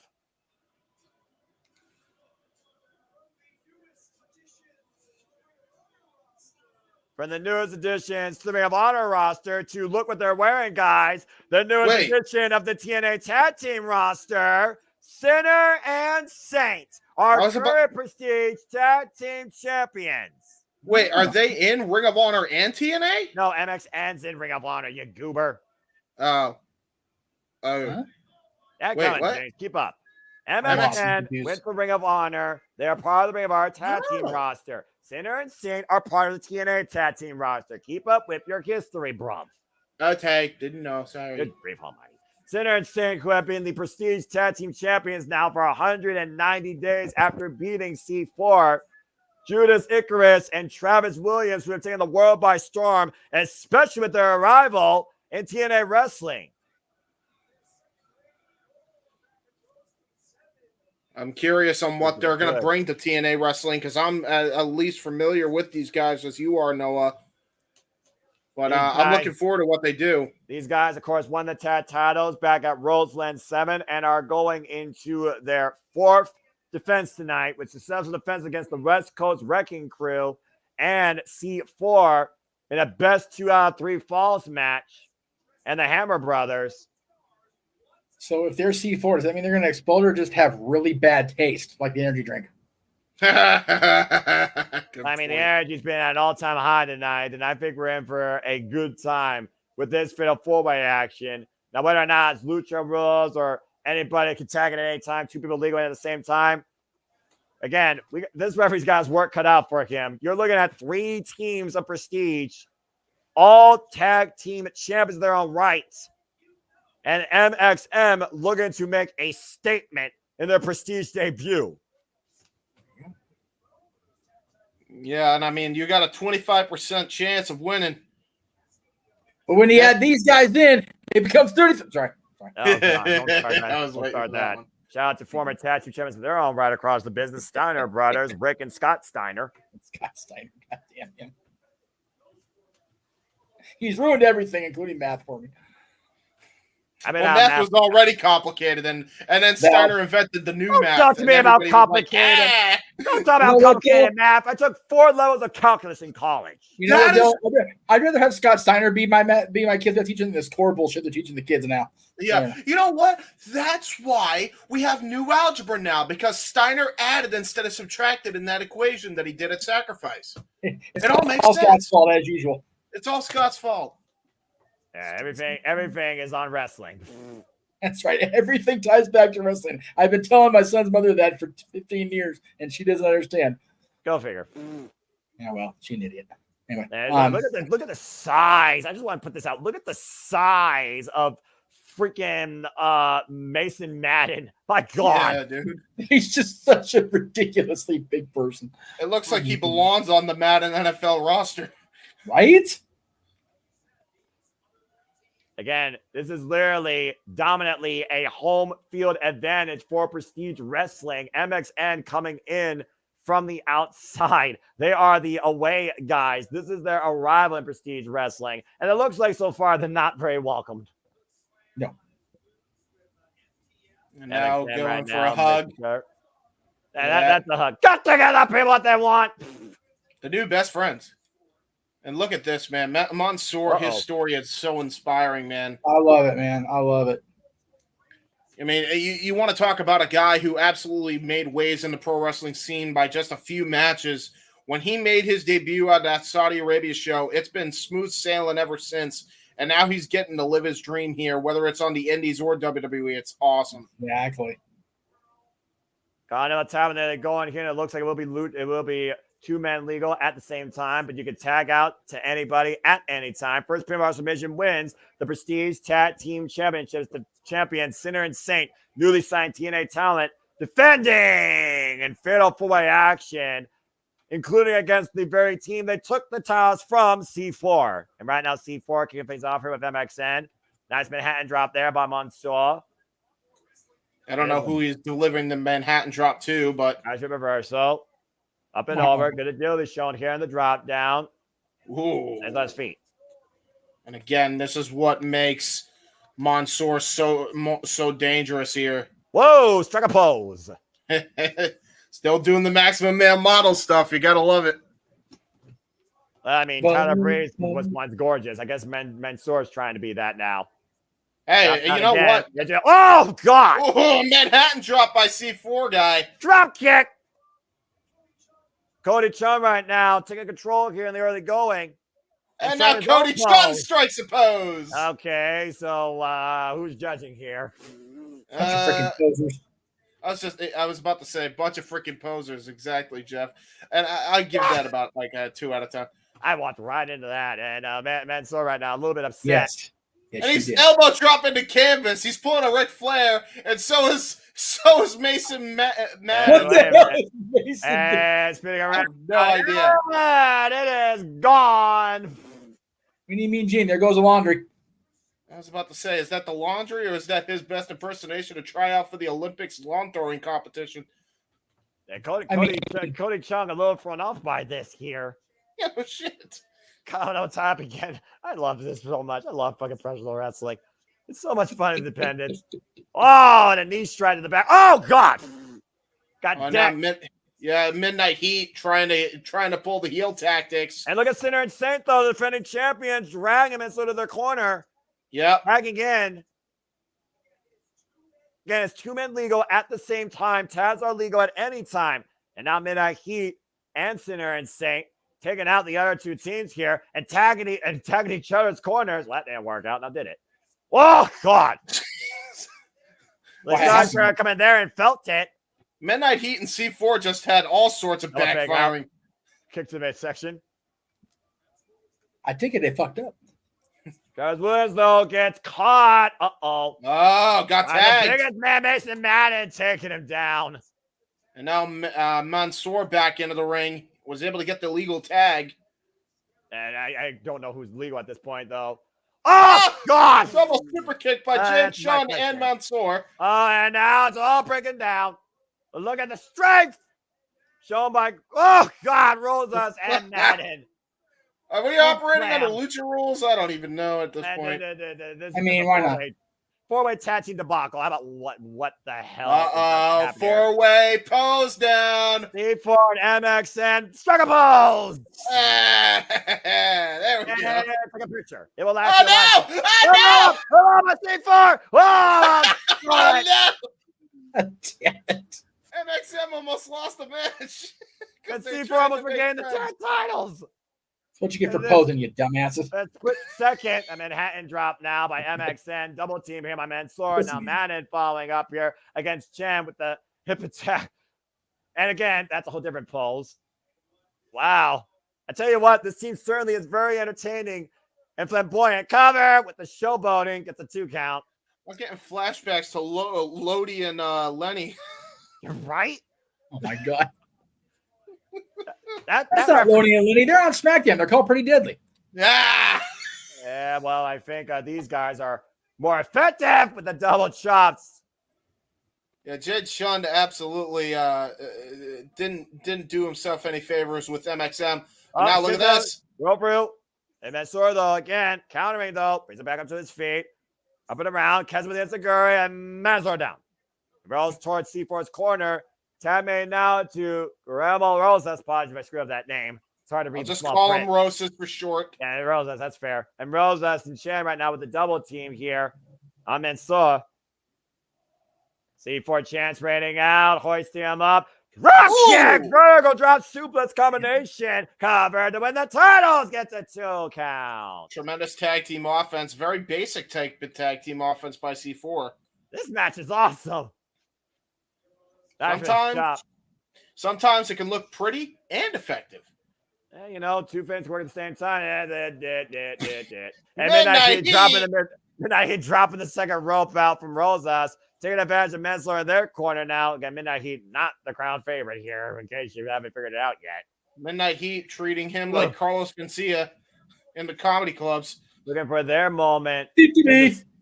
And driven face first goes Rosas. Midnight Heat looking for their moment once again as Prestige Tag Team Champions. Again, like I said, 3 of these teams literally defined out of Prestige have all held the gold, including the champions defending tonight, Sinner and Saints. And they have not been involved for quite a bit here, at risk of losing the titles right now. Jack. You got to give credit, though, to Sinner and Saint because they're just waiting for their opening. Ricky and Gibson now Midnight now Heat legal. taking advantage. Ricky Gibson now legal for Midnight Heat. Ricky Gibson, the bald guy. Eddie Pearl, the guy with hair, in case y'all are wondering. Drop kick. And Eddie Pearl with the cover gets a 2 count on Rosas. Just remember, James, if you are a D, please don't marry a D, because then your kids will be DTD. Yes, I know. Okay, all right. We're clear. The problem is I'm already DTD, so like that might be a problem. That's valid. Like my kid's fucked, bro. Like it is what it is. Well, at least he knows. But at least they won't be attempted to be murdered by Strong in the Boom. Smooth sailing body slam by Eddie. And again, right now, Gibson taking a cover. Here to win the titles. Gets a 2 count. I am getting all thrown off by you buffoons. Ricky Gibson right now taking control of good Lord. Guillermo Rosas in the ring. For those that want a little bit more information, C4, by the way, have been a tag team through 2018, by the way. 6 years of tag team experience. Midnight Heat's been also a tag team for 6 years. Sinner and Saint just tagged in. Sinner and Saint tagged in. Well, they need to defend their titles. And Sinner and Saint are the newest tag team on the scene outside MXM. They've only been a tag team for 2 years. Mm-hmm. And again, we talk about how impressive Sinner and Saint's been, especially arriving in the Impact Zone, signed now by TNA Wrestling.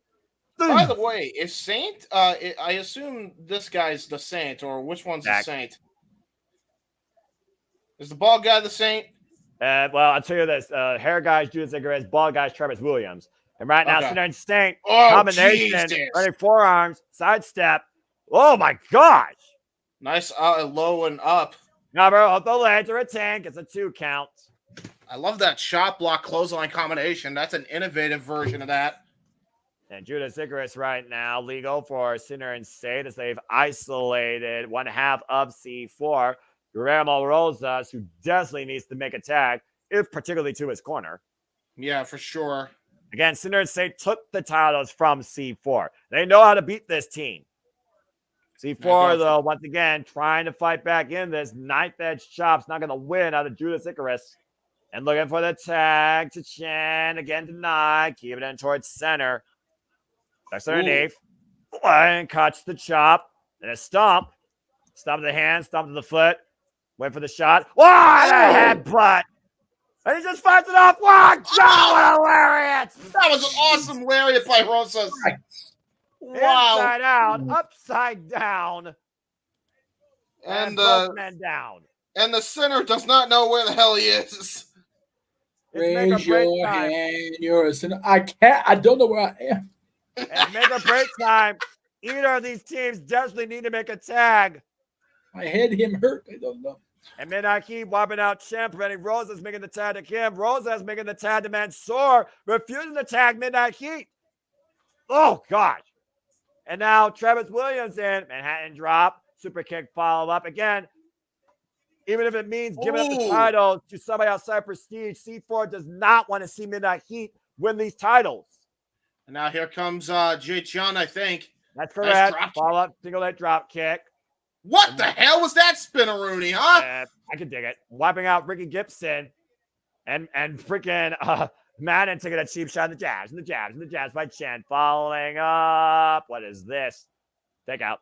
DDT! Shades of Trent 7. Yeah. And here comes Pearl now for his team. And Sinner Midnight Heat trying to wipe out C4. Here comes Mana, though, who breaks for the banner. And watch both men with the shoulder block. Tremendous. This powerhouse of an athlete here. Good God. What a leg lariat. That was a Harlem sidekick, bro. Right the knee strike in the corner. They don't now call going him for a Mace choke slam. anymore. Whoa! Into the German! Into the German! That's the finish! Freaking Gibson saves the titles. Almost that new tag champ is there. Wiped out with a choke slam. Yeah, go for the go to hell version of the choke slam. And Icarus without wings might be set down to earth counter. Blocks the shot though. We catch him with a stunner. Timber. Yeah, great move by Center. Icarus is able to fly with the stunner. Gets the midsection though by Chen. Trying to take advantage of the tag team champions. X-Blast. Great X-Blast by Chen. But here comes Pearl though. And Midnight Heat looking to take advantage. What the hell is this? Oh, backside leg drop. Damn. Jesus. But before they can, and now we have MXN and Midnight Heat in the ring. Spears in stereo. Wait a minute. Before though, Rosas catching Mansoor, wipes out Madden. Blind tag made though by Icarus. I don't think Guillermo's aware of it. This isn't good for Rosas. Oh boy. He's got him goozled. Rosas right now needs to fight his way out of this. He's going to have any chance. You got to kill me. He was able to take him down. Oh, wait a minute. Schoolboy. Roll up. Sinner and State retain. Holy shit. They got away with one there. Stole it. That's crazy. That was the best strategy by Sinner and Saint. Just stay on the corner. Don't tag in until you absolutely have to. They absolutely had to there, and they got the win as a result of it. Key strategy to preserve their reign as Prestige Tag Team Champions. That Schoolboy out of nowhere caught C4 completely off guard. And Sinner and Saint retain the Prestige Tag Team Championships. Not only did it caught C4 off guard, it caught MXM off guard because he tagged in Mason as a result to try and get the win there with that roll-up. Well, as again, we get down to the nitty-gritty and we get ready for our main event here. Thank you all for tuning into this special first-time live watching event coverage for independent wrestling, Prestige Wrestling. As we get ready for our main event, just want to say thank you for tuning in. Please let us got a comment, tell a friend if you enjoyed what you've heard. If you want to dictate the conversation, don't need to dictate. Super chat, simple as that. Kozone Studios, Jeff Meacham Network, and of course, Great Cherry. But more importantly, please support Independent Wrestling. Show your love, support, and appreciation for this independent professional wrestling highlight showcase tonight for Prestige Wrestling. Follow them on YouTube. Follow them on the social medias. Super chat to them. Support the wrestlers. Support the workers that give you the showcase tonight as we get ready for our main event. Dark Order, Lost Order. It is a street fight for the Prestige World Championship. Allen Angels 1-on-1 against Evil Uno. Lot of bad blood coming ahead in this matchup for the Prestige Wrestling World Heavyweight title. And apparently Allen Angels with a deep found hatred for Evil Uno. To your point, we saw the heinous actions just a moment ago in the video package that Allen Angels used to win the Prestige Championship from Alex Shelley. And of course, previously Evil Uno and Allen Angels faced each other 1-on-1. But Allen Angels said, "You will never beat me and never be champion," taking advantage of the kindness of Evil Uno, respecting his former member of the Dark Order, only to suffer for it. And now nothing is off guard tonight in this main event. It is a street fight. Sinner and Saint retain. Can Allen Angels do the same? Prestige Championship on the line. Allen Angels defends against Evil Uno in a street fight. Oh, main event. Main event time, fam. Main event time. I'm ready. And here comes Dark Order leader. You got your card out. You remember today? Oh, shit. And he's coming out in the Mankind tribute. Bang, bang. There's nowhere to run. There's nowhere to hide. There is nothing off limits tonight. Evil Uno can be as evil as he wants. There are no disqualifications. There are no rules, pretty much, in a street fight. The only way this ends is via pinfall submission inside the ring, and that person wins the Prestige Championship. And again, please use the hashtag CombatClashPDX to show your love, appreciation, support, and if you're a member of the Dark Order, for this incredible showcase tonight brought by this rising promotion. It's been a while since I held up the claw, man. Yeah, I'm happy. Did it feel good? Did it feel good? Yes, it did. I've been Dark Order since day one, baby. JJ, what about you? You been Dark Order at all? No. Aw. Well, you got to figure by the time I started watching AEW, the Dark Order were way more than an afterthought, and Mr. Brody Lee had passed away. That's true. Of course, Evil Uno. Dark Order were in catering most of the time. Evil Uno, -1, John Silver, and of course, Alex Reynolds preserve the memory of Brody Lee, the Exalted One, as these three men hold the fort down in Prestige Wrestling. You're looking at the front man of Prestige Wrestling. Allen Angels, our current Prestige champion, the 8th champion in this company's history at 111 days. He's going into his 4th defense tonight of that title, already losing to Evil Uno, but it was via disqualification, which is what got us to this point tonight in the street fight. As I said, he beat Alex Shelley for this, and he's already defended successfully against Chris Chunk and Drexl in a Devil's Playground. But tonight, it's a street fight. And I almost wonder if Allen Angels will use Sinner and Saint to his own advantage. Will he exploit those rules tonight? Why not? It's a street fight. Anything goes. Yep. Yeah, but again, I look at again the fallout of the Dark Order with Allen Angels and Evil Uno. Allen Angels is out to prove a point, I think, still. And I don't think he's going to rest until he beats Evil Uno 1-on-1 and he doesn't come back after him. Even if it's a street fight, to my point, I think Allen Angels wants to do this alone. And here's the thing, too. As much as we know that Allen Angels can get extreme, we've seen Evil Uno go up against his very best friend that was also a former member in the Dark Order in a street fight when he fought. I forget the group that he fought, but he joined a group in Ring of Honor. What was The Righteous. The Righteous. So he knows how to get down and dirty in a street fight. Evil Uno's done it before. Oh boy.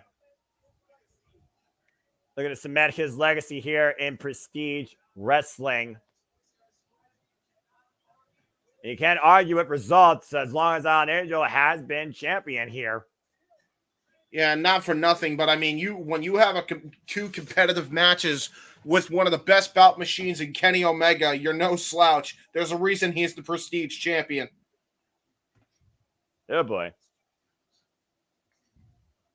Right now he's raising the ire of the Prestige faithful here. Evil Uno, 36 years of age, 20 years in the game, one half of the former Smash Brothers, of course, Super Smash Brothers with Stu Grayson, heavily out of the Canadian area. On Angels, of course, again, known as the frontman, 26 years of age and only 7 years in the game. Oh boy. We go down to our introductions here. Oh man, Evil Uno's got the sleeves rolled up. This shit's about to go down here. Yeah, man. Founder of the Dark Order, show your love and appreciation for it. Join the Dark Order. People in the Prestige chat calling him Mick Uno.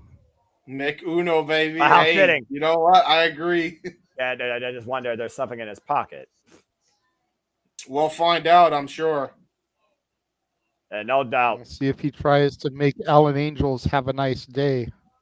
That's a good point. Someone tells me we're not going to be too far away from barbed wire. No. And look at we got Alan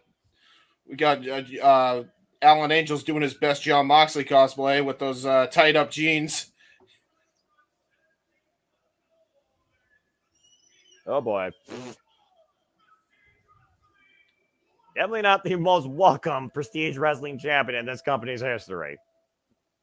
No, not at all. Again, Alan Angels, the 8th Prestige champion. The inaugural champion was Kenny Lush, followed by Davey Richards, won by King Cash, then Filthy Tom Lawler, held by Alex Shelley twice, and also held by Titus Alexander. Most combined days held, of course, was by Alex Shelley, who held that title for, get this number, 762 days across his 2 reigns. The first one being 19. The second one being 743 days. Jesus Christ. Okay. And I wonder how much Alan Angels is in the head right now. People Uno and vice versa. Both these men looking ready to explode out of the corner here. And here we go! Very fitting, James. Knife edge chopping there to go in here. And I don't expect this to stay in the ring for too long, guys. Again, this is a street fight. There's no rules. There's no decorum. It's simply pinfall submission. Bludgeon your opponent. Yep. It's going to be bowling shoe ugly. It's going to be a slobber knocker, whatever expletive from JR you want to use. What? It's a street fight. Anything goes. Closed fist aplenty. And that's a big boot to the face. Alan Angels flying up and over to the floor. Guys, I just saw a staple gun in the corner. Oh, Jesus. Oh, Jesus. Oh, no. No, the door fell. Oh, no. Well, I mean, hey, you know what? That's not the first door broken into tonight. Okay. Well, actually, that's the second door broken tonight. So we need another door for it to be 3 doors down. Behind Roseanne, you lie. Are you saying it's not his time? But if we go crazy, will you still call us Superman? Yeah, if I'm alive, then will you be there holding? And one of these men's gonna be away from the sun again. All right, guys. No, we're gonna promote 3 doors down as a playlist on karaoke night. Cut it out. That's one of my faves. Stop it. Hey, maybe the door is actually going to be the front man's kryptonite. Well, I mean, they're here without Mr. Brody Lee, so you know. Yeah, that's true. That's true. Absolutely. That might be Evil Uno's kryptonite. And right now, Evil Uno with the steel chair across ringside. Uh-oh. We just promoted 3 doors down. We're driving Noah crazy with our shenanigans. Oh, hello! Hello, clothesline with the chair. I'm fine. What you talking about? Ding dong, hello. Ding dong, hello. I'm just focusing on the monitor, and the audience might want to get out of the way. Iris whips through the chairs. I was about to say, Evil Uno be like, fuck your life, bing bong. And man, it's throwing the chair. Who's your friend who likes to play? I think the corner of it just caught the lower spine of Alan Angels as we just got interactive with the audience, as we usually do in independent wrestling. For those that don't know, out of the Michigan area, there's a promotion ran by Rhino called Insane Wrestling Revolution, and it always involves two things. Crowd interaction and somebody going through a door. And now we just saw Evil Uno using a chair over the back of Evil Uno.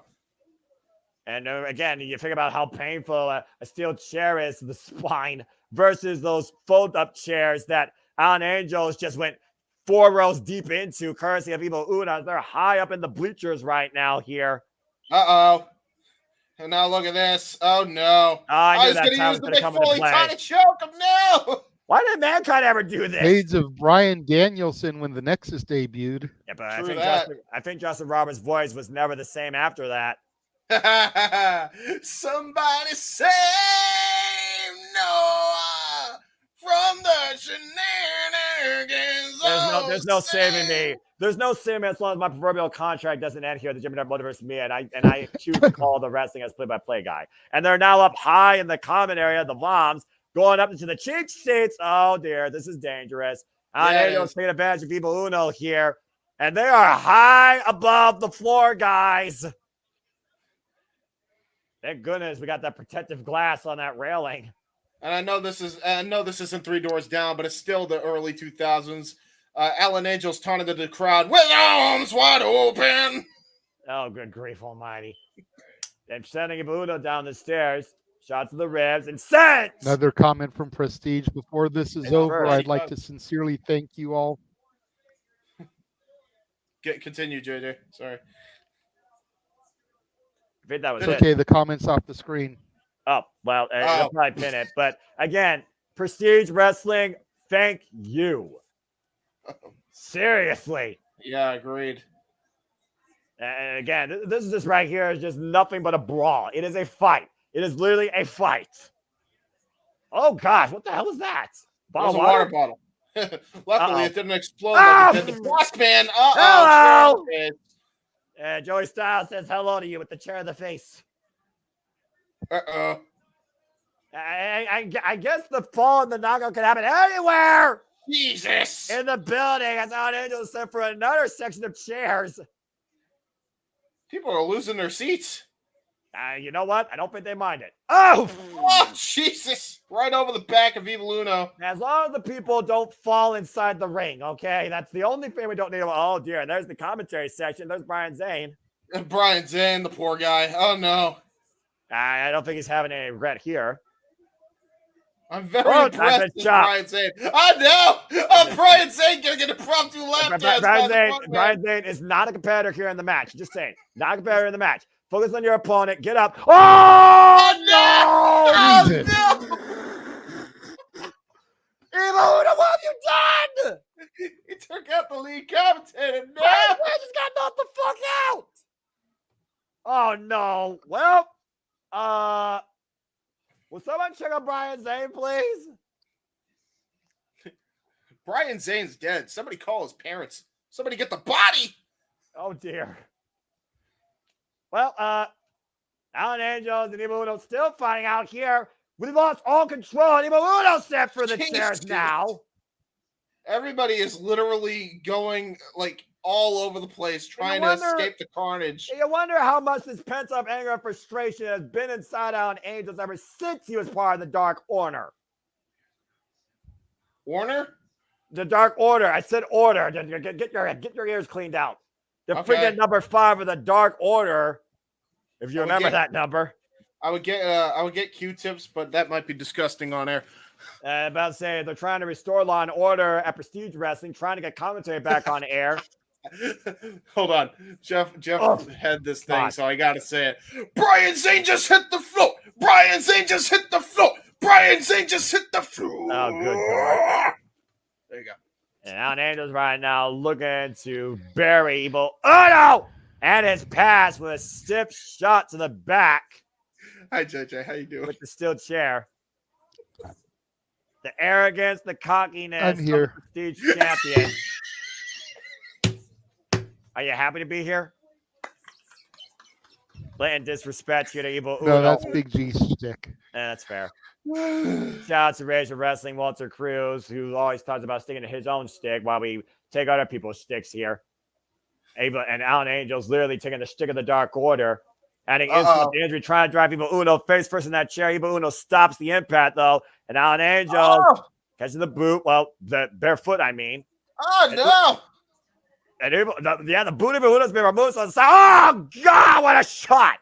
Oh, no. Oh, no, no, no, no, no. Oh, shit. I was talking about we know what's coming here. Oh, no. Oh, no. And that's been on his feet for... I mean, we know what's happening here.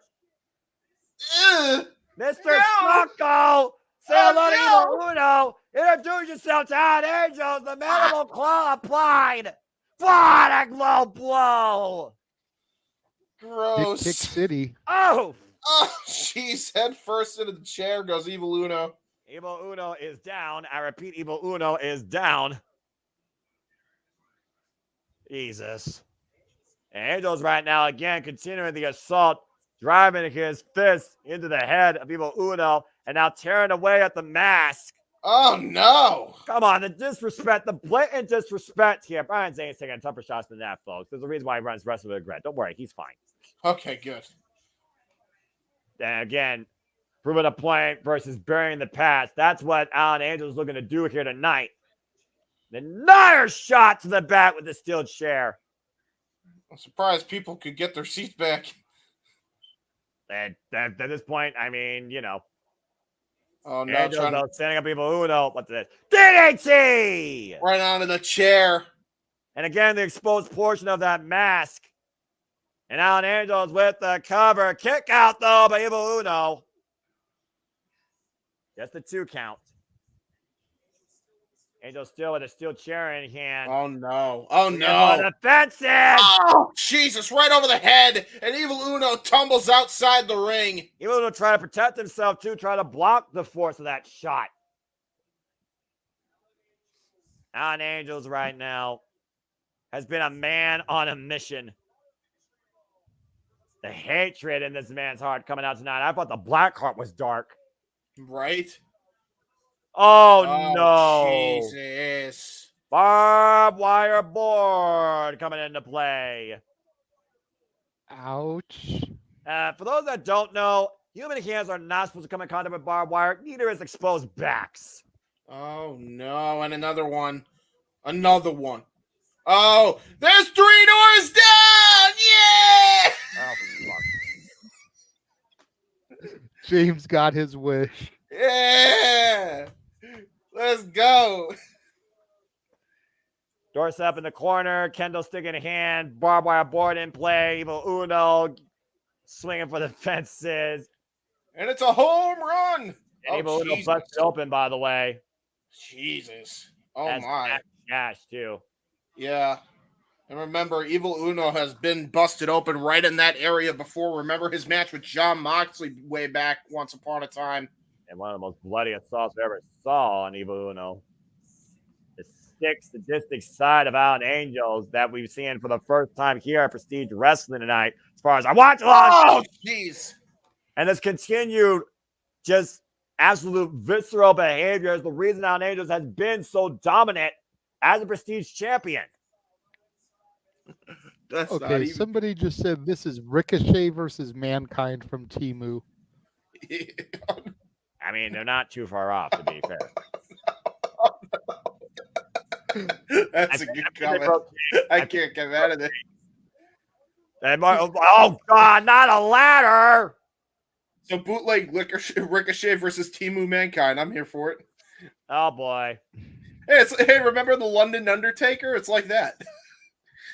Yeah, we saw enough And then ladders. somebody said, "What does this have?" Someone said, "What does this have to do with AEW?" Because people are making AEW comments, and they're like, "It's just like AEW. The arena's half empty."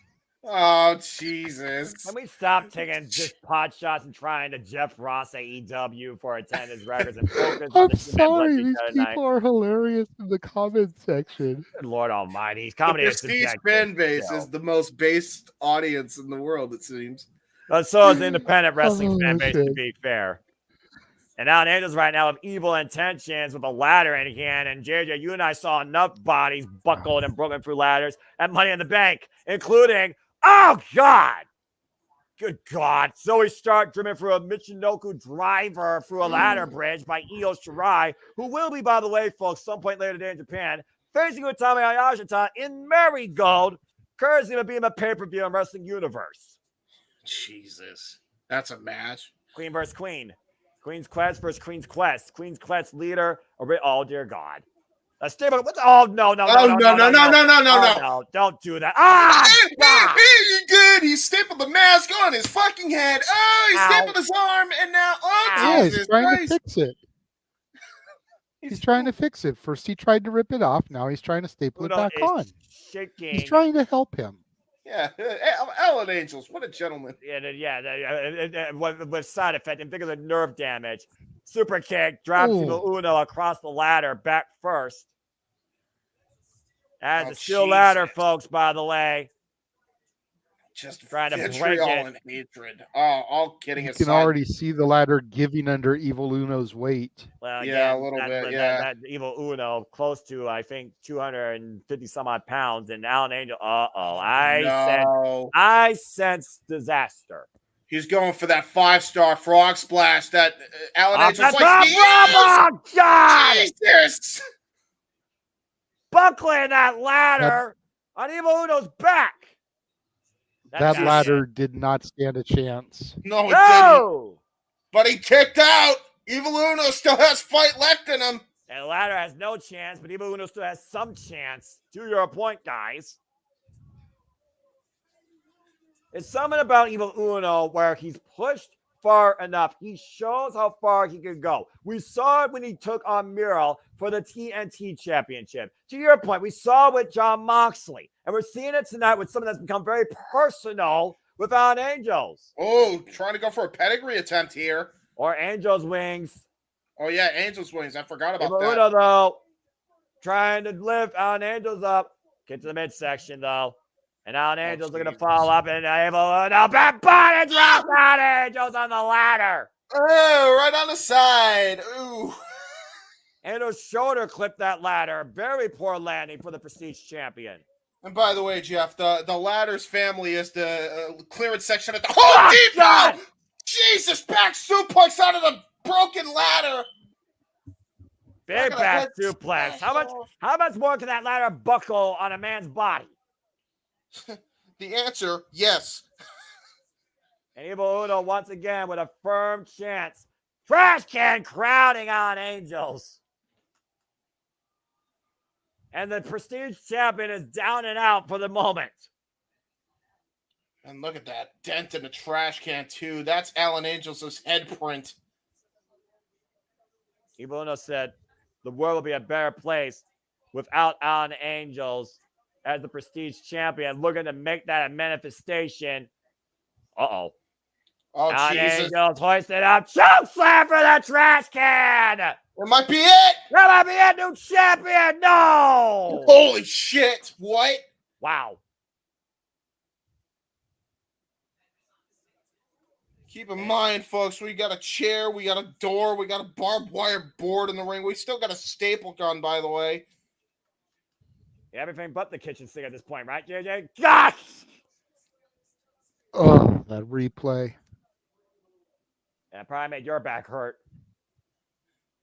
JJ now needs my his back break. always hurts, but yes. I was about to say. I think the silence of JJ speaks volumes, James. JJ, you need your back I left brace my yet? back brace in the car. I feel like I need it. Yeah. You're not even helping Attila review NXT. Evil Uno right now, looking to hook Alan Angels up, maybe for something evil. Oh, Jesus. For the Prestige faithful! And he's trying to go for that brain buster. Going for it again. Alan Angels still fighting back, though. Went for the roundhouse kick. Pushed up. Oh, no! Oh, the referee down. Oh, God, a knockout shot to Alan Angels. Hooking him up. Oh, the suplex missed the chair. He's not done. He's going to go for it again. Oh, no. Oh, no. Oh! Ouch! Yes. Blue thunder bomb through the fucking chair. Ow. And even that one won't get a 3 count because the ref is knocked out. Exactly. Oh, well, now what the fuck's going to happen here? There's already been enough chaos and anarchy since the bell rung for this human car wreck. Keep in mind, Sinner and Saint came out with Alan Angels before. They may get involved in this matchup here, but does Evil Uno have the Dark Order to back him up? That's going to be a question that we're going to see the answer to, I think. At least he dropped the ladder safely so it didn't fall in the audience. Well, yeah, I mean, that's about the only safe thing they've done this entire match. Oh, no. Oh, no. Ah! God! Oh, that's in the tailbone. Oh, he stapled his tailbone with the jeans. Oh, that's the whole new definition of skinny jeans. Oof. Stapled ass. I did not think I was going to call that tonight. Stapled ass. And again, cheek for cheek. Jesus, no. Well, no. I've truly seen everything. Well, the cheeks are closed. I repeat, the cheeks are closed. It's Evil Uno right now in control, enjoying the punishment. Whoa! Oh, something evil into the door! Here comes the leg! Near leg hook! Referee, get the fuck up! Stop taking a nap! You got a referee! The cover! 2 down! Jesus! Somehow I need to get the show last possible second. And now the barbed wire. We haven't used that barbed wire yet. We still need to use that. Do we have to, JJ? I don't think so. Yes. What is it going to take, though? People right now arguing with the official. This is not wise. This is not wise. This is bad, man. This is bad. And now Evil Uno getting upset with the referee not counting fast enough, apparently. Again, he has to focus on this if he's going to put away his past and bring prestige to more promise. What the hell? Driving his head through the door. Oh my God! No. The barbed wire board! Oh what the fuck? Why? Why not? That was truly evil. Holy shit. That was truly evil. That wasn't something evil. Oh, now Very the nice. shirt's Very off. evil. And now he's in a wife beater. That's not good. Unleashed. Oh no! Oh no! Oh no! Jiggle physics galore! Oh no! What the hell? This man has literally gone off the chain. Oh no! What is that? That's a little bag. Oh no! And what's in that bag? Gee, I wonder. Considering this is independent wrestling, I fear the worst. Oh, what if it's Legos? It might be Legos and tacks. That might be the combo. The original referee somehow getting back up to his feet and being driven at first in that chair by Evil Uno after the sidestep by Alan Angel. No, don't go after another ref. Uno, please. Leave the refs alone. This is literally a comeback Leave clash. the referees alone. The door hoisted up above Evil Uno. Driven for Alan Angels. Jesus. Door to the head. Whack-a-mole. And the only thing that I would use at this point is literally the kitchen sink. What else is left underneath that ring? Oh no! What that the? Is a box cutter. The box cutter. He's gonna. That's he's the blade. gonna. Oh no! He's gonna expose the canvas. Pulling a Bully Ray from Slammiversary 2012. Or John Moxley and Kenny Omega from Full Gear 2019. But that was lights out. Well, this is a street fight, so what's the difference? Oh boy, come on. This is unnecessary.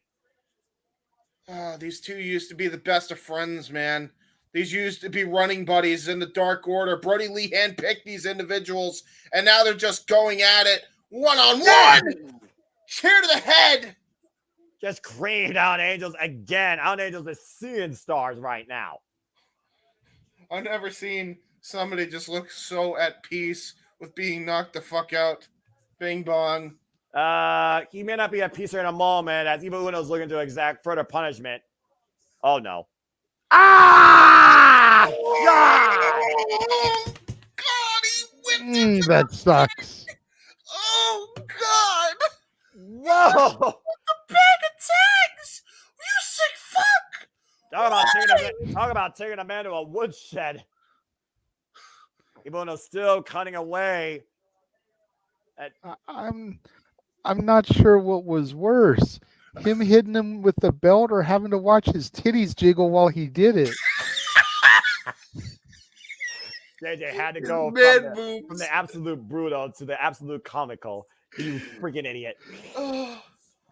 This match is all kinds of fucked up. Somebody's got to do something to lighten the mood. Like put a shirt on Evil Uno.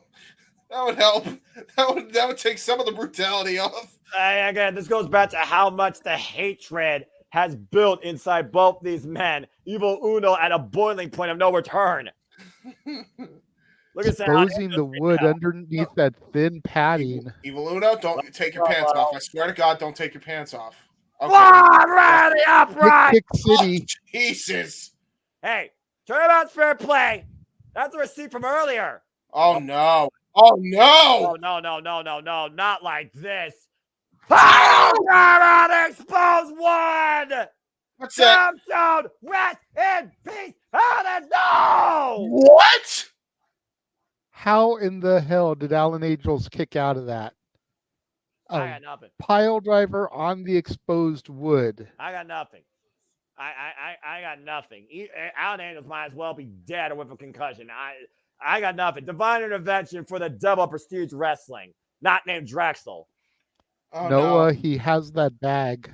And I see what's in that bag quite clearly. It's Tex. Bomb Tex. Oh, he whipped him, and now he's going to put him through.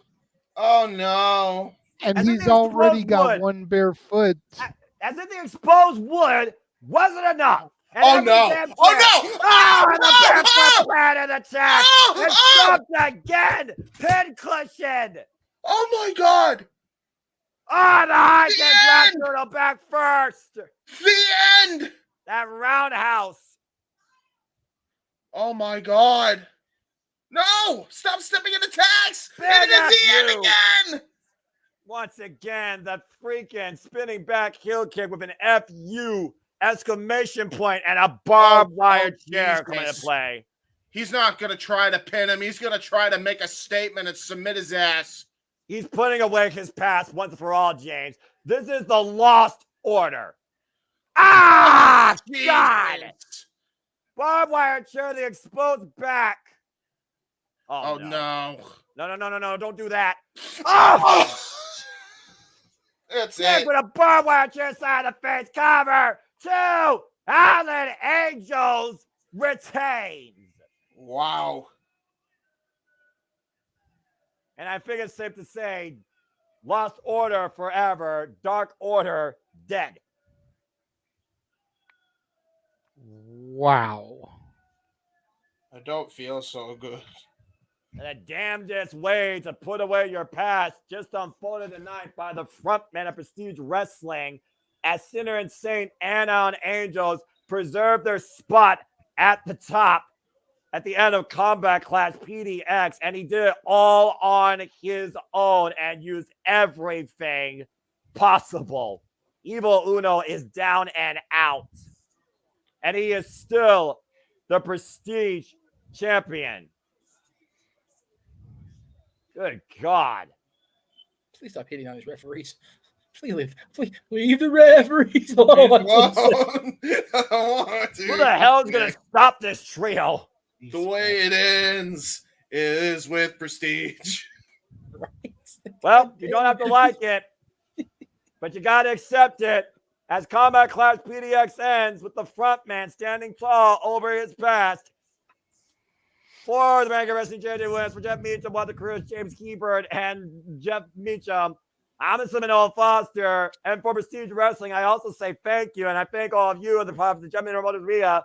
Thank you for tuning into this first, and I definitely believe certainly not last coverage of Prestige Wrestling. This has been Combat Clash PDX. Please support Empire Wrestling today and follow Prestige Wrestling going forward on your social media. Thank you for tuning in.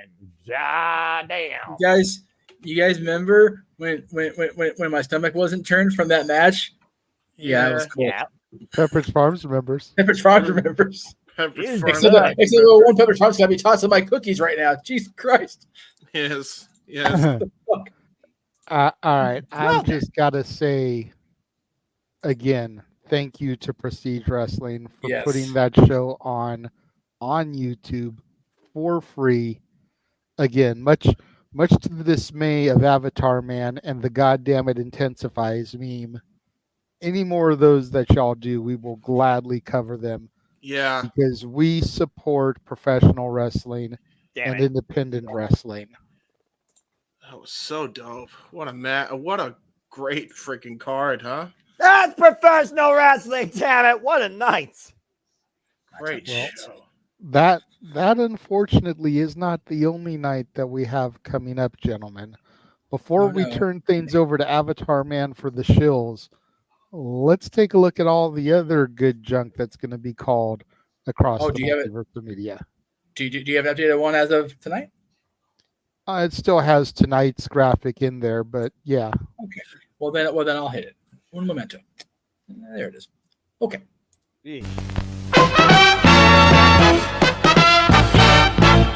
And now, preview time. So let's take a look at what's coming your way.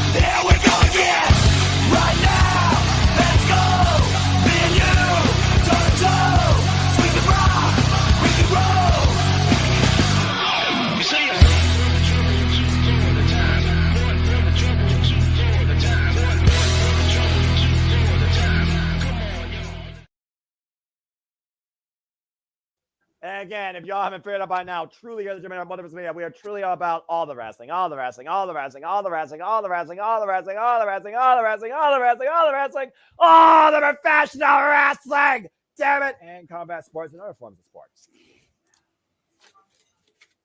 Oh my gosh. All these things. All these things. And more, and more, and more, and more. All the tings, and for the other dumb tings, you can go to James. We do really cool and dumb teams on the internet. That last match was proof. I mean, that last match was two men going through hell and back to put away the past. Okay, wait. This the breaking news on Twitter: Evil Uno Plumbing Crack Business opening tomorrow. Anyway, damn. Yeah, dude. Damn it. Pull your pants up, motherfucker. Pull your pants up, motherfucker. Jesus Christ. There's a reason Super Dragon wore a bodysuit. Okay, yeah. I'm just saying. Anyway. Yeah. Damn. Shit.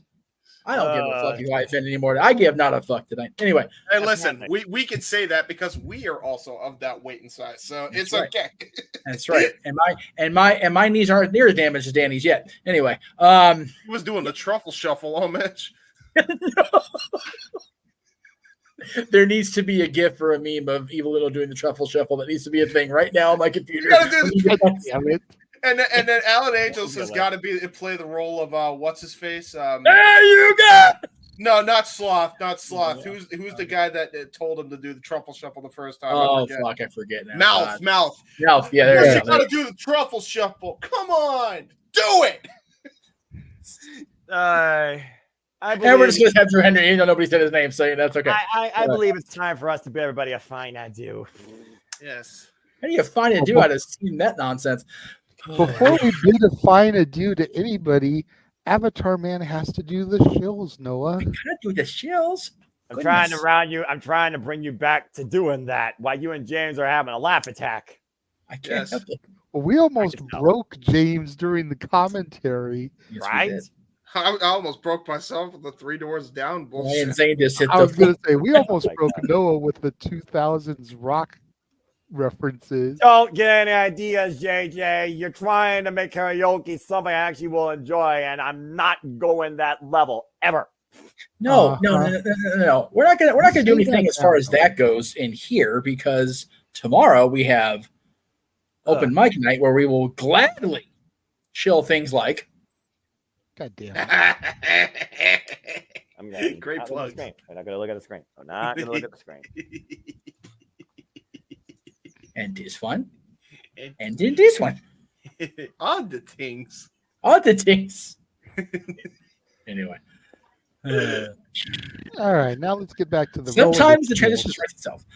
Okay, out of the chills. I'll go back where I was. Okay, I'll be good for a few minutes. Be professional. We do love you, Noah. We do. Got a weird way of showing it. I know. All right, so if you want to see more dumb shit like that, tomorrow night, Open Mic Night, we'll be live at 11 o'clock Eastern, 8 Pacific, as we do on a Saturday.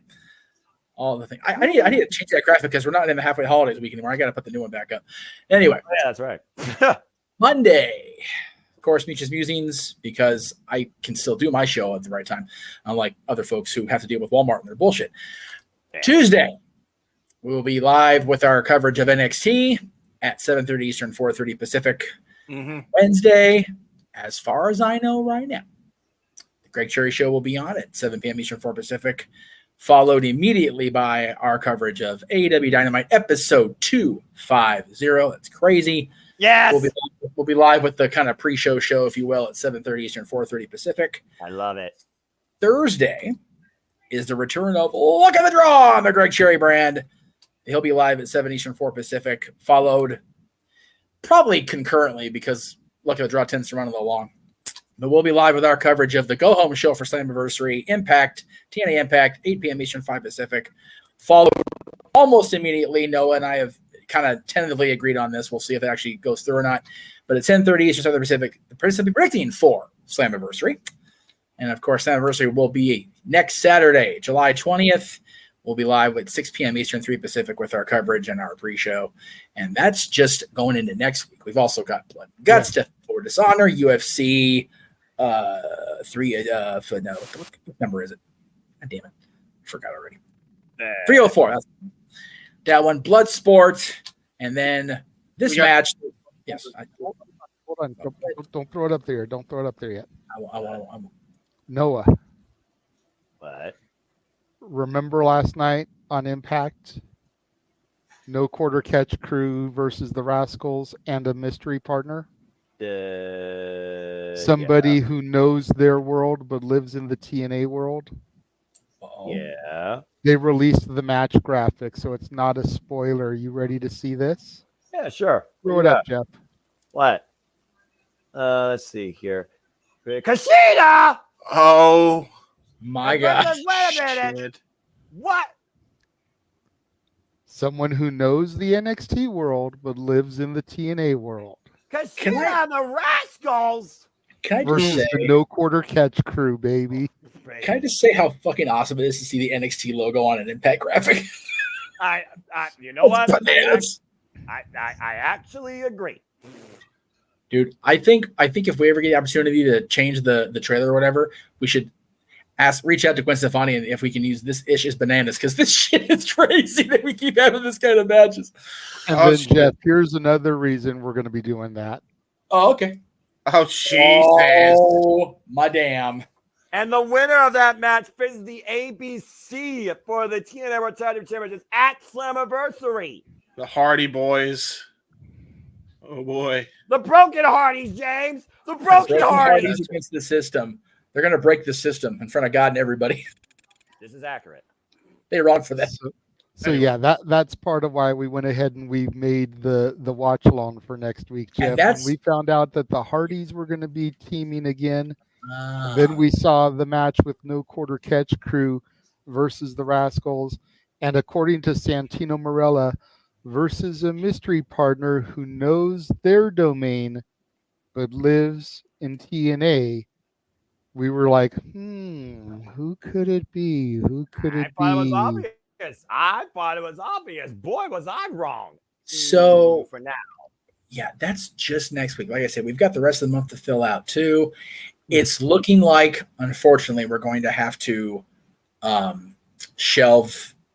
I'll get there in a minute. Saturday Skirmish. It's the people participating. It's not going to come together in time. If it does, it will be the 27th, which will run alongside Walter's UFC call. But it is what it is. But tomorrow is just not enough time to get everything together and ready to go. So. Yeah, and I have to do the watch along with Walter too, so that's not going to happen with me. Well, I mean, I talked about it when I was talking with Cleaver because his schedule's very weekend centric. We can always pre-tape the game show if we need to, depending on everybody else's schedule. The live part of it's fun, but we don't have to edit anything. We can just pre-tape it and then just leave all the goofy shit in anyways. Really doesn't matter. Sure. I will say this: I'm at the studio tonight and into tomorrow night, Sunday morning because we're going to be working late tomorrow as it is. If for whatever reason somebody gets an itch up their ass and puts a tweet out or a post out about the Machine Gun signing, my ass is going live. Like I will go live and talk about that because that's awesome. If that happens tomorrow, just hold on it because we will discuss it on open mic night. That is true. If it happens tomorrow. If it happens after tomorrow, then by all means do it. But if it happens tomorrow, just save it so that it's a topic for open mic night. Yeah. I don't have a shit ton of topics for open mic night. I know we're going to be discussing the Stephanie Vakur thing. Because a lot of people have opinions about that. I'm reading on the internet, and some of that stuff will be covered as well. Other than that, I don't really have a whole lot of stuff again. Okay. So I just ask you that if the news drops tomorrow, save it for open mic night. If it happens anytime after we go off the air with open mic night, by all means, do what you do. Okie doke. I can do that. Anyway, more plugs, Jeff. More plugs? Why we put?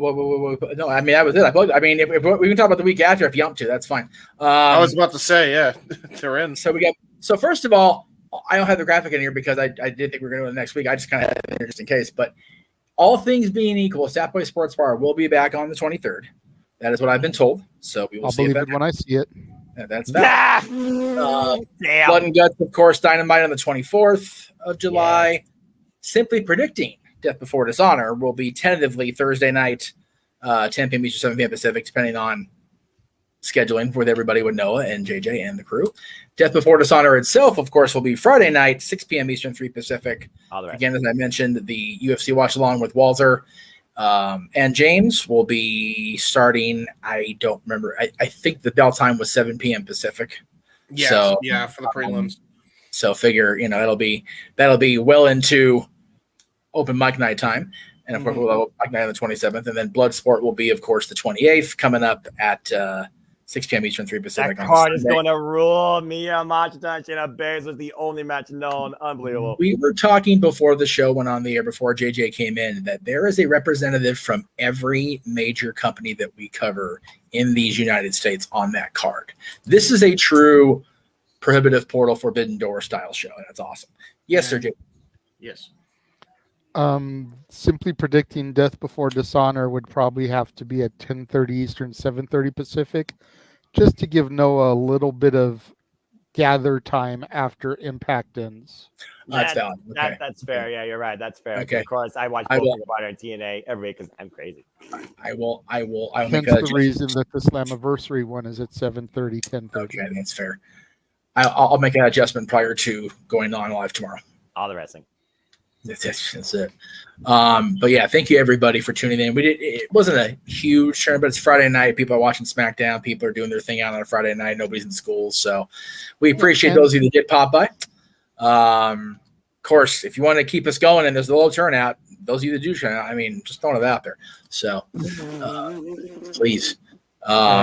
I've gotten 42 views on my channel alone for this stream tonight. Yesterday's Impact did 75, so a little over half of what we did last night for this independent show. So okay, well, cool, very good. All things considering, that's a pretty good number. It is. Anything anybody else wants to add in here before we hit the top of the 11 o'clock p.m. Pacific hour? Just make sure to support your independent wrestling federations. Damn right. Me and Jeff have said it for years. I'm sure you guys have said it on your own independent streams and whatnot. This truly is the minor leagues of professional wrestling. This is where you see the stars of tomorrow as they develop their craft. You know, it was damn near 20 years ago we were seeing names like Kevin Steen and El Generico and Roderick Strong and, you know, Brian Danielson. And the list can go on and on. Claudio Castagnoli in PWG before they got their big breaks. Yes. And I want to say, well, we can talk more about this tomorrow night, but just because you see somebody in the independent circuit that, you know, may not look like they have the right, like they're definitely not ready for prime time type things, anything can happen, anything can change. You guys have seen that meme circulating around of Punishment Martinez and Walter in less than desirable WWE shape 10 years ago. Chris Van Vliet put it out. That match graphic for them for SummerSlam. It's like, that's what happens when you apply hard work and you're dedicated to doing what you want to do and love what you want to do. Amen. Those guys were like, I can say it because I'm a fat slob, overweight, out of shape, not ring shape fat slobs. And now they're main eventing the biggest party of the summer. I raised my hand because I got breaking news. Brian Zane retweeted me for liking the show. Well, Brian Zane retweeted you from the floor because he hit the floor and hit his head. That's what I'm about to say. Maybe that's how he retweeted. Somebody call his mom. Somebody call his wife. Something. Jesus. He's fine. Brian Zane's been hit harder than that. He's crazy, man. Just a show, by the way. Somebody this is call on, his mama. This is on his Twitter right now as we speak. If you could share my screen real quick. I'm trying. There we go. Oh, shit. Oh, no. Oh, there we go. Good grief almighty. There it is. God damn it, James, log out. I will. Okay. Need the zoomies. All the zoomies. There it is, right there. And Brian's name repost. And then, yep, that's his Twitters. So dope. I love it. Good show, Brian. Good show, Prestige team. Good show, Prestige Wrestling. Yes. And yes, so now twice this week I told an old story. I told the story of meeting Percy with Dylan and having their presentation and then meeting Undertaker. And now I've shared the Jade being used as a weapon by Roderick Strong tweet again with the GIF included. So it's been a fun week for me and I'm probably going to hell. On that note, we're going to go ahead and sign off for the night. So thank you all for watching. We appreciate it. We'll see you tomorrow for open mic night. Like JJ said, we're kind of topic light. So if you guys have anything you want to talk about, pop on into that chat room, preferably with a super chat to get our attention. And if it's brought up and it's usable, we'll talk about it tomorrow. Mm-hmm. So come on in. It's open mic night. And we'll see you then. For the Simple Man, for the Heat Man, for the Renegade, I am Avatar Man. Good night. The Jeff Meacham Network's Multiverse of Media. For over 15 years, the recognized symbol of excellence and the standard bearer in coverage of sports and entertainment. He handles as you